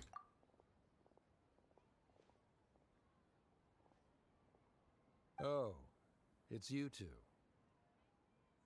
I don't have much to do today, so I just came to look around this place. Are you looking for Inaya? No, I am simply here to watch a performance. There is no need to trouble her. Shouldn't you be busy? Well, I was for a time. My loss at the debate caused quite the loss of face for the academia, so there was a period of unrest. I used this opportunity to suggest that my superiors temporarily suspend me from duty. Otherwise, the rumors would probably persist for even longer. Suspended from duty? Yes, I am temporarily unemployed. However, I now have an abundance of time, so I can afford to come here and watch a show. I admit that I do not understand the magic that this theater possesses, but my curiosity has been piqued. I still cannot forget that young lady's perseverance. Inaya would almost certainly mature in the presence of such a person. So you're still concerned about your daughter? There are no parents who do not worry about their children. I suppose she managed to hit a weak spot of mine. Never mind. I do not have the right to say that. You're already here, so you might as well go see her. No, that is not necessary. I will take my leave after the show concludes. Do not tell her that I was here. Come on. Who knows if you'll get a chance like this again? But... Huh? You said you were going to make peace with your past. Show your father how much you've grown. Don't be nervous. Everyone at Zubair Theater has your back.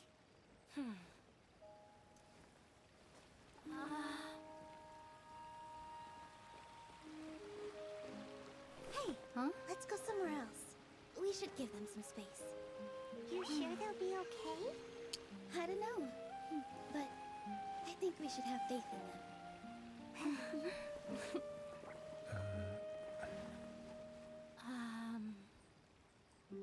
Yes, Inaya. I have something for you. I'm still learning. It's hardly a masterpiece, but it's yours, if you'll take it.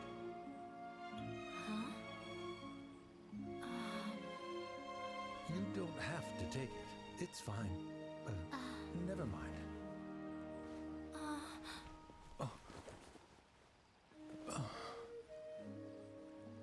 Let's have a heart-to-heart, Father.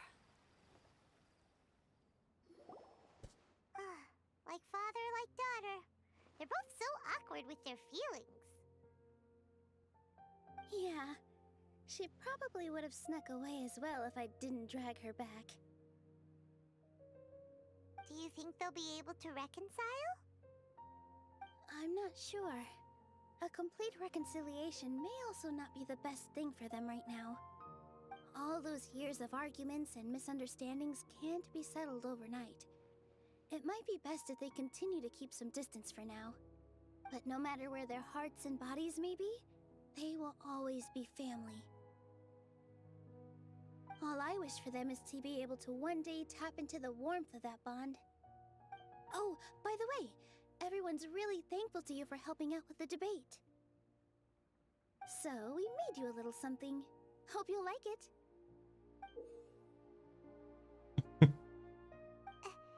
Isn't this Zubair Theater?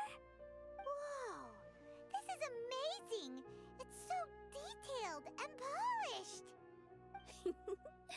We've also never made anything this complicated before. Mr. Zubair and Mr. Kasani took charge of the design, while Inaya and I made all the little pieces with the help of others. Miss Reika or Miss Nadia made and assembled the centerpiece. As adventurers, you two will doubtlessly travel to many more lands and see many more things. That's why we hope that your time at Zubair Theater will become a fond memory of your journey. You two are welcome back anytime. We'll come back and watch you dance whenever we get the chance. Thank you all for being so considerate. According to custom, I should drop the formalities and just accept it, right? You're welcome. And there's no need to be so polite. You learned fast. Come on, take it. This is the story of you and me. It's a tale that I'll never, ever forget.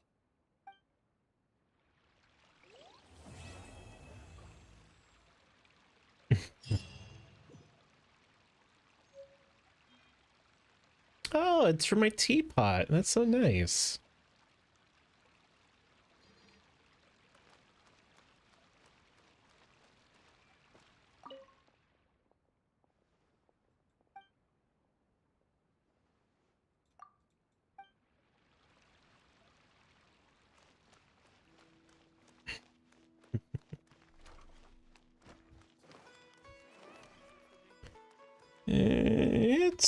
10 o'clock. Might as well do another one.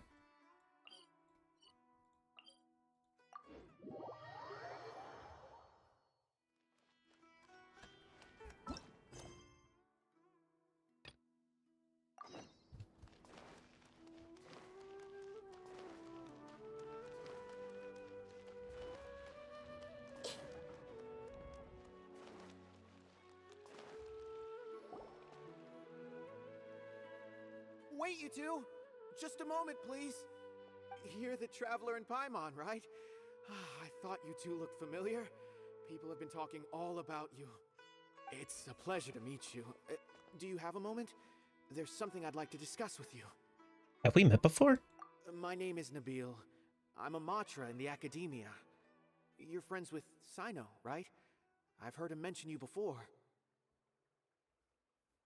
Currently, Sino is out investigating a case involving smuggled canned knowledge. It's been days since we've last heard from him. Oh no. Do you think he's in trouble? Well, to be completely honest, it's pretty hard to imagine anything that could pose a threat to Sino. But since we haven't heard from him, we're starting to suspect that the case might be more complicated than we had originally thought. Word has it that you two are brave, smart, and extremely capable adventurers. Do you think you could lend us a hand and help investigate the smuggling? Alright, since you asked so nicely, we'll help. Do you have any further intel regarding this case? Large amounts of canned knowledge from unknown origins have been appearing on the market recently. Sino suspected that there's a secret route being used to move the capsules. According to some research, using large amounts of canned knowledge could lead to some serious consequences. And, unfortunately, most people have yet to realize that. Rumors also have it that some particularly dangerous canned knowledge has made its way into the market. Regardless of whether the rumors are true or not, this case calls for urgent action. Last we heard from Sino, he was investigating somewhere outside Sumeru City. It seems that he had found some leads at the time, but we haven't heard from him since. Sounds like we better go look for him. Come on!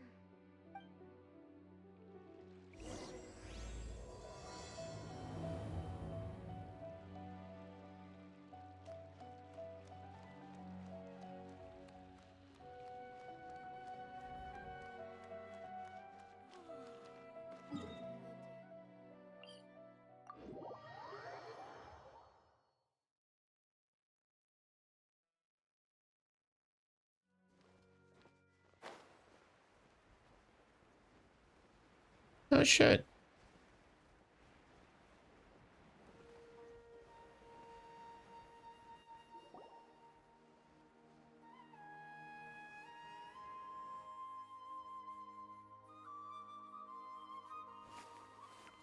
Sino!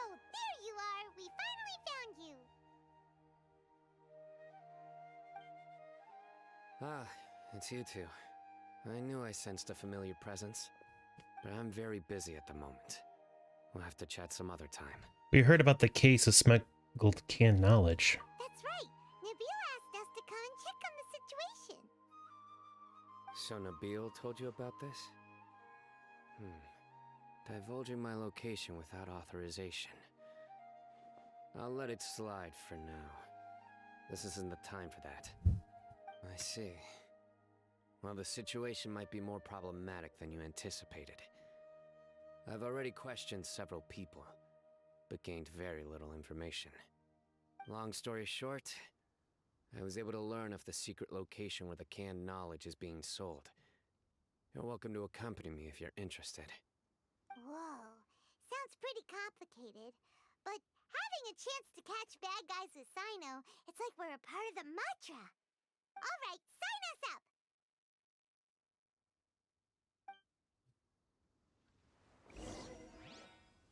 But first I need to get this treasure chest.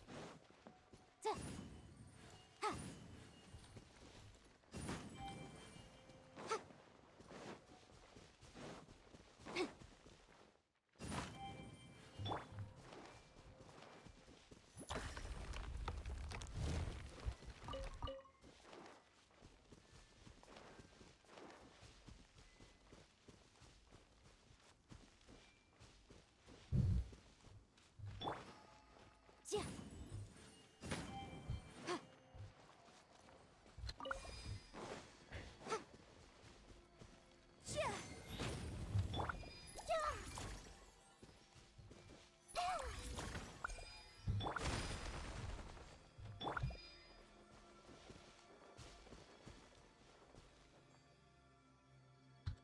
Illusion shattered!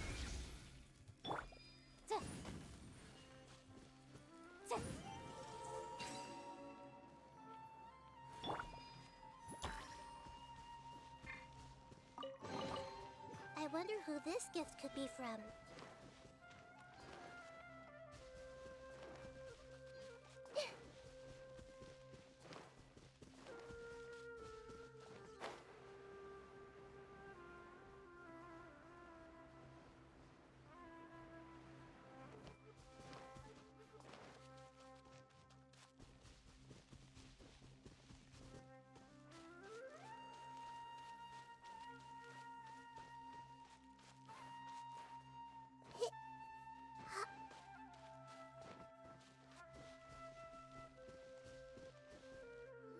Is this all you got? Seems even less than last time. What difference does it make? If you see something you like, buy it. If not, then keep walking. They've been cracking down on us lately, so we don't have much on hand. If you see something that catches your eye, then now's your chance. There's no telling when we'll have more. What does the Academia think they're doing? Alright, I'll take these here.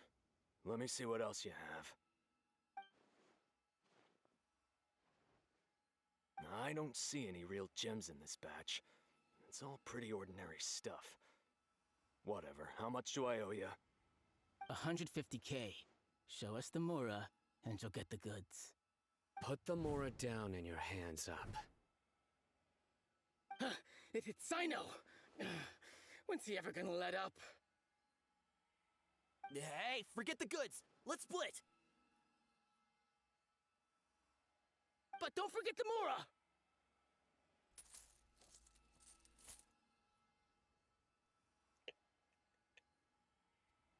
Dun! Not so fast! You can't escape with Paimon on the case! I just love that, just calmly shoveling like Mora. Say Sino works alone?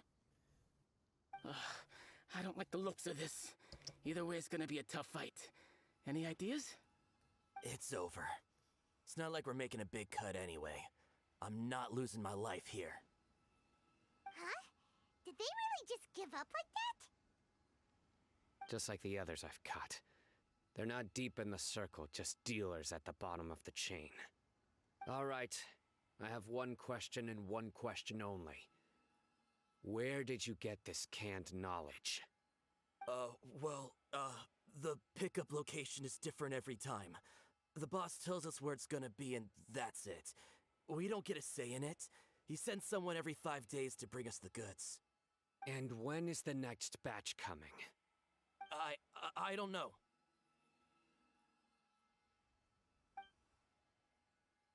He's telling the truth. Honest. Normally, we should have received a shipment 3 days ago, but we didn't get anything. The stock we have right now is from 8 days ago, which is why there isn't much left. And I wasn't kidding when he said the intel was hard to come by. Seems this isn't getting us anywhere. I know exactly why they didn't receive their last batch. 3 days ago is exactly when I started my investigation. I suspect who's ever running this whole thing knew that I was coming. So they cut all contact with these dealers. When you were trying to escape, you said something about me working alone. Where did you hear that from? Are you kidding? We've known your name since day one in this business. The boss warned us to watch out and even gave us info about you. But here we are. I guess we never stood a chance. They already knew all about me and were trying to avoid being detected from the very beginning. These small fries are the only ones they leave out in the open. And no matter how many we catch, it won't further our investigation. If only we had another lead. Like a merchant who sells large amounts of canned knowledge. Huh? Oh, you mean someone like nothing? Do you have a potential suspect? You'd better bring them to me for judgment. Whoa! Judgment? That's right. I won't turn a blind eye on any dangerous suspect. Oh! Sounds sounds like we shouldn't ever let Sino meet Dory. Actually, we were mistaken. I see. Anyway, I'll think of a way to deal with these two and then continue gathering information. If you manage to learn anything, you can find me at Caravan Rebot. And as for you, I don't ever want to catch you buying canned knowledge again. If you possess any unused knowledge capsules, then you should submit them to the authorities immediately. Okay, I got it. Just keep your nose out of my business. Hey, what's with the attitude, mister? What, you got a problem with that too? Listen, buying canned knowledge is a deal between two people, the buyer and the seller. We don't need people like you butting in on our business here. Think about it. If the academia is hoarding something as convenient and useful like canned knowledge, then they must have been planning only to use it for themselves. Am I right?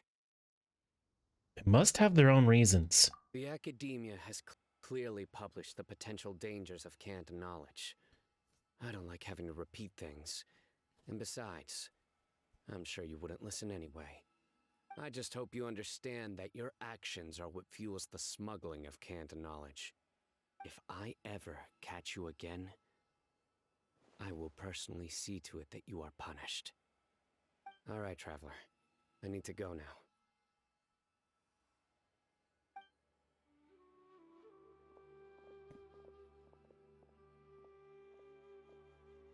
Ha! You think you can scare me? Traveler, why don't we go talk to Dory? She's got loads of connections and might be able to tell us something about all this. If Paimon remembers correctly, she's usually at the Palace of Alcazar's. Let's go! But first, this treasure chest.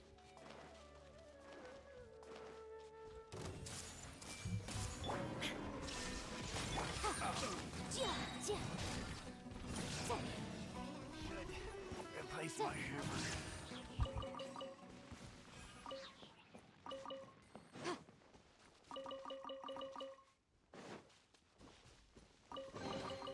Ooh, we can definitely write this off as incidental gains.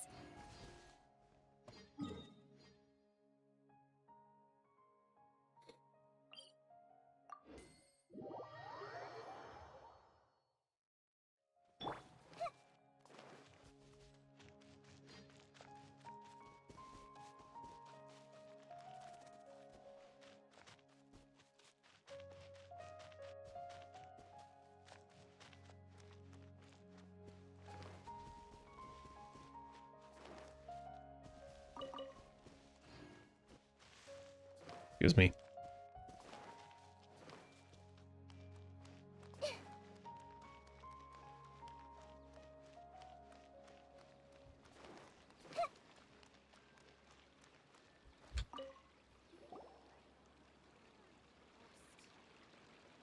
I see. So that's the latest scoop. Good thing you didn't rat me out. Otherwise, who knows where I'd have to be hiding to avoid attention. Do you know who's been smuggling in the canned knowledge? No idea. Sorry. I've already cashed out of the canned knowledge business. Huh? You mean you stopped selling it? That's right. With so much canned knowledge flooding the market, it was becoming impossible to fetch decent prices anymore. Besides, it seems that group of smugglers has practically taken over the market. It's a little rule of mine to never fight for a share of someone else's market. If I'm gonna make Mora, it's gonna be the lion's share. Plus, with regulations getting as tight as they are now, I figured I might as well just hang it up.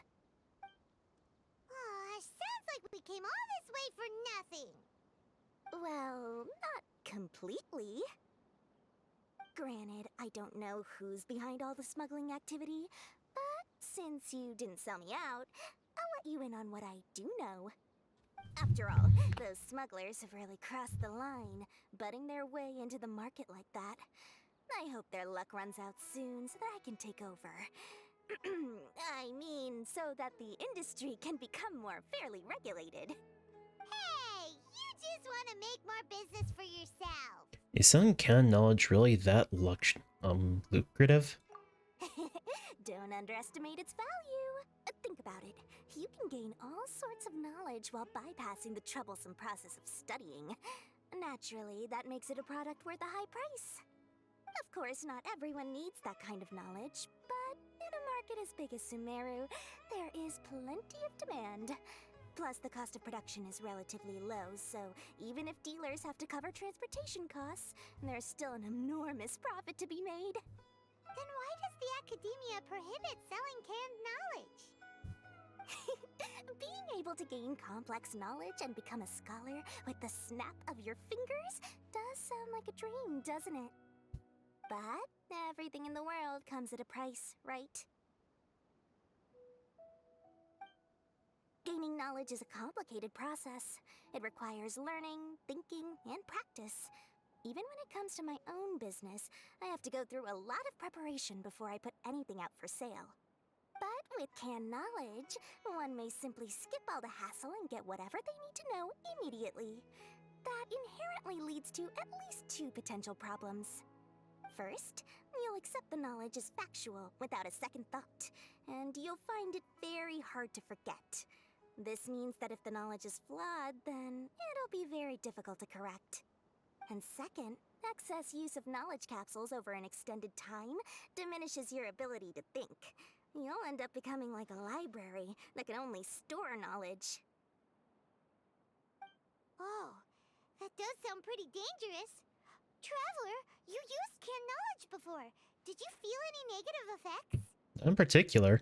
Of course, using it sparingly is not an issue, which is exactly why I used to sell it. It's just like how medicine can be used to cure diseases, but can also do harm when overused. It all comes down to balancing the right amount. Anyway, back to the point. There'll be consequences if the sale of canned knowledge by those smugglers is left unchecked. And what's worse, you're playing right into their hands by focusing only on the canned knowledge that's made its way into the market. As far as I know, their real purpose is to distribute information about the Court of Desolation. That's where the real business opportunity is. The Court of Desolation? What's that? Rumor has it that it's a site of ruins from the age of King Deshret. It's said that with the treasures inside, one can see beyond life and death. But any research of the ruins is strictly banned by the Academia. Word on the street is that there'll be an auction taking place in the desert. They're auctioning rare canned knowledge, some of which is related to the Court of Desolation. Once I heard about the auction, I began to suspect that all the canned knowledge popping up on the market is just a diversion. I'd wager that their real target is the Court of Desolation. Why use canned knowledge to distribute information? Because studying those ruins is not just a simple matter. It requires knowledge spanning several fields. So, if they're aiming to quickly assemble a research team, canned knowledge would be the best solution. As for the auction, chances are they're trying to attract and scout out anyone with interest or expertise on the subject. On the other hand, no one can say for sure that they will ever succeed in finding the Court of Desolation. So, they might as well just make a fortune while they're at it by hyping up the related canned knowledge at the auction. Sounds to Paimon like we better head to the desert and see the auction. Who knows, we might find some leads there. That's right. And now that I've shared all that valuable info with you, it's time to introduce our limited edition desert travel kit. It comes complete with a map straight to the auction location.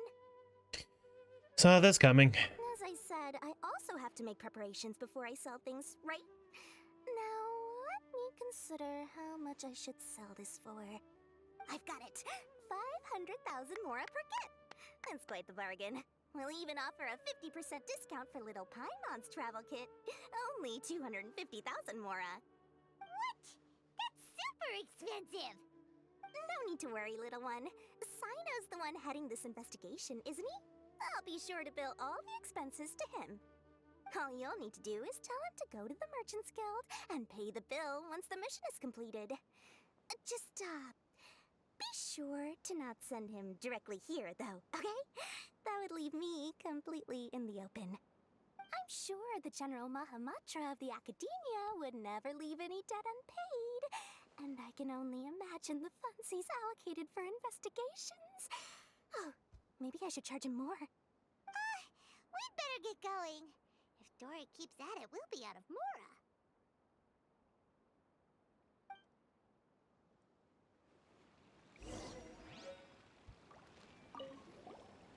By the way, it would be quite a tricky task to get all the canned knowledge off the market, don't you think?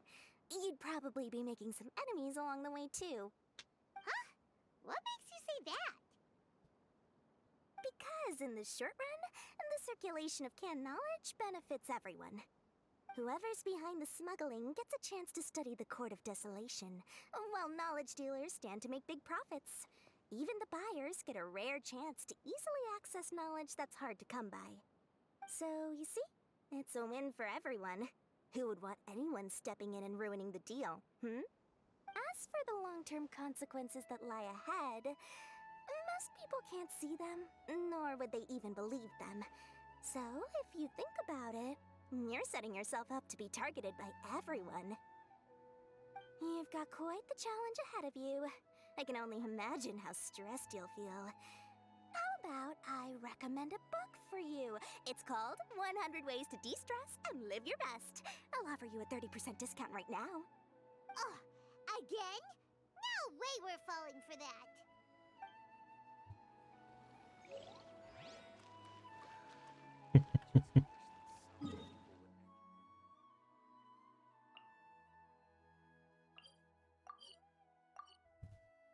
Damn it, I did it again.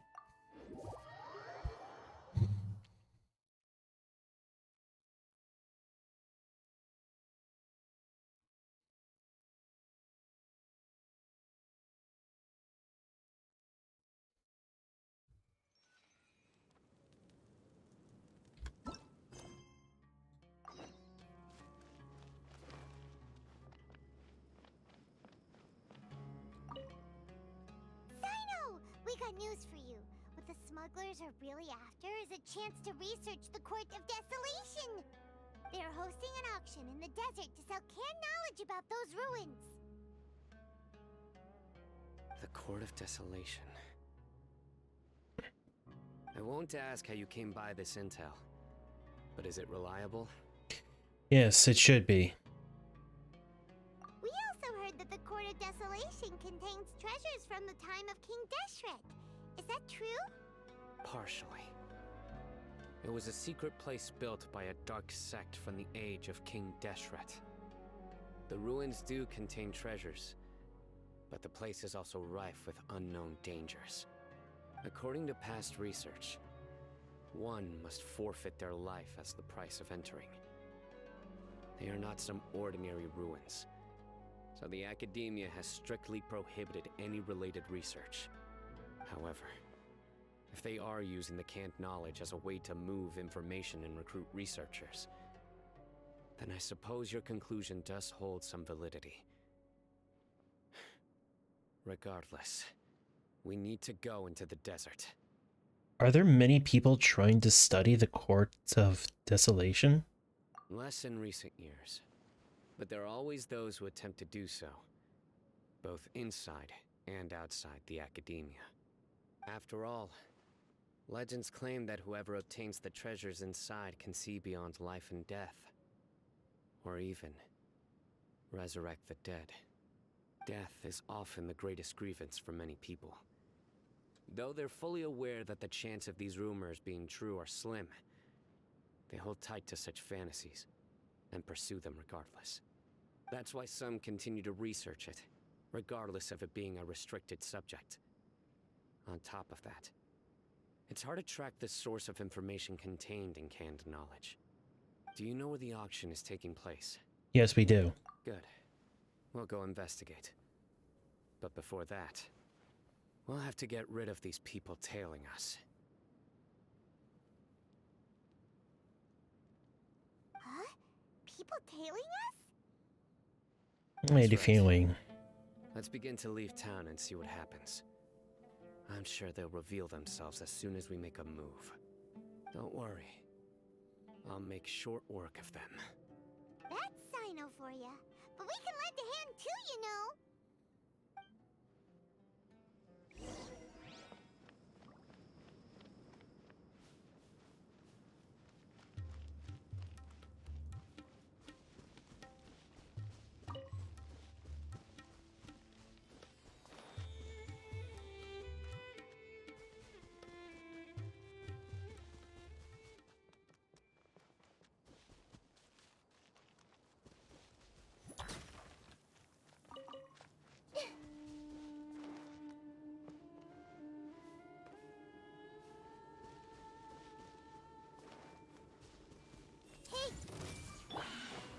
There is no escape.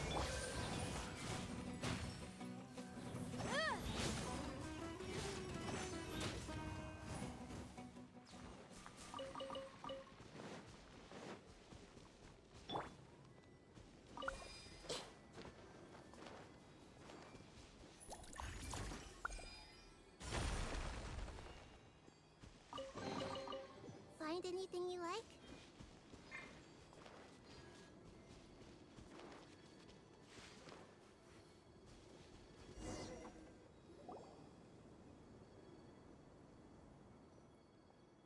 Hold it right there.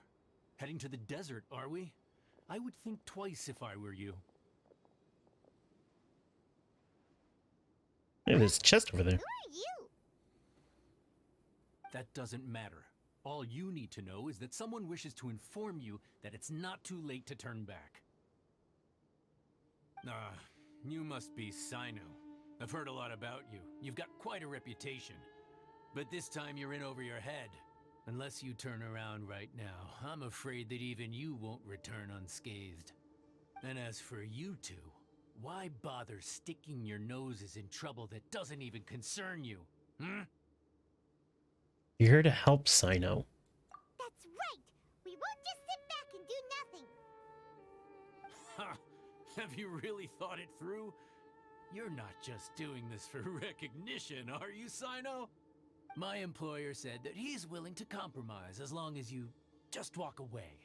He could, for example, reduce the amount of canned knowledge on the market. I'm sure that would help your investigation appear to be successful enough. On top of that, he's willing to give you a cut of the profit. So you see, you get both Mora and a boost to your reputation. I can't think of a reason why you would pass that up.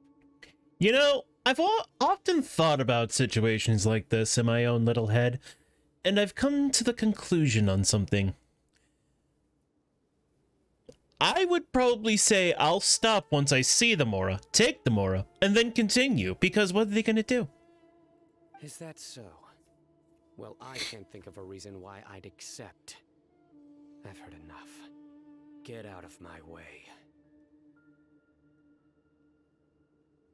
Oh, right. Sorry, no can do. We're getting paid to ensure you disappear. Since you won't turn back, I can see his other eye. We're gonna have to make you go back. That's close enough. No punching. Everyone hold hands. Shine down. Incinerate.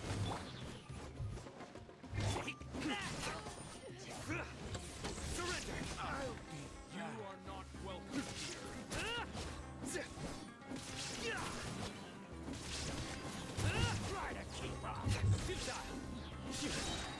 Your sins weigh upon your soul.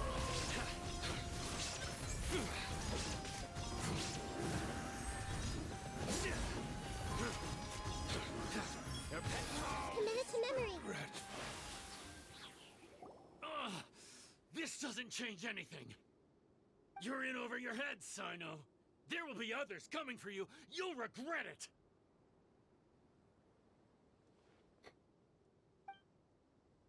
Let's get out of here.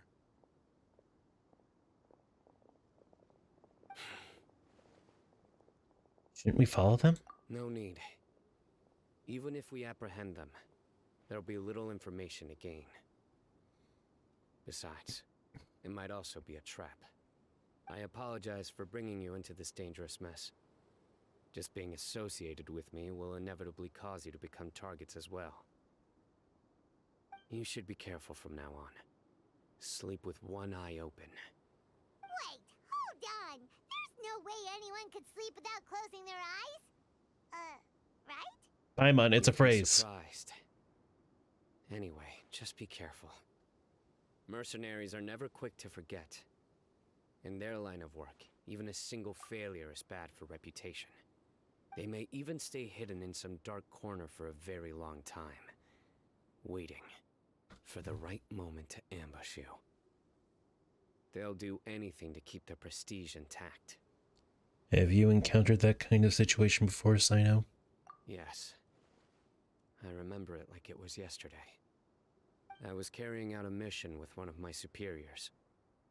I didn't have much experience at the time, and I let my guard down after we had closed the case. We ended up being attacked by the remainder of the mercenaries. My superior was injured while protecting me, and we struggled to gain control of the situation. I've become more vigilant ever since, staying alert even while I sleep. Whoa! Who could have seen that coming? Was he okay? He survived with a fractured wrist. It took 2 months for him to recover, but luckily, there weren't any further complications. Last year, he transferred to an administrative role for personal reasons, and no longer participates in live missions. His name is Taj Radkani, a very well-respected Matra. You'll have the chance to meet him someday. I think we already will. Anyway, our mission will be dangerous. I'm already used to such grueling conditions, but I don't want to see you two get hurt. Don't worry, Paimon will stay alert. We'll see danger coming a mile away. We've also experienced a lot of sticky situations. Good.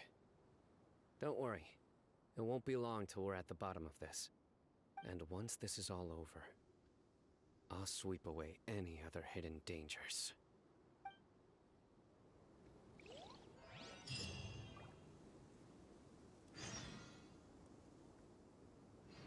Wait. Ah, there it is. All the way over there. Ah, big sand boy. I see everything. Your journey ends here. Illusion shattered. Allow me. Time for your arraignment. Motion to compel. Lord of Sand, your sacrifice is ready.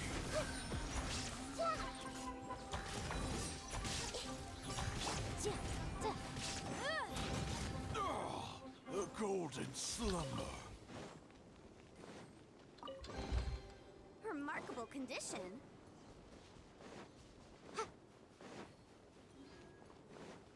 Oh, you gotta be kidding me. Because I abandoned the original position, I lost the ability to use those transfer points. That is shitty. But I guess it is of my own creation.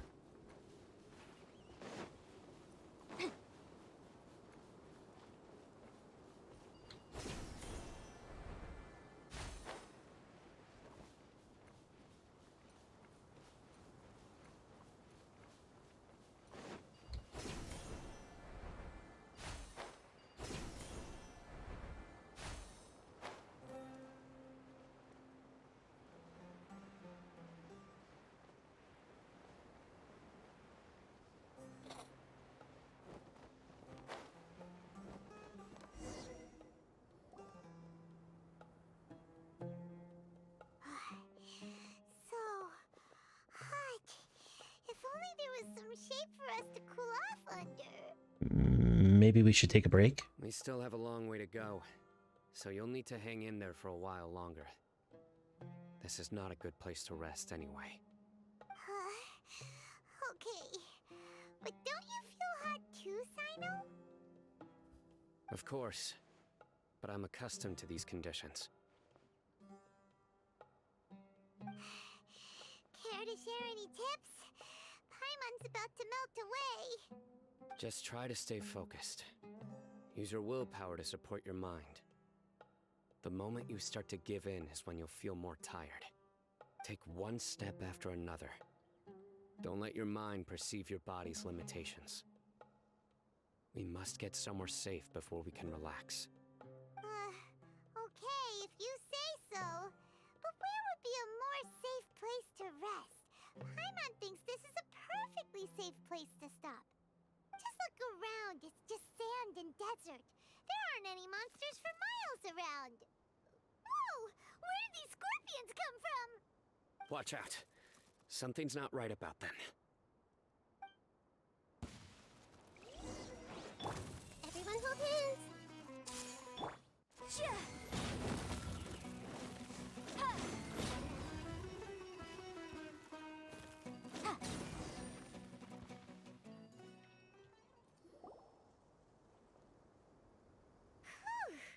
Well, Paimon really didn't expect to see those here. Those weren't just normal scorpions. See? There are marked numbers on their pincers. So you mean... Raised by someone. So you mean... Someone doesn't want us to show up at the auction. These scorpions were sent to keep us away.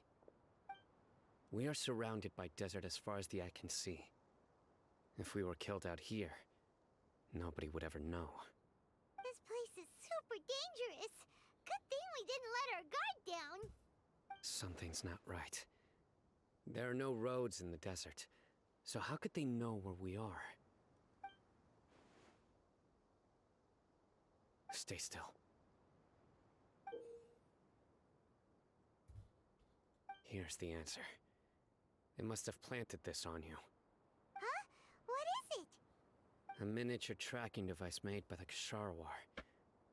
They can use this to discern your approximate location. But this device wasn't licensed for mass production. Where did they get it? Could someone from the Kshahrewar also be involved? But that doesn't seem right. Whoa! Paimon never knew that kind of thing even existed! Why would it be on her? They probably planted it on the Traveler during our fight with the mercenaries earlier. Didn't even notice. It was a frantic fight. It's only natural you didn't notice the device. Well, good thing you were able to find it, Sino. Now let's get rid of it. No. No. Hold on to it for now. It might still be useful for us. Let's keep heading to the auction. It would be dangerous to linger here any longer.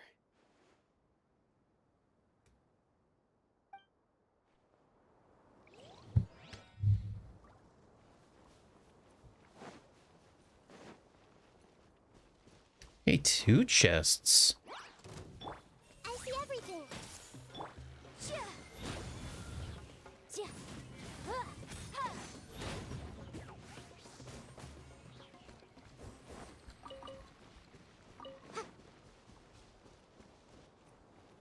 They're back again! How many of them are there?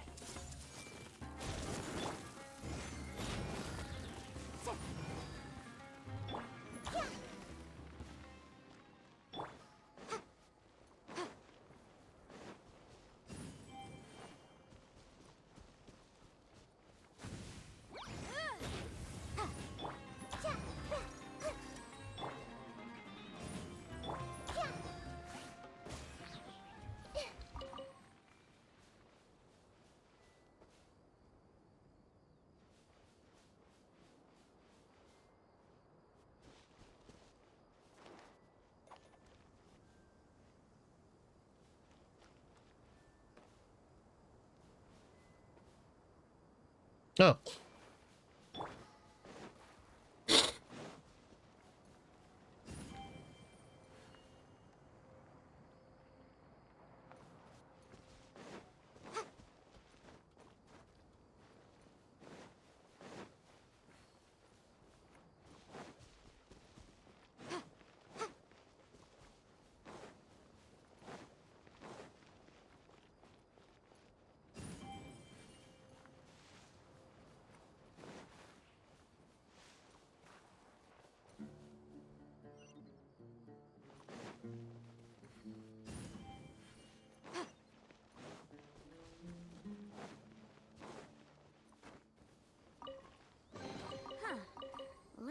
appraise the value on this.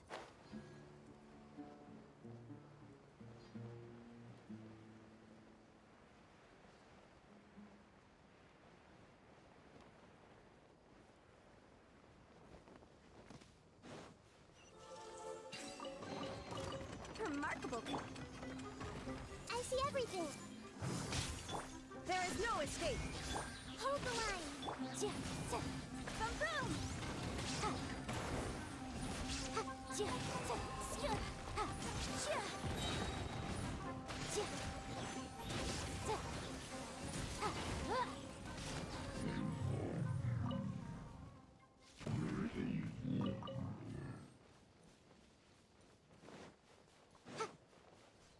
Oh yeah, so I did a quest, and now the pyramid's quiet. Hang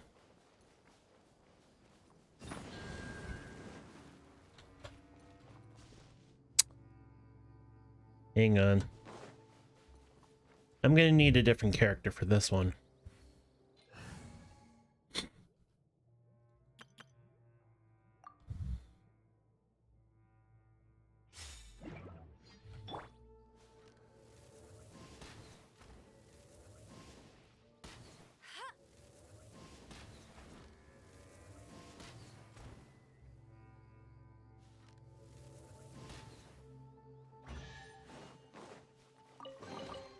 Opening a chest is like unwrapping a gift.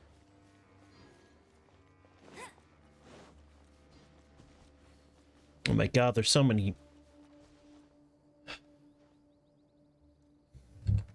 chests around me, so little time.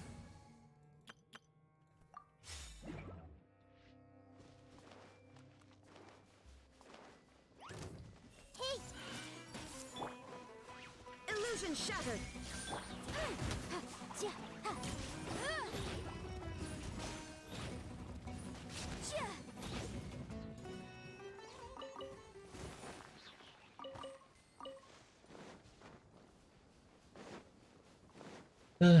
Okay, I'll get these last 3 chests, and then I'll call it quits with the treasure hunting for now.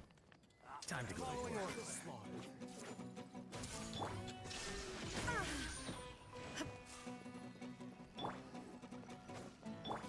Allow me.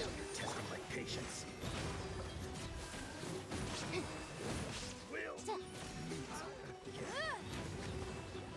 Finally, some target practice. There is no escape.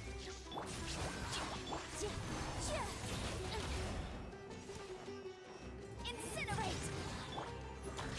Crack your wings and raise a storm. Where do you think you're going? Goodbye, but we'll meet again. Huh. Let's appraise the value on this.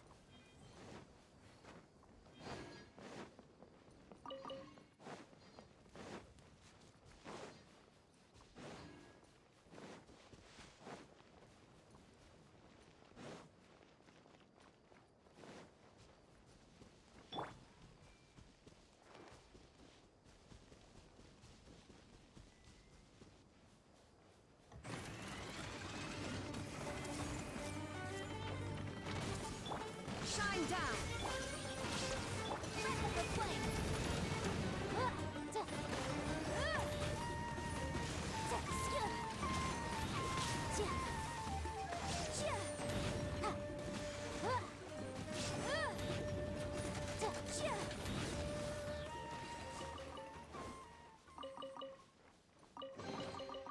Remarkable condition.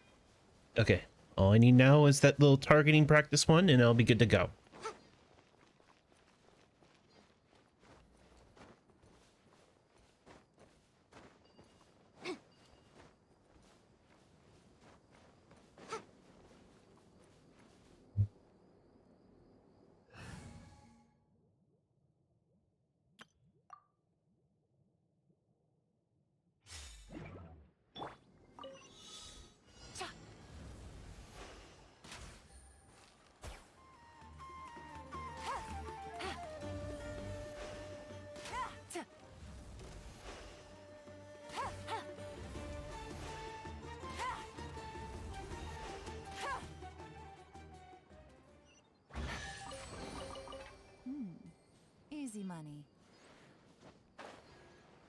Okay.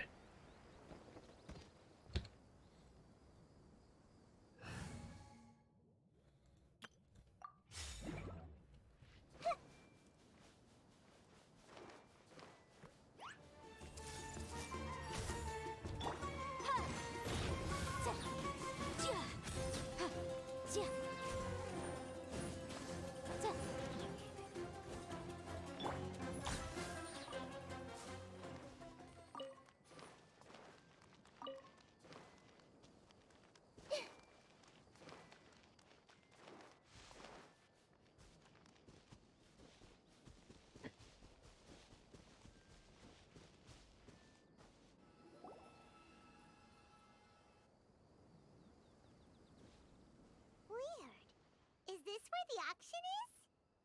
There's nobody here. Yeah, not a single soul. Maybe they're on break right now or something. We didn't waste any time getting here after we defeated those mercenaries. They shouldn't have been able to give any warning of our arrival. But even so, they still knew we were coming.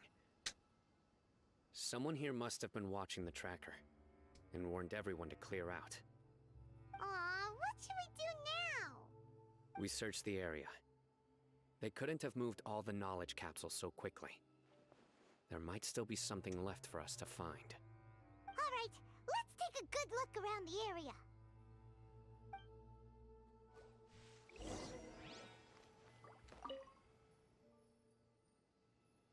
Ordinary canned knowledge seems to have nothing to do with the Court of Disillusion.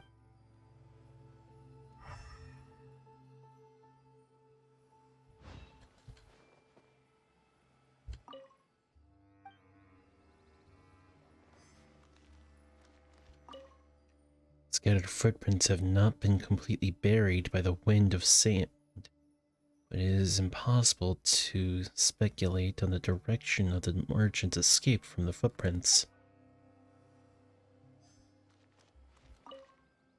The Sumpter beast is drinking water impetuously and seems to be completely unaffected. Did you find anything? No, nothing in particular. Only some average-looking knowledge capsules. It's possible there weren't many knowledge capsules containing info about the Court of Desolation, so they carried those off. But don't worry, I have another idea. You two start heading back the way we came. I will remain hidden here. Come back and meet me here after some time has passed. I'm sure something will come up by then. So that's why you wanted me to carry the tracking device. They packed up in a hurry and didn't have time to carry off all their goods. They won't just leave them here. Once they think we've left the premises, they'll be back to pick up their belongings. We just need to make sure the tracker goes far enough from here to make them assume that it's safe to come back. Oh, Paimon gets it. We'll lure them out because they'll think we've left. Okay, we'll start heading away and leave this place to you. Yes, and don't worry. If they dare to return, I'll make sure they stay.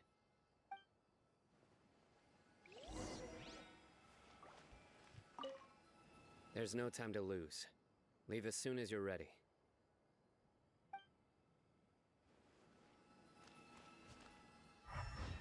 I see everything. Aw.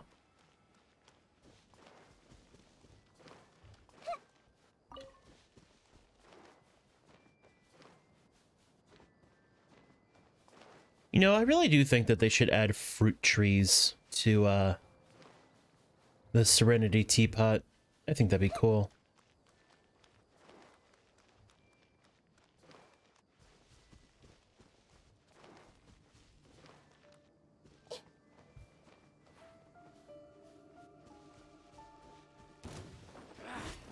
Everyone lucky today.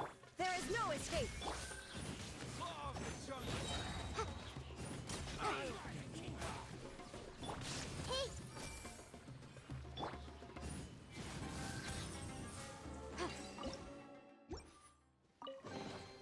Huh.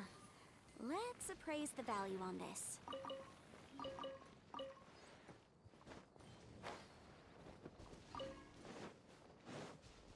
Find one, huh?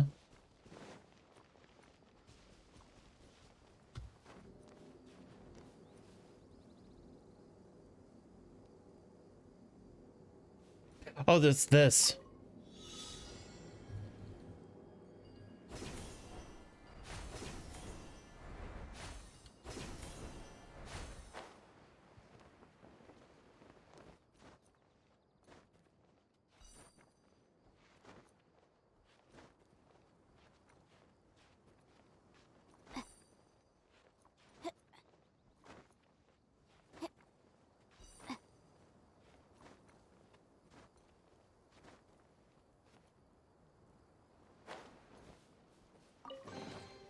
Ooh, we can definitely write this off as incidental gains.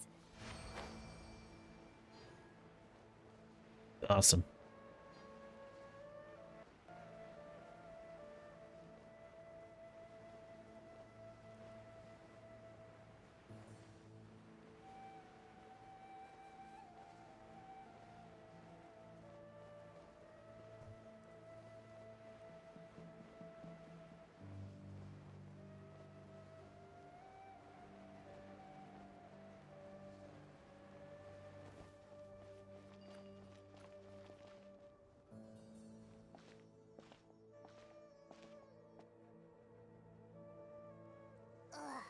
So tired.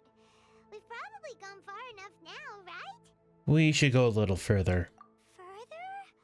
But Paimon can't go another step.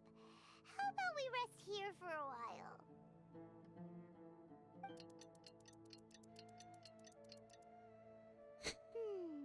It's probably about time for us to head back to the auction. Let's go. Maybe Sino's finally found some leads.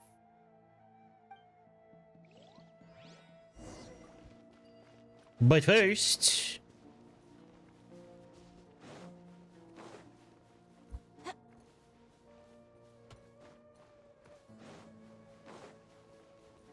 some treasure.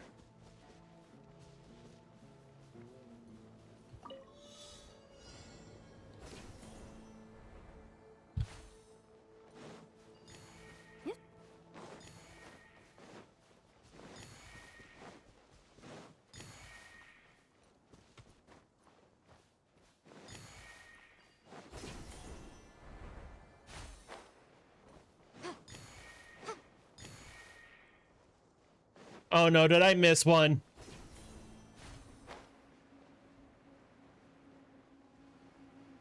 Yeah, P. Confirm. Hang on, first I need to roast some chickens.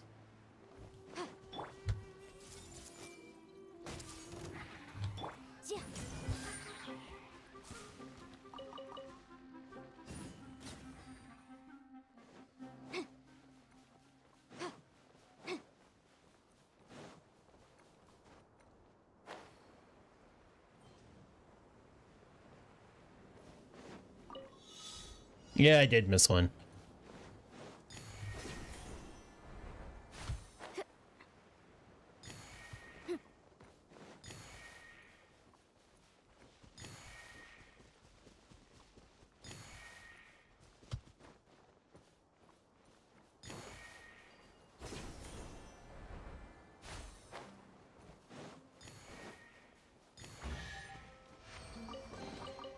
Huh. Let's appraise the value on this.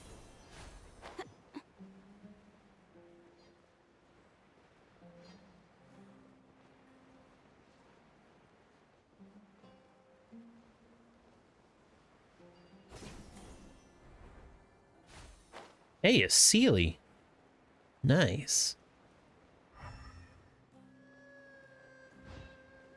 Not seeing any Sealy hunters. Holders. Happy to oblige.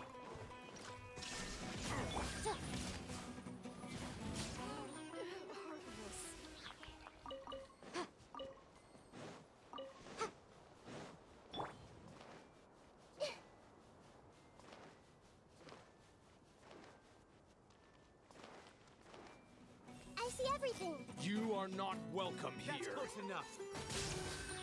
Motion to compel. Ha. Remove all obstacles. Everyone hold hands.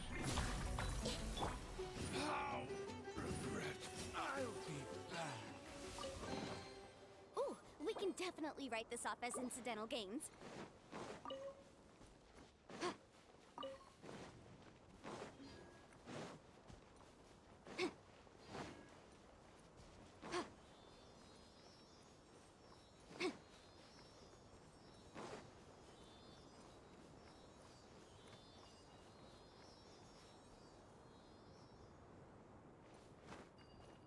Oh, hello.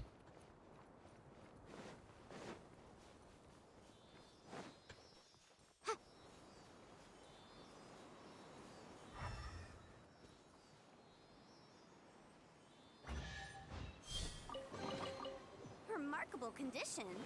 All right. Wait. It's always fire.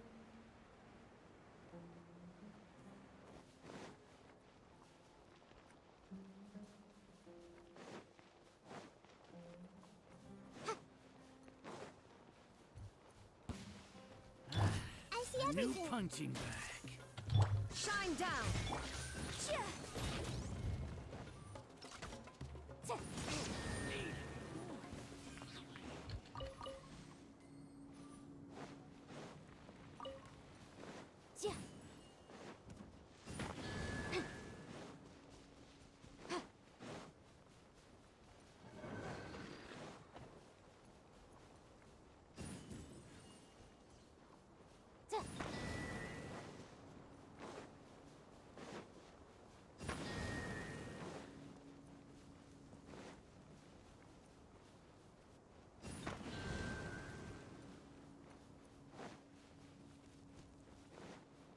Ah.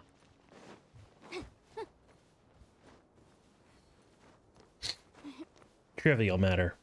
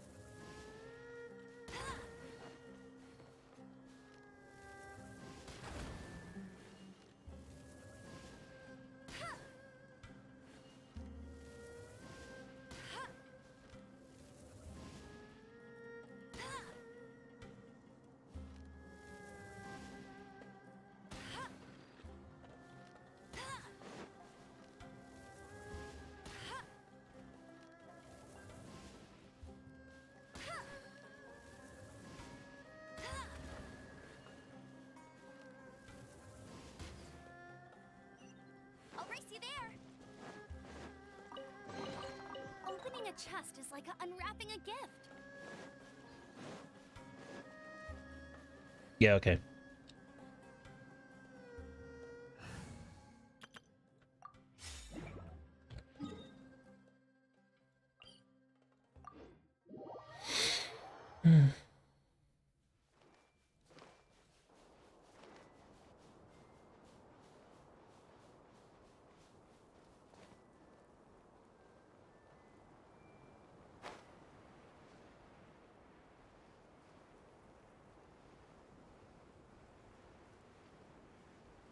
Oh, there is someone here. You know, hang on. I'm curious about something.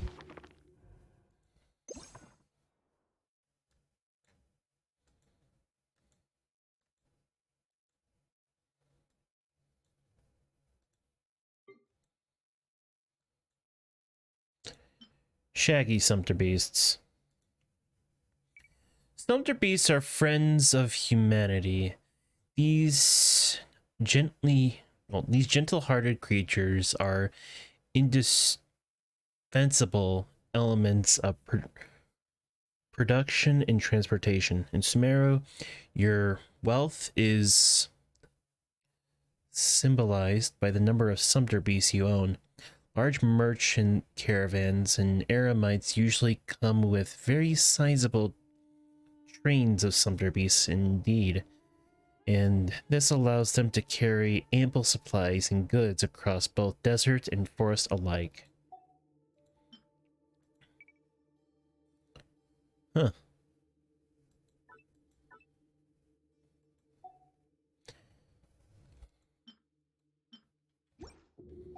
I thought there would have been a difference between the two.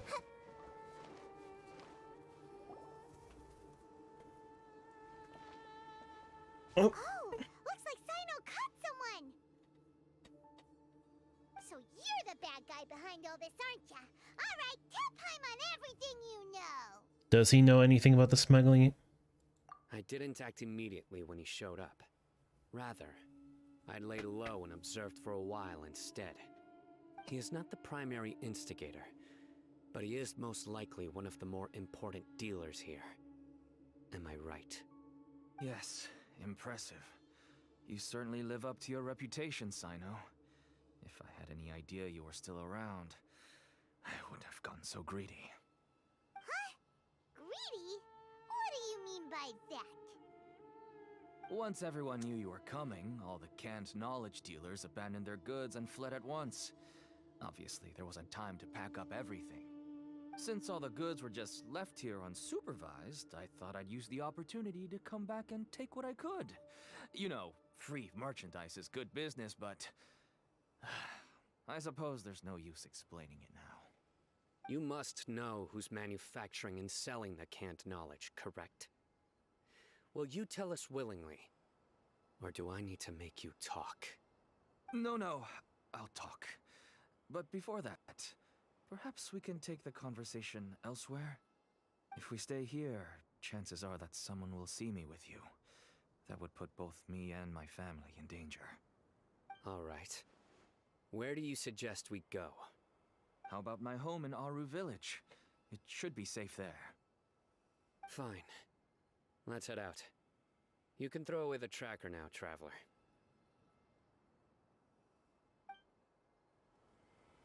Listen, buddy, you better not try to trick us. Come on now. Do you really think I'd try to pull anything under Sino's watch? Seriously, what can I even do? He makes a fair point.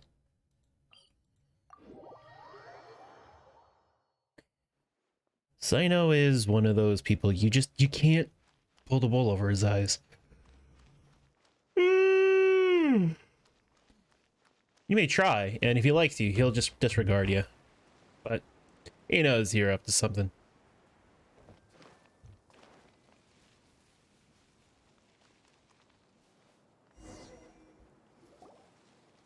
Dad, you're back. Oh, you have guests? Hi there. This is my daughter, Simin. She can be a little shy of strangers. Why don't you run along now, dear? Dad needs to talk with our guests. Oh, okay. Everyone knows Sino in our business, but let me ask, who are you two? Paimon is Paimon, and this is the Traveler. To be honest, I really didn't expect to see Sino, the lone operator, working with any partners. When I saw the tracker start moving away, I assumed you had decided to just go back empty-handed. But even though you caught me, I'd still urge you to stop while you still can. You should abandon this investigation. Why is that? Everything from the manufacturing of canned knowledge to the sales and even splitting the profits. Every step of the process involves dozens, if not hundreds of people. Massive profits have brought everyone together in this business. Everyone will try their best to defend this industry that we've worked to build. It will be a long and difficult fight, even for you, Sino. And even if you manage to win in the end, no one will thank you. If anything, you yourself might even feel remorse. Why are you so bent on putting us out of business? Everyone has their own reasons for what they do. I don't have to explain mine.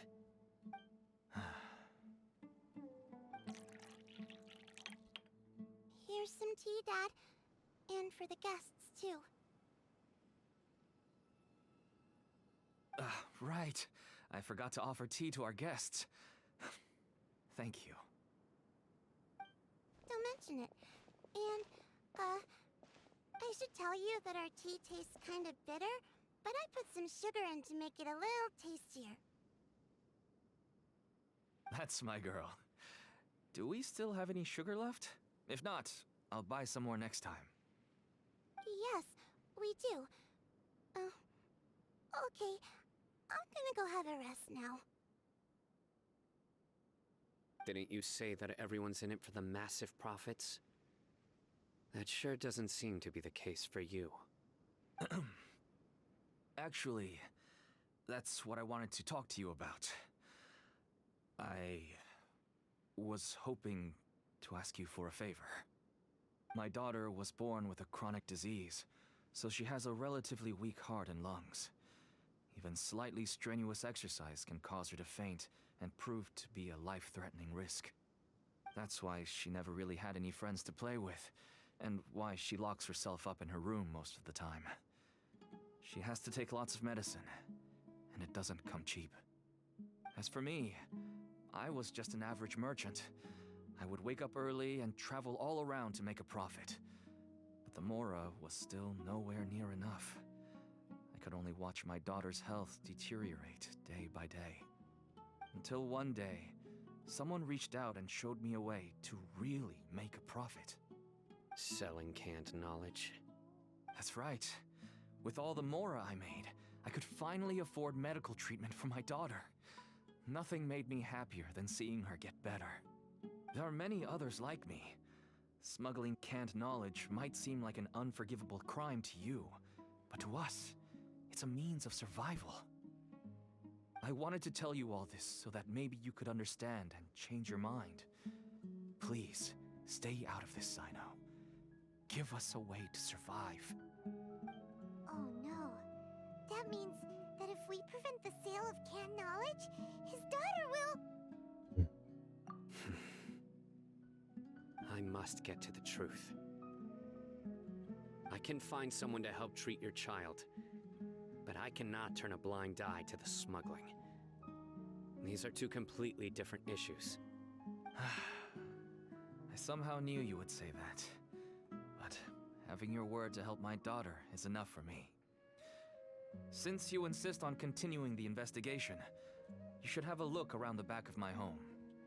You'll find some goods I received just recently. I think everything will become clear to you once you see them. Whoa! Look at all of this! Yes, all neatly packed away and organized in boxes. To think that this is only one dealer's worth. Small producers couldn't possibly support such a large quantity of goods. Could the Academia have a hand in this? But such a volume of goods wouldn't be able to slip through inspection. Huh? Look! These seem different from the other knowledge capsules we've seen. Maybe they contain knowledge about the Court of Desolation. Yes, that would make sense. Wait, what's this?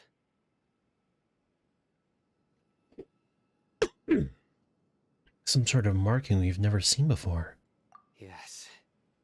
It's a Matra seal, indicating that the goods have passed Matra inspection. I started to suspect that someone in the Academia might be involved when I found the tracker earlier. But how they could ship so much canned knowledge out of the Academia was still a mystery. The pieces have now all fallen into place. With this Matra seal, goods can leave the Academia without undergoing a second inspection. No wonder they don't want me to investigate.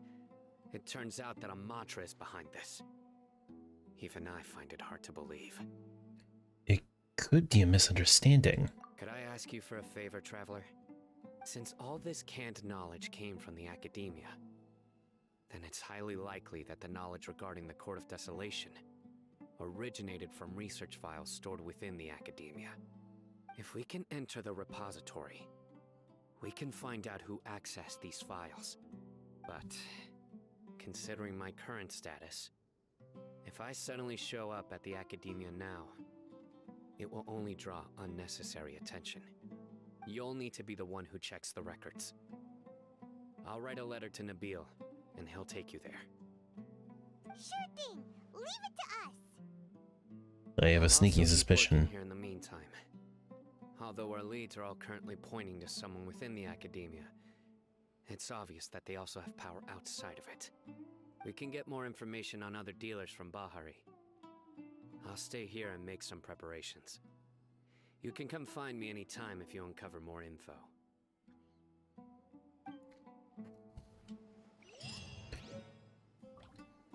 If you start sniffing around the Academia, it won't be long before people catch on to you.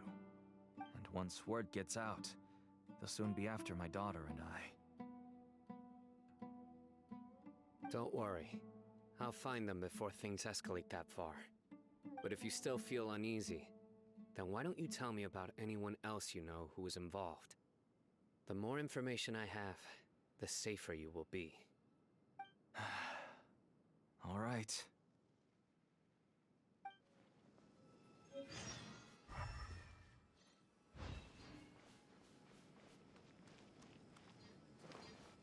I just want to get better. I don't want to be stuck at home by myself anymore. Everyone hold hands! You'll find a way, I promise. Don't you worry.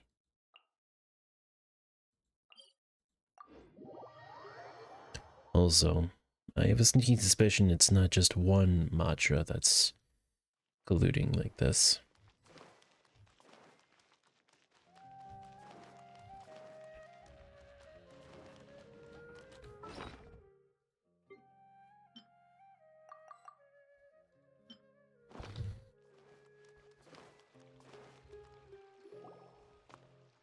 Hello, we meet again.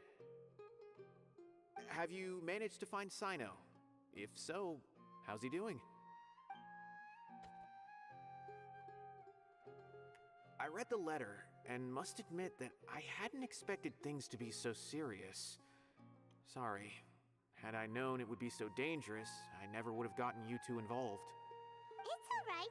We wanted to help Sino too. I can tell that he really trusts you. The research files stored away in the restricted repository are far from ordinary. Everything there is essentially about dangerous research that's forbidden by the Academia. Even I don't usually have authorization to enter, but with this letter from Sino, it shouldn't be a problem. Forbidden research. That's right. Granted, the Academia is very supportive when it comes to research. They encourage scholars to conduct all kinds of studies. However, some forms of research have proven to be so dangerous that the Matra have to step in and put a stop to them. Normally, after some particular research becomes prohibited, the majority of the related files will be destroyed. But some information may be retained as a record to warn later researchers. Such information is kept in the restricted repository, which is heavily guarded. Follow me, I'll show you. Hopefully, we'll find the answers that Sino is looking for. The restricted repository. Sounds kinda dangerous. We'd better keep an eye out.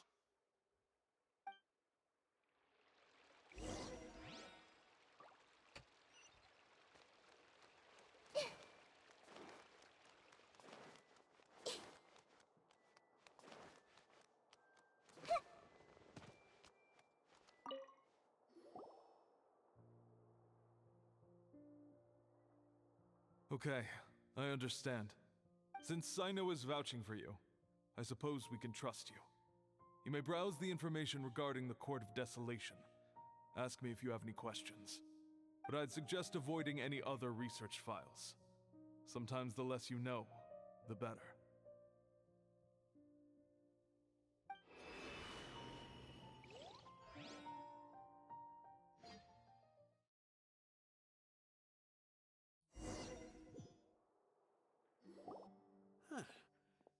this is the restricted repository.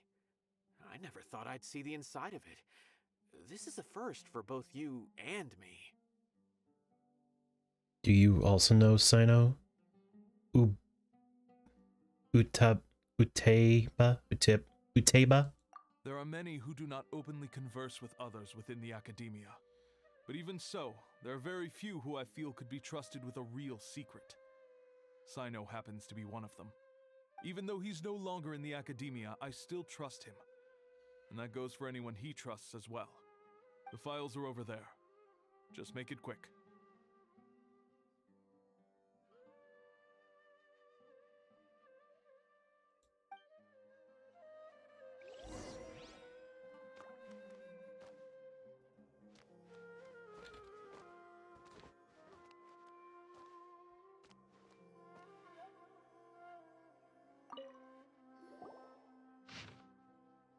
I'm not reading that.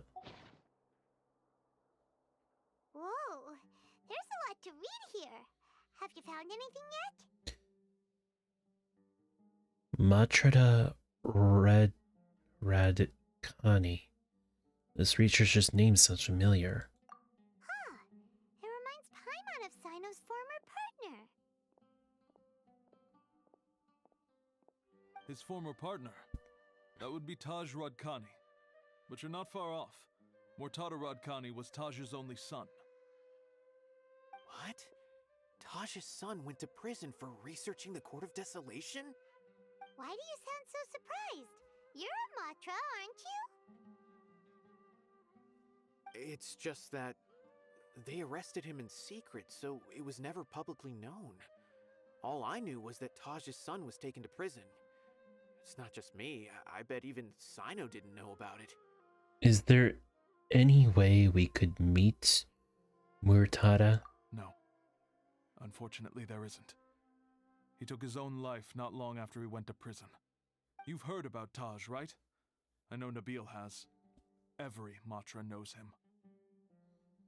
Yeah, I know what's going on. Pushing 50 this year, which makes him one of the most experienced Matra. He is a man of integrity and honesty, and has made countless achievements. His reputation goes back a long way now. He used to be Sino's only partner. Taj is also skilled with the polearm, so the two of them used to practice together when they weren't out on a mission. Ah, right. I heard Sino mention that before.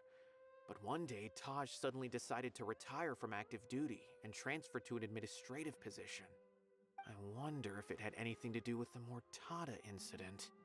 Taj was already very well known by the time Mortada was born. So when Mortada came to study at the academia, everyone had high expectations of him. He had to face a lot of pressure. Then he had an unpleasant dispute with his father, but they were eventually able to work things out. Not long after they had reconciled, Mortada was caught studying the Court of Desolation, which is in violation of academia rules.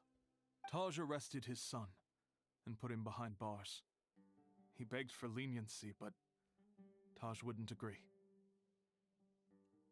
Shortly after, Mortada slit his own throat with the pieces of a broken bowl. By the time Taj arrived at the scene, it was already too late.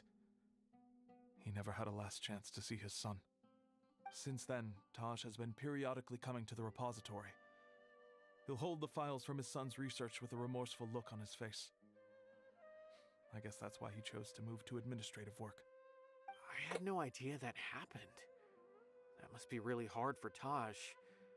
I've never heard him mention that to anyone. That's awful. Paimon feels terrible now. Are you okay, Traveler?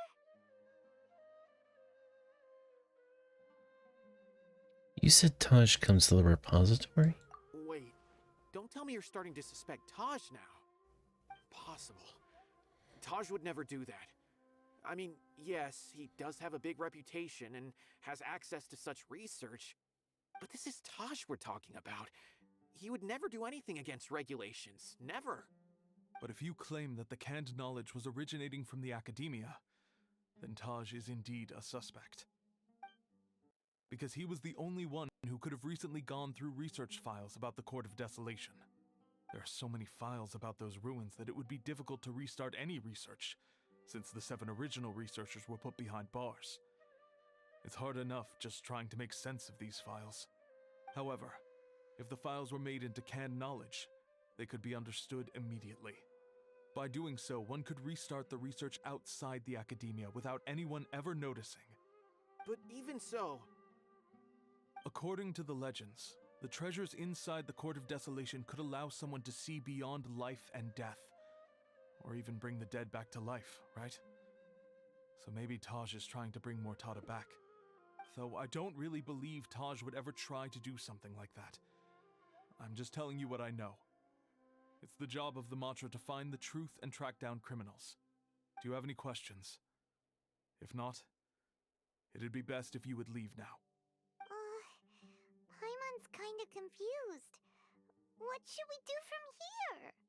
We should go ask around somewhere else. Oh, now that I think about it, Sino suspected that the canned knowledge was coming from within the academia, right? There's no way so many boxes could ever get through without drawing any attention. Maybe we could try asking people around the gate of the academia and see what we can find. Don't worry, Tosh. I won't let your reputation be tarnished. Alrighty then, let's go ask around.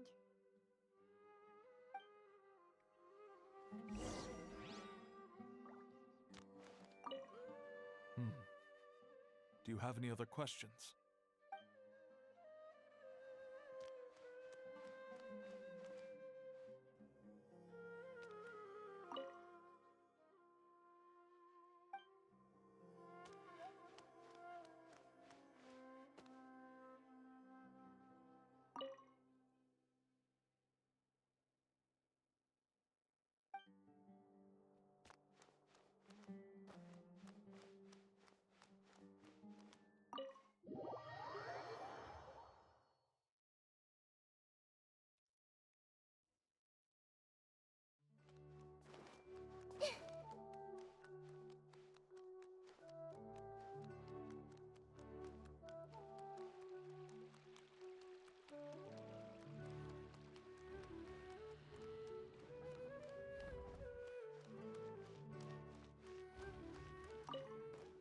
Excuse me, have you seen any large shipments of goods leaving the academia recently? Huh. Well, yes, but isn't that pretty normal?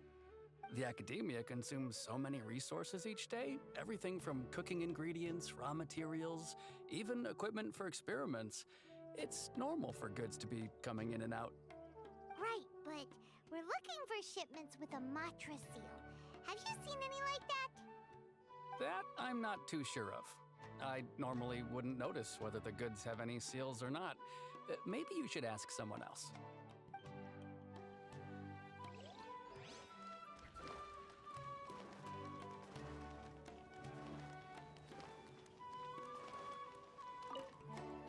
Excuse me, have you seen any large shipments of goods leaving the academia recently? No, not that I'm aware of. Perhaps you could ask someone else?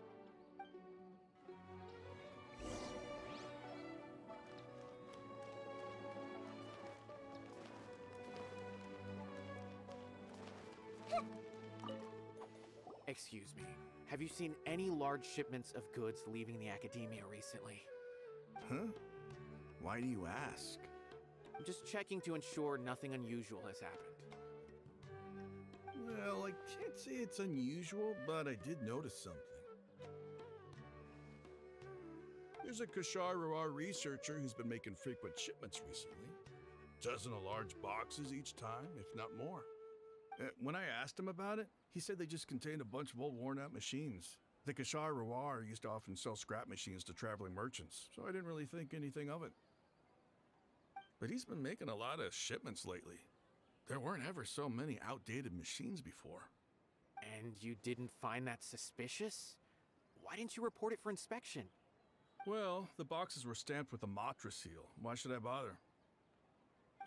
Of course, I did start to wonder about the seal once, thinking that maybe they forged it or something. But you know what happened?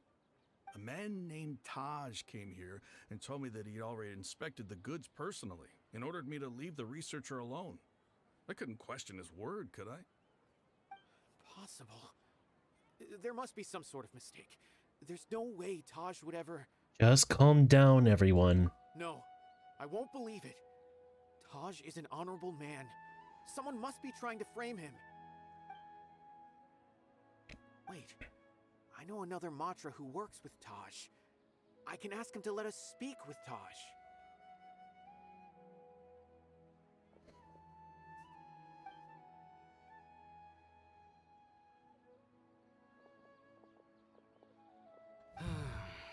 As I've already told you, I don't have any way to contact Taj. A few Eremites showed up looking for Taj yesterday, and he met with them in his office. I was standing outside of the door, and I vaguely heard them say, "Found it." Before I realized it, the door opened, and Taj left with the group of them. I noticed that he had also changed into Eremite attire. But Taj didn't come to work today, so I've also started to feel a little concerned about the whole thing. If you'd like to speak with him, maybe you can try visiting his home. He lives just on the outskirts of Sumeru City. A group of Eremites? Could Taj really be the one making all the canned knowledge? No way. Taj is just like Sino. They're considered heroes among the Matra. There's no way that he would... Let's go to his home and have a look. Fine. Looks like there's no other choice. Hey, don't let it get to you just yet. We'll get to the bottom of this once and for all.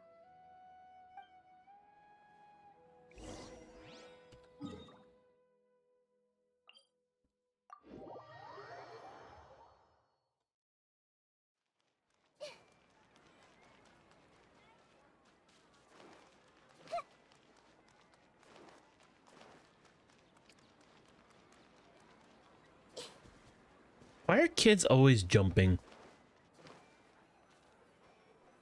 So, this is Taj's place. There doesn't seem to be anyone here. Well, what should we do then? Do we break in? No. Wait, the door's unlocked. Did Taj leave in a hurry? Well, anyway, we're still not sure if he's the real culprit. Probably not a good idea to go in without permission. There's no other option, though. You're right. Even if we apply for a warrant now, we won't be able to do anything until tomorrow at the earliest. This is an emergency. I just hope Taj doesn't mind. What's this? It's a paper full of names written on it. Oh, and a map. Nabil, can you make any sense of this? Yes, this is definitely Taj's handwriting. These papers look like records. These are the transactions between Taj and some other people. From the look of the numbers, the scale of this smuggling case is absolutely massive. The whole operation involves more than 300 people, including dozens of celebrities. These are famous scholars, merchants, mercenaries. I have a feeling that Sino might be unaware of what he's up against. There's no way anyone could face such a large organization on their own. Maybe he is aware of that. Even so, he won't back down. You're right. That's just who he is. As for the map, it appears to indicate the location of the Court of Desolation. Let's take it to Sino and let him decide how to proceed. If Taj really has turned on his honor and committed these terrible acts, then I suspect that he might already be at the Court of Desolation as we speak. Given the fact they're posing him as But I also don't know him very well. Maybe Sino will know what to do. Okay, at first I did think that Taj was the one in charge of the whole situation, but now I'm starting to think that maybe, just maybe, this whole thing was set up because Taj is actually trying to take down the people trying to get into the Court of Desolation. But that remains to be insane. We'll give these to Sino and see. Let's go. I don't want to suspect him, but I also don't know him very well. Maybe Sino will know what to do.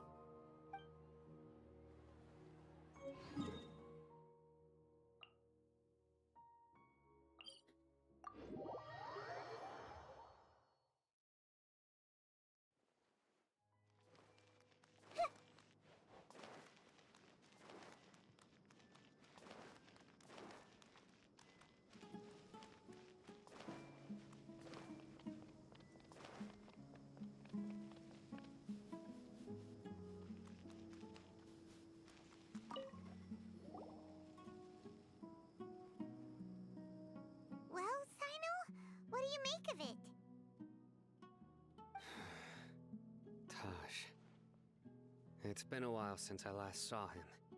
From what I remember, he is a straight-laced man. Although he would resort to extreme measures from time to time, he would never do anything against his beliefs. So do you think he's the one behind all this? I'm still not sure. I cannot imagine how devastating the incident with Mortada was for him. Nor can I deny the possibility that people can change. Oops. Yeah, my mic. Whether it's out of love for his son or for other reasons, we have to see for ourselves to judge him. Or rather, the person he's become. The evidence is stacking against him now. That's right. It's clear that he had a hand in this case, yet he made no report of it. There's no doubting that. That's also why I need to see him. I must ask his reasoning and judge him myself. Time is ticking. Let's go.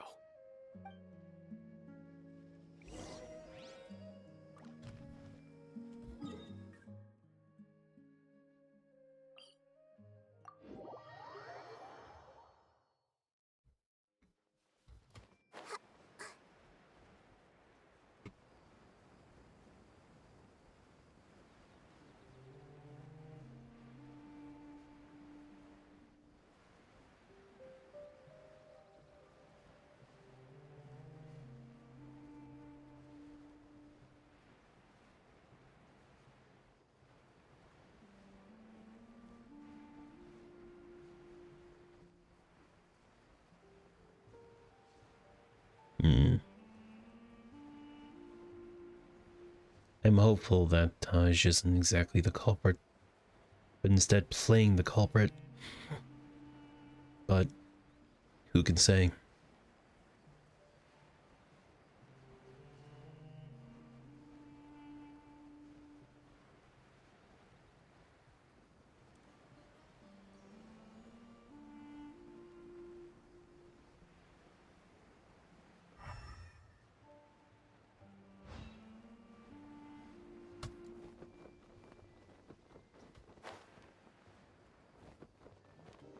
That's new.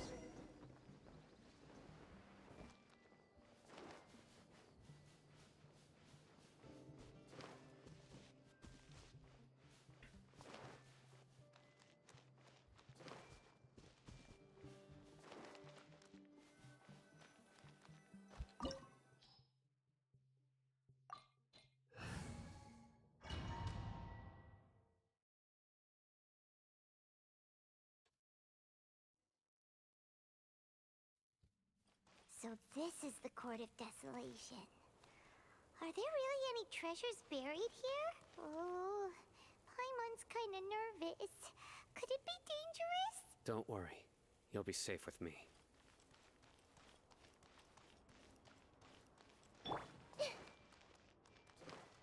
I see everything. Rest and rebuild! There is no escape!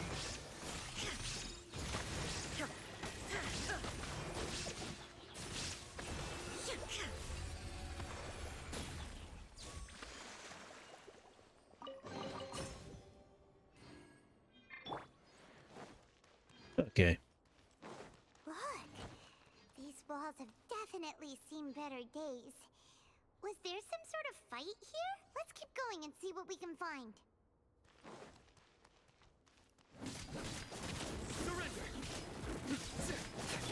Hey!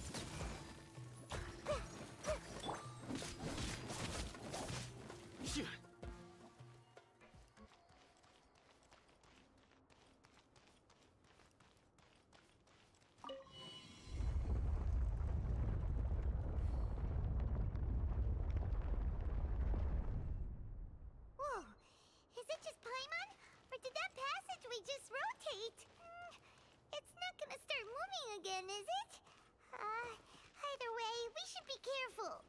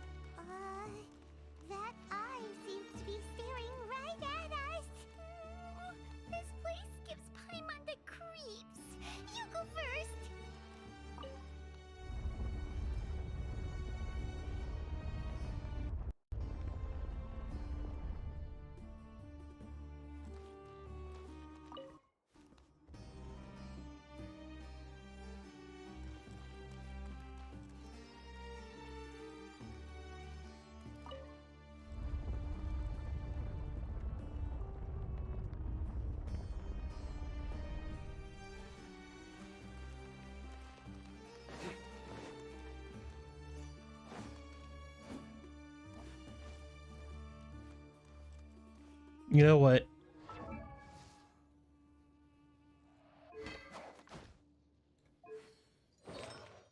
Hmm.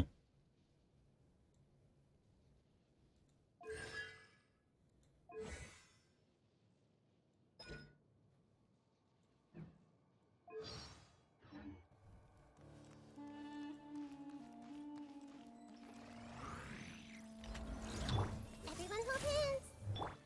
Hold the line! Illusion shattered!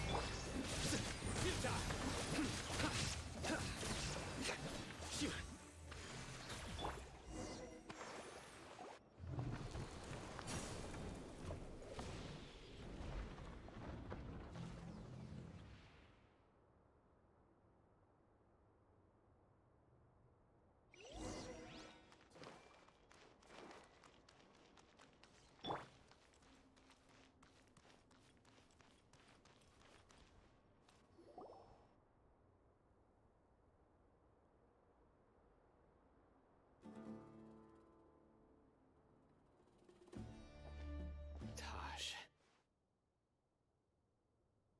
Ah, Sino. It's been some time since I've seen you last. I trust you are doing well.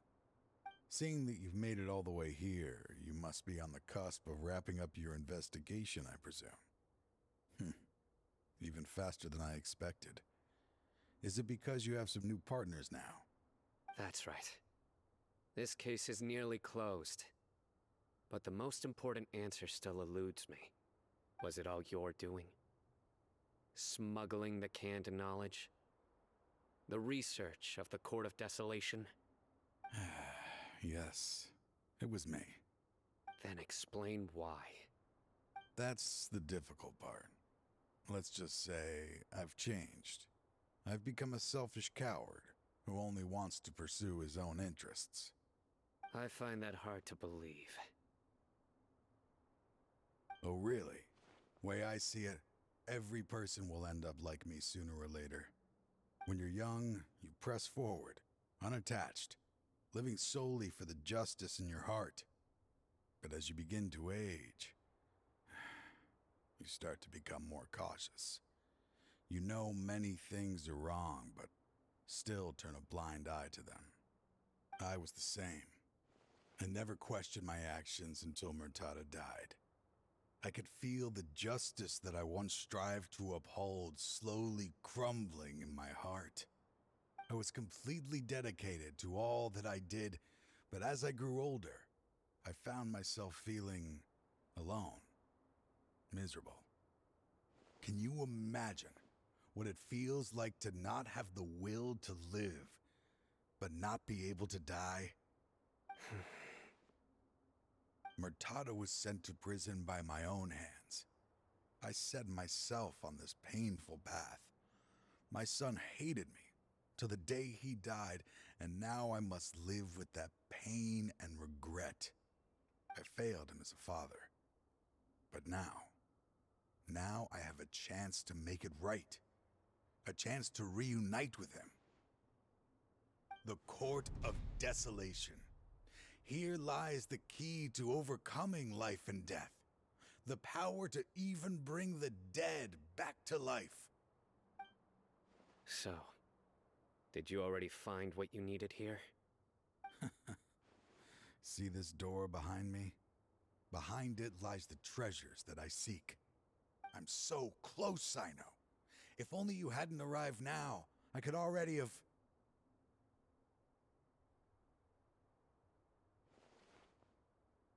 Enough conjecture. What has happened is already part of the past. You cannot bring the dead back to life. In the end, the treasures you seek are nothing but myths and legend. Since you're so sure, why don't you just let me open the door and see then? No. I sense danger behind that door. There will be dire consequences the moment you open it. I beg you, as an old partner, can you let me fulfill my last wish just this once? Surely you get it by now. Doing your job without mercy will only drive people away from you. I'm the prime example. I don't overthink things. If there is only one way for me to defend my principles, then that is the path I will take. Seems there's no convincing you. All right then. Let's see if your polearm skills have improved at all.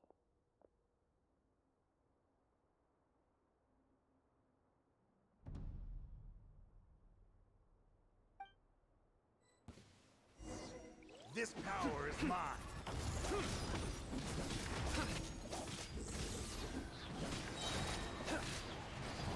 Judgment is upon you. I will set things right no matter what. You stand condemned. Your penance is due. As I thought. Your strength. You feel it, don't you? I'm stronger than you remember. I gained new power when I entered the Court of Desolation. This is only a taste of it. Once I open the door behind me, this power will be complete.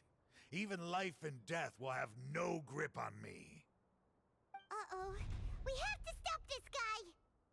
I won't let you open that door. I wouldn't be so sure. I'm afraid it won't be easy to stop me now that you're injured. Or are you ready to sacrifice your life for this? I'll do what I have to.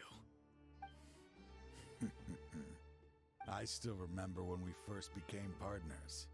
You were always charging forward and putting your life on the line, just like now.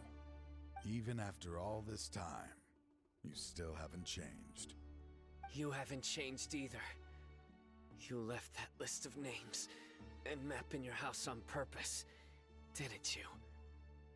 You wanted me to be able to find you here. All of this was just part of the act you were putting on. What happened just now was also part of your plan. You might have fooled those on the list, but you will not fool me. I had my suspicions from the beginning, but I couldn't be sure until we fought. If he really had changed, your fighting style wouldn't be as it was before. Huh? What do you mean, Sino? He never planned on opening the door. His true intention was... What's happening? Seems our time is running short. Let me make this quick then. After Mortada died, my spirit was crushed. For a long time, I was hoping this reality was just some terrible nightmare. I hoped I would just wake up and be able to see his smiling face again. That is when I was approached by someone who wished to collaborate and find the Court of Desolation together. I did some investigation of my own and discovered they were part of a massive organization. I had a feeling. People from every walk of life are involved. They are relentless in their search, pouring countless mora into secret research, even sacrificing lives in hopes that the Court of Desolation would appear. No wonder banning the research wasn't enough. A full-scale operation was already in motion. I'm a flesh and blood human like anyone else, so I obviously hesitated and considered it. The thought of bringing my son back tugged at my heart, but in the end, I came to my senses. I knew that I could not let myself go down that path. I suddenly came to a realization amidst my suffering. The Court of Desolation, a place that once drove people to tragedy, was still doing so, even centuries later. As long as this place exists, people will recklessly seek it out, just as Mortada did, generation after generation, regardless of the cost. Let it be buried beneath the sand forever. Once the Court of Desolation is gone, there will no longer be anyone obsessed with seeking it out. The damage done on the walls we saw are on our way here. You're going to destroy the Court of Desolation. That's right. I acted as if I had abandoned my convictions just so that they would cooperate without raising any suspicion.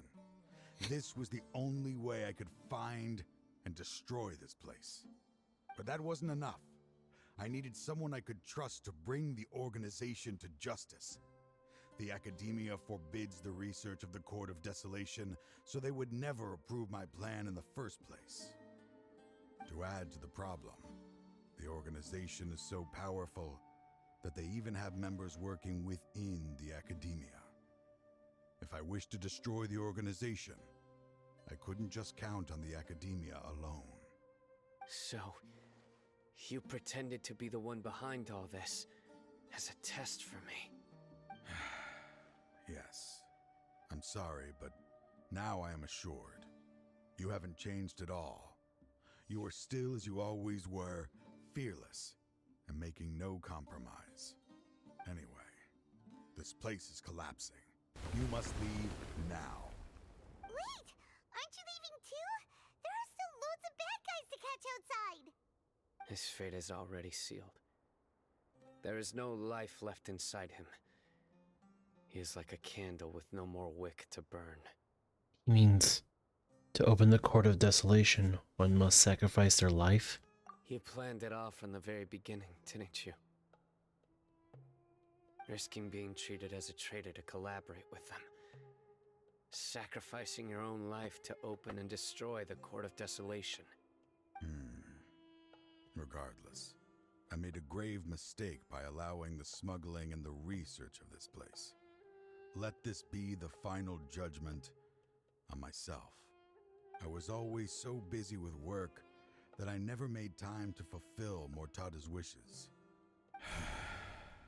Finding this place was his biggest wish.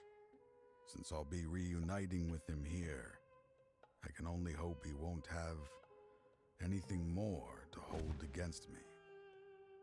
I'll leave all those people on the list to you. Sorry for all the trouble I've caused. There's nothing to be sorry for. We are partners. If you see Mortada, send him my greetings. Goodbye, old friend.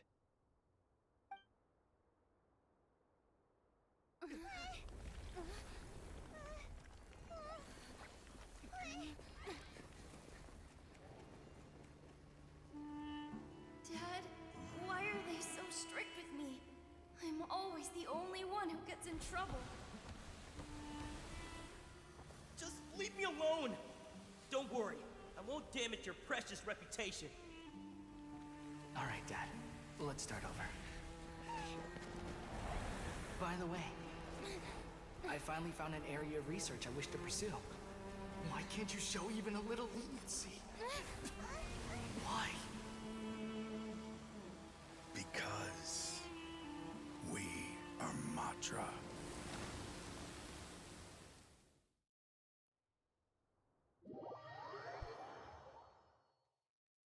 The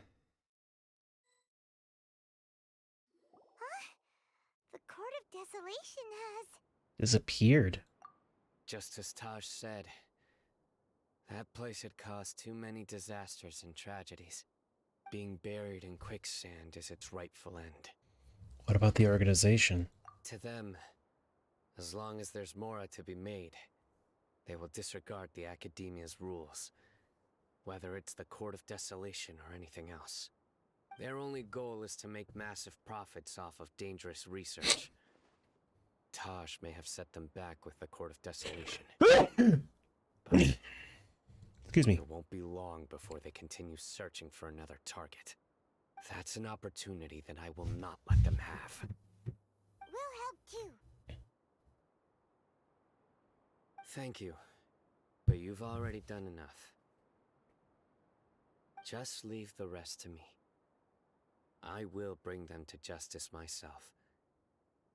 Besides, I promised you that I would sweep away any potential danger. So, that's what I'm going to do. Wait for me at Caravan Rebob 4 days from now.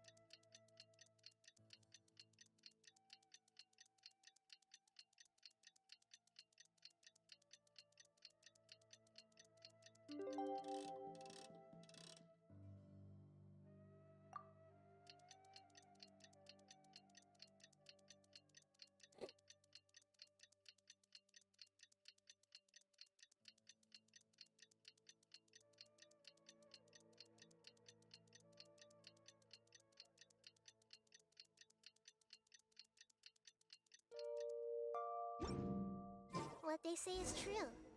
You have to see the world for yourself to appreciate how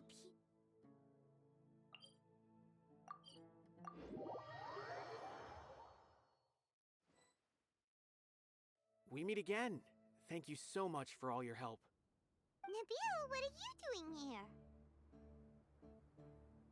Convicts from the desert are being escorted through Caravan Ribat, so I'm here to keep an eye on things. This should be the last group of them, so I'll be heading back to the Academia once they're cleared. What's the situation? The last few days have been quite the ride, but fortunately, I can say with confidence that this case is finally coming to an end. Excuse me. First, the mercenary groups on the list were putting up quite a fight. They made several desperate attempts to cover up the truth. However, Cyno crossed the desert and took out the main camp overnight. After that, people on the list started to put pressure on the higher-ups within the Academia. Everyone was on edge, and the case came to a standstill. And? Then what happened? Well, then we received word that Taj Radkani had sacrificed himself on the case. The news really stirred up the members of our ranks. The Matra then moved together against the enemy. We cleared out the traitors from within the Academia and arrested all the researchers on the list. Some of them managed to get out of the Academia, but still failed to escape. The scattered criminals were captured by Cyno all across Sumeru. I even heard that someone was about to escape to Fontaine, but was still apprehended just at the border. Having more than 300 prisoners apprehended for interrogation has definitely shaken things up recently. Is Cyno alright? He didn't get injured, did he? He seems fine, but nobody knows the real situation. He brought over 300 suspects to judgment all on his own. Among them were even some of our former colleagues. Not just the criminals are afraid of him. Even we start feeling a little nervous when he's around now. But even if we start feeling all self-conscious, thinking if we've done anything wrong, we're still always honored to have Cyno around. By the way, are you guys here to see Cyno? I think I just saw him walking in that direction when I was on watch nearby. He was walking with someone I didn't recognize, and then before I knew it, they were nowhere to be seen. If you happen to see him, please send my regards. Sure thing, Nabil. You be careful too. Don't let any of those bad guys escape. Don't worry about me. If anything happens, you can find me at the Academia anytime. Farewell then.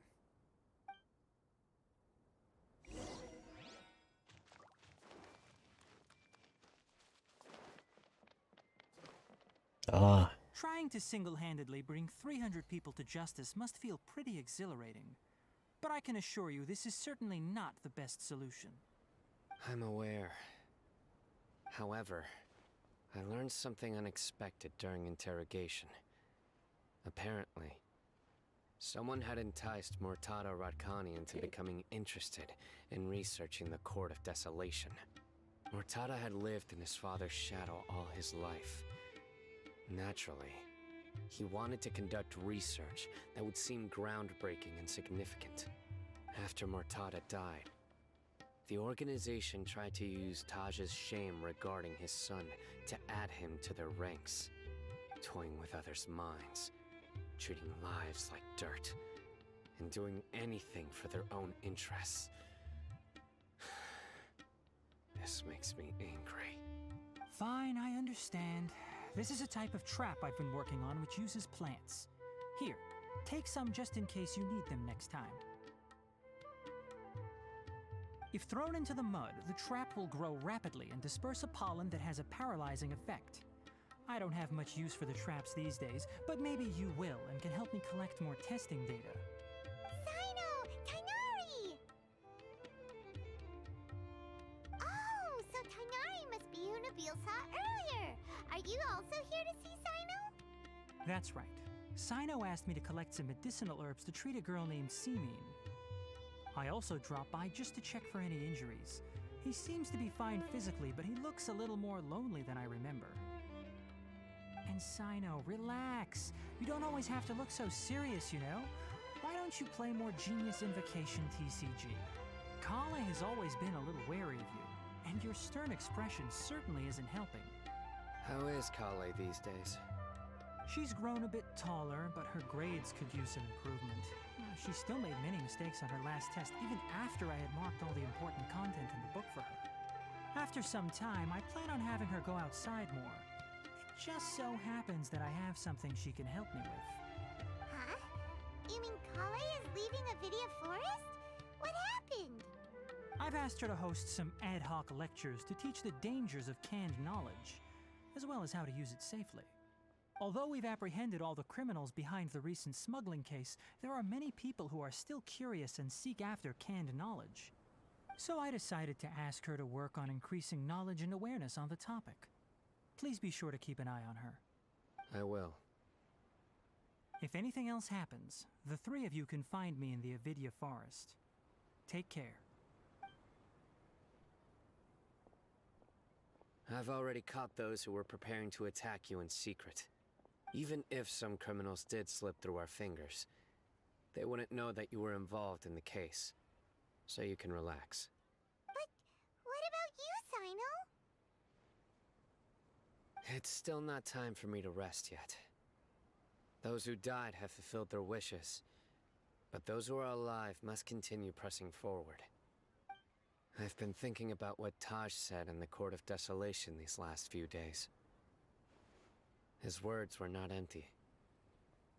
People do change, and no belief can completely resist the erosion of time. I just hope my own change will come slowly, so that I can press on a little further. That way, those who see me as their superior, and those who are following in my footsteps, will learn courage from my example, just as I gained courage from my own superiors and my partner.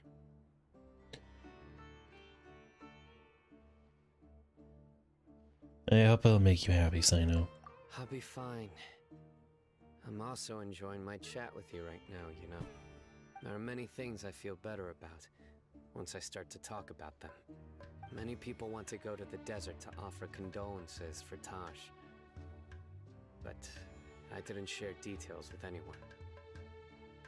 I'd prefer to avoid revealing the location of the Court of Desolation. One day, I'll gather some flowers that grow in arid desert conditions. And then, I was hoping you'd join me in planting them on the remains of the Court of Desolation.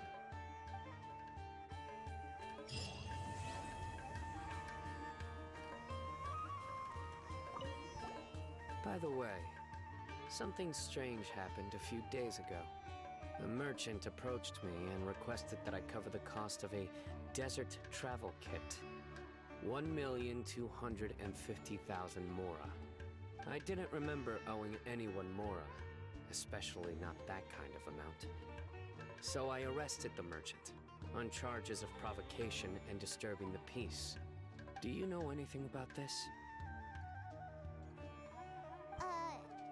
Nope. Paimon has no idea what that could be.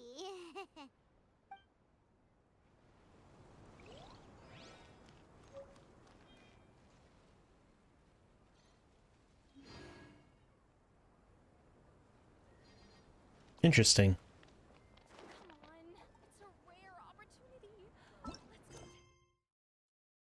I technically do have one more story quest, but... Oh shit, that's Reliable Helper. Oh.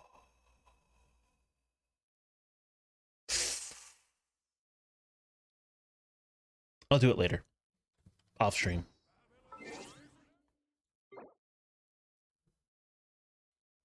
For now, though, that's going to be it.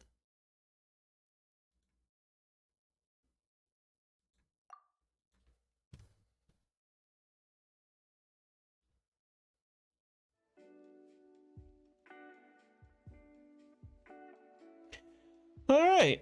Well, that was fun. A lot of good times. Anyway, I should be back tomorrow with something. Probably not Genshin. But till then, keep being awesome, guys. See ya.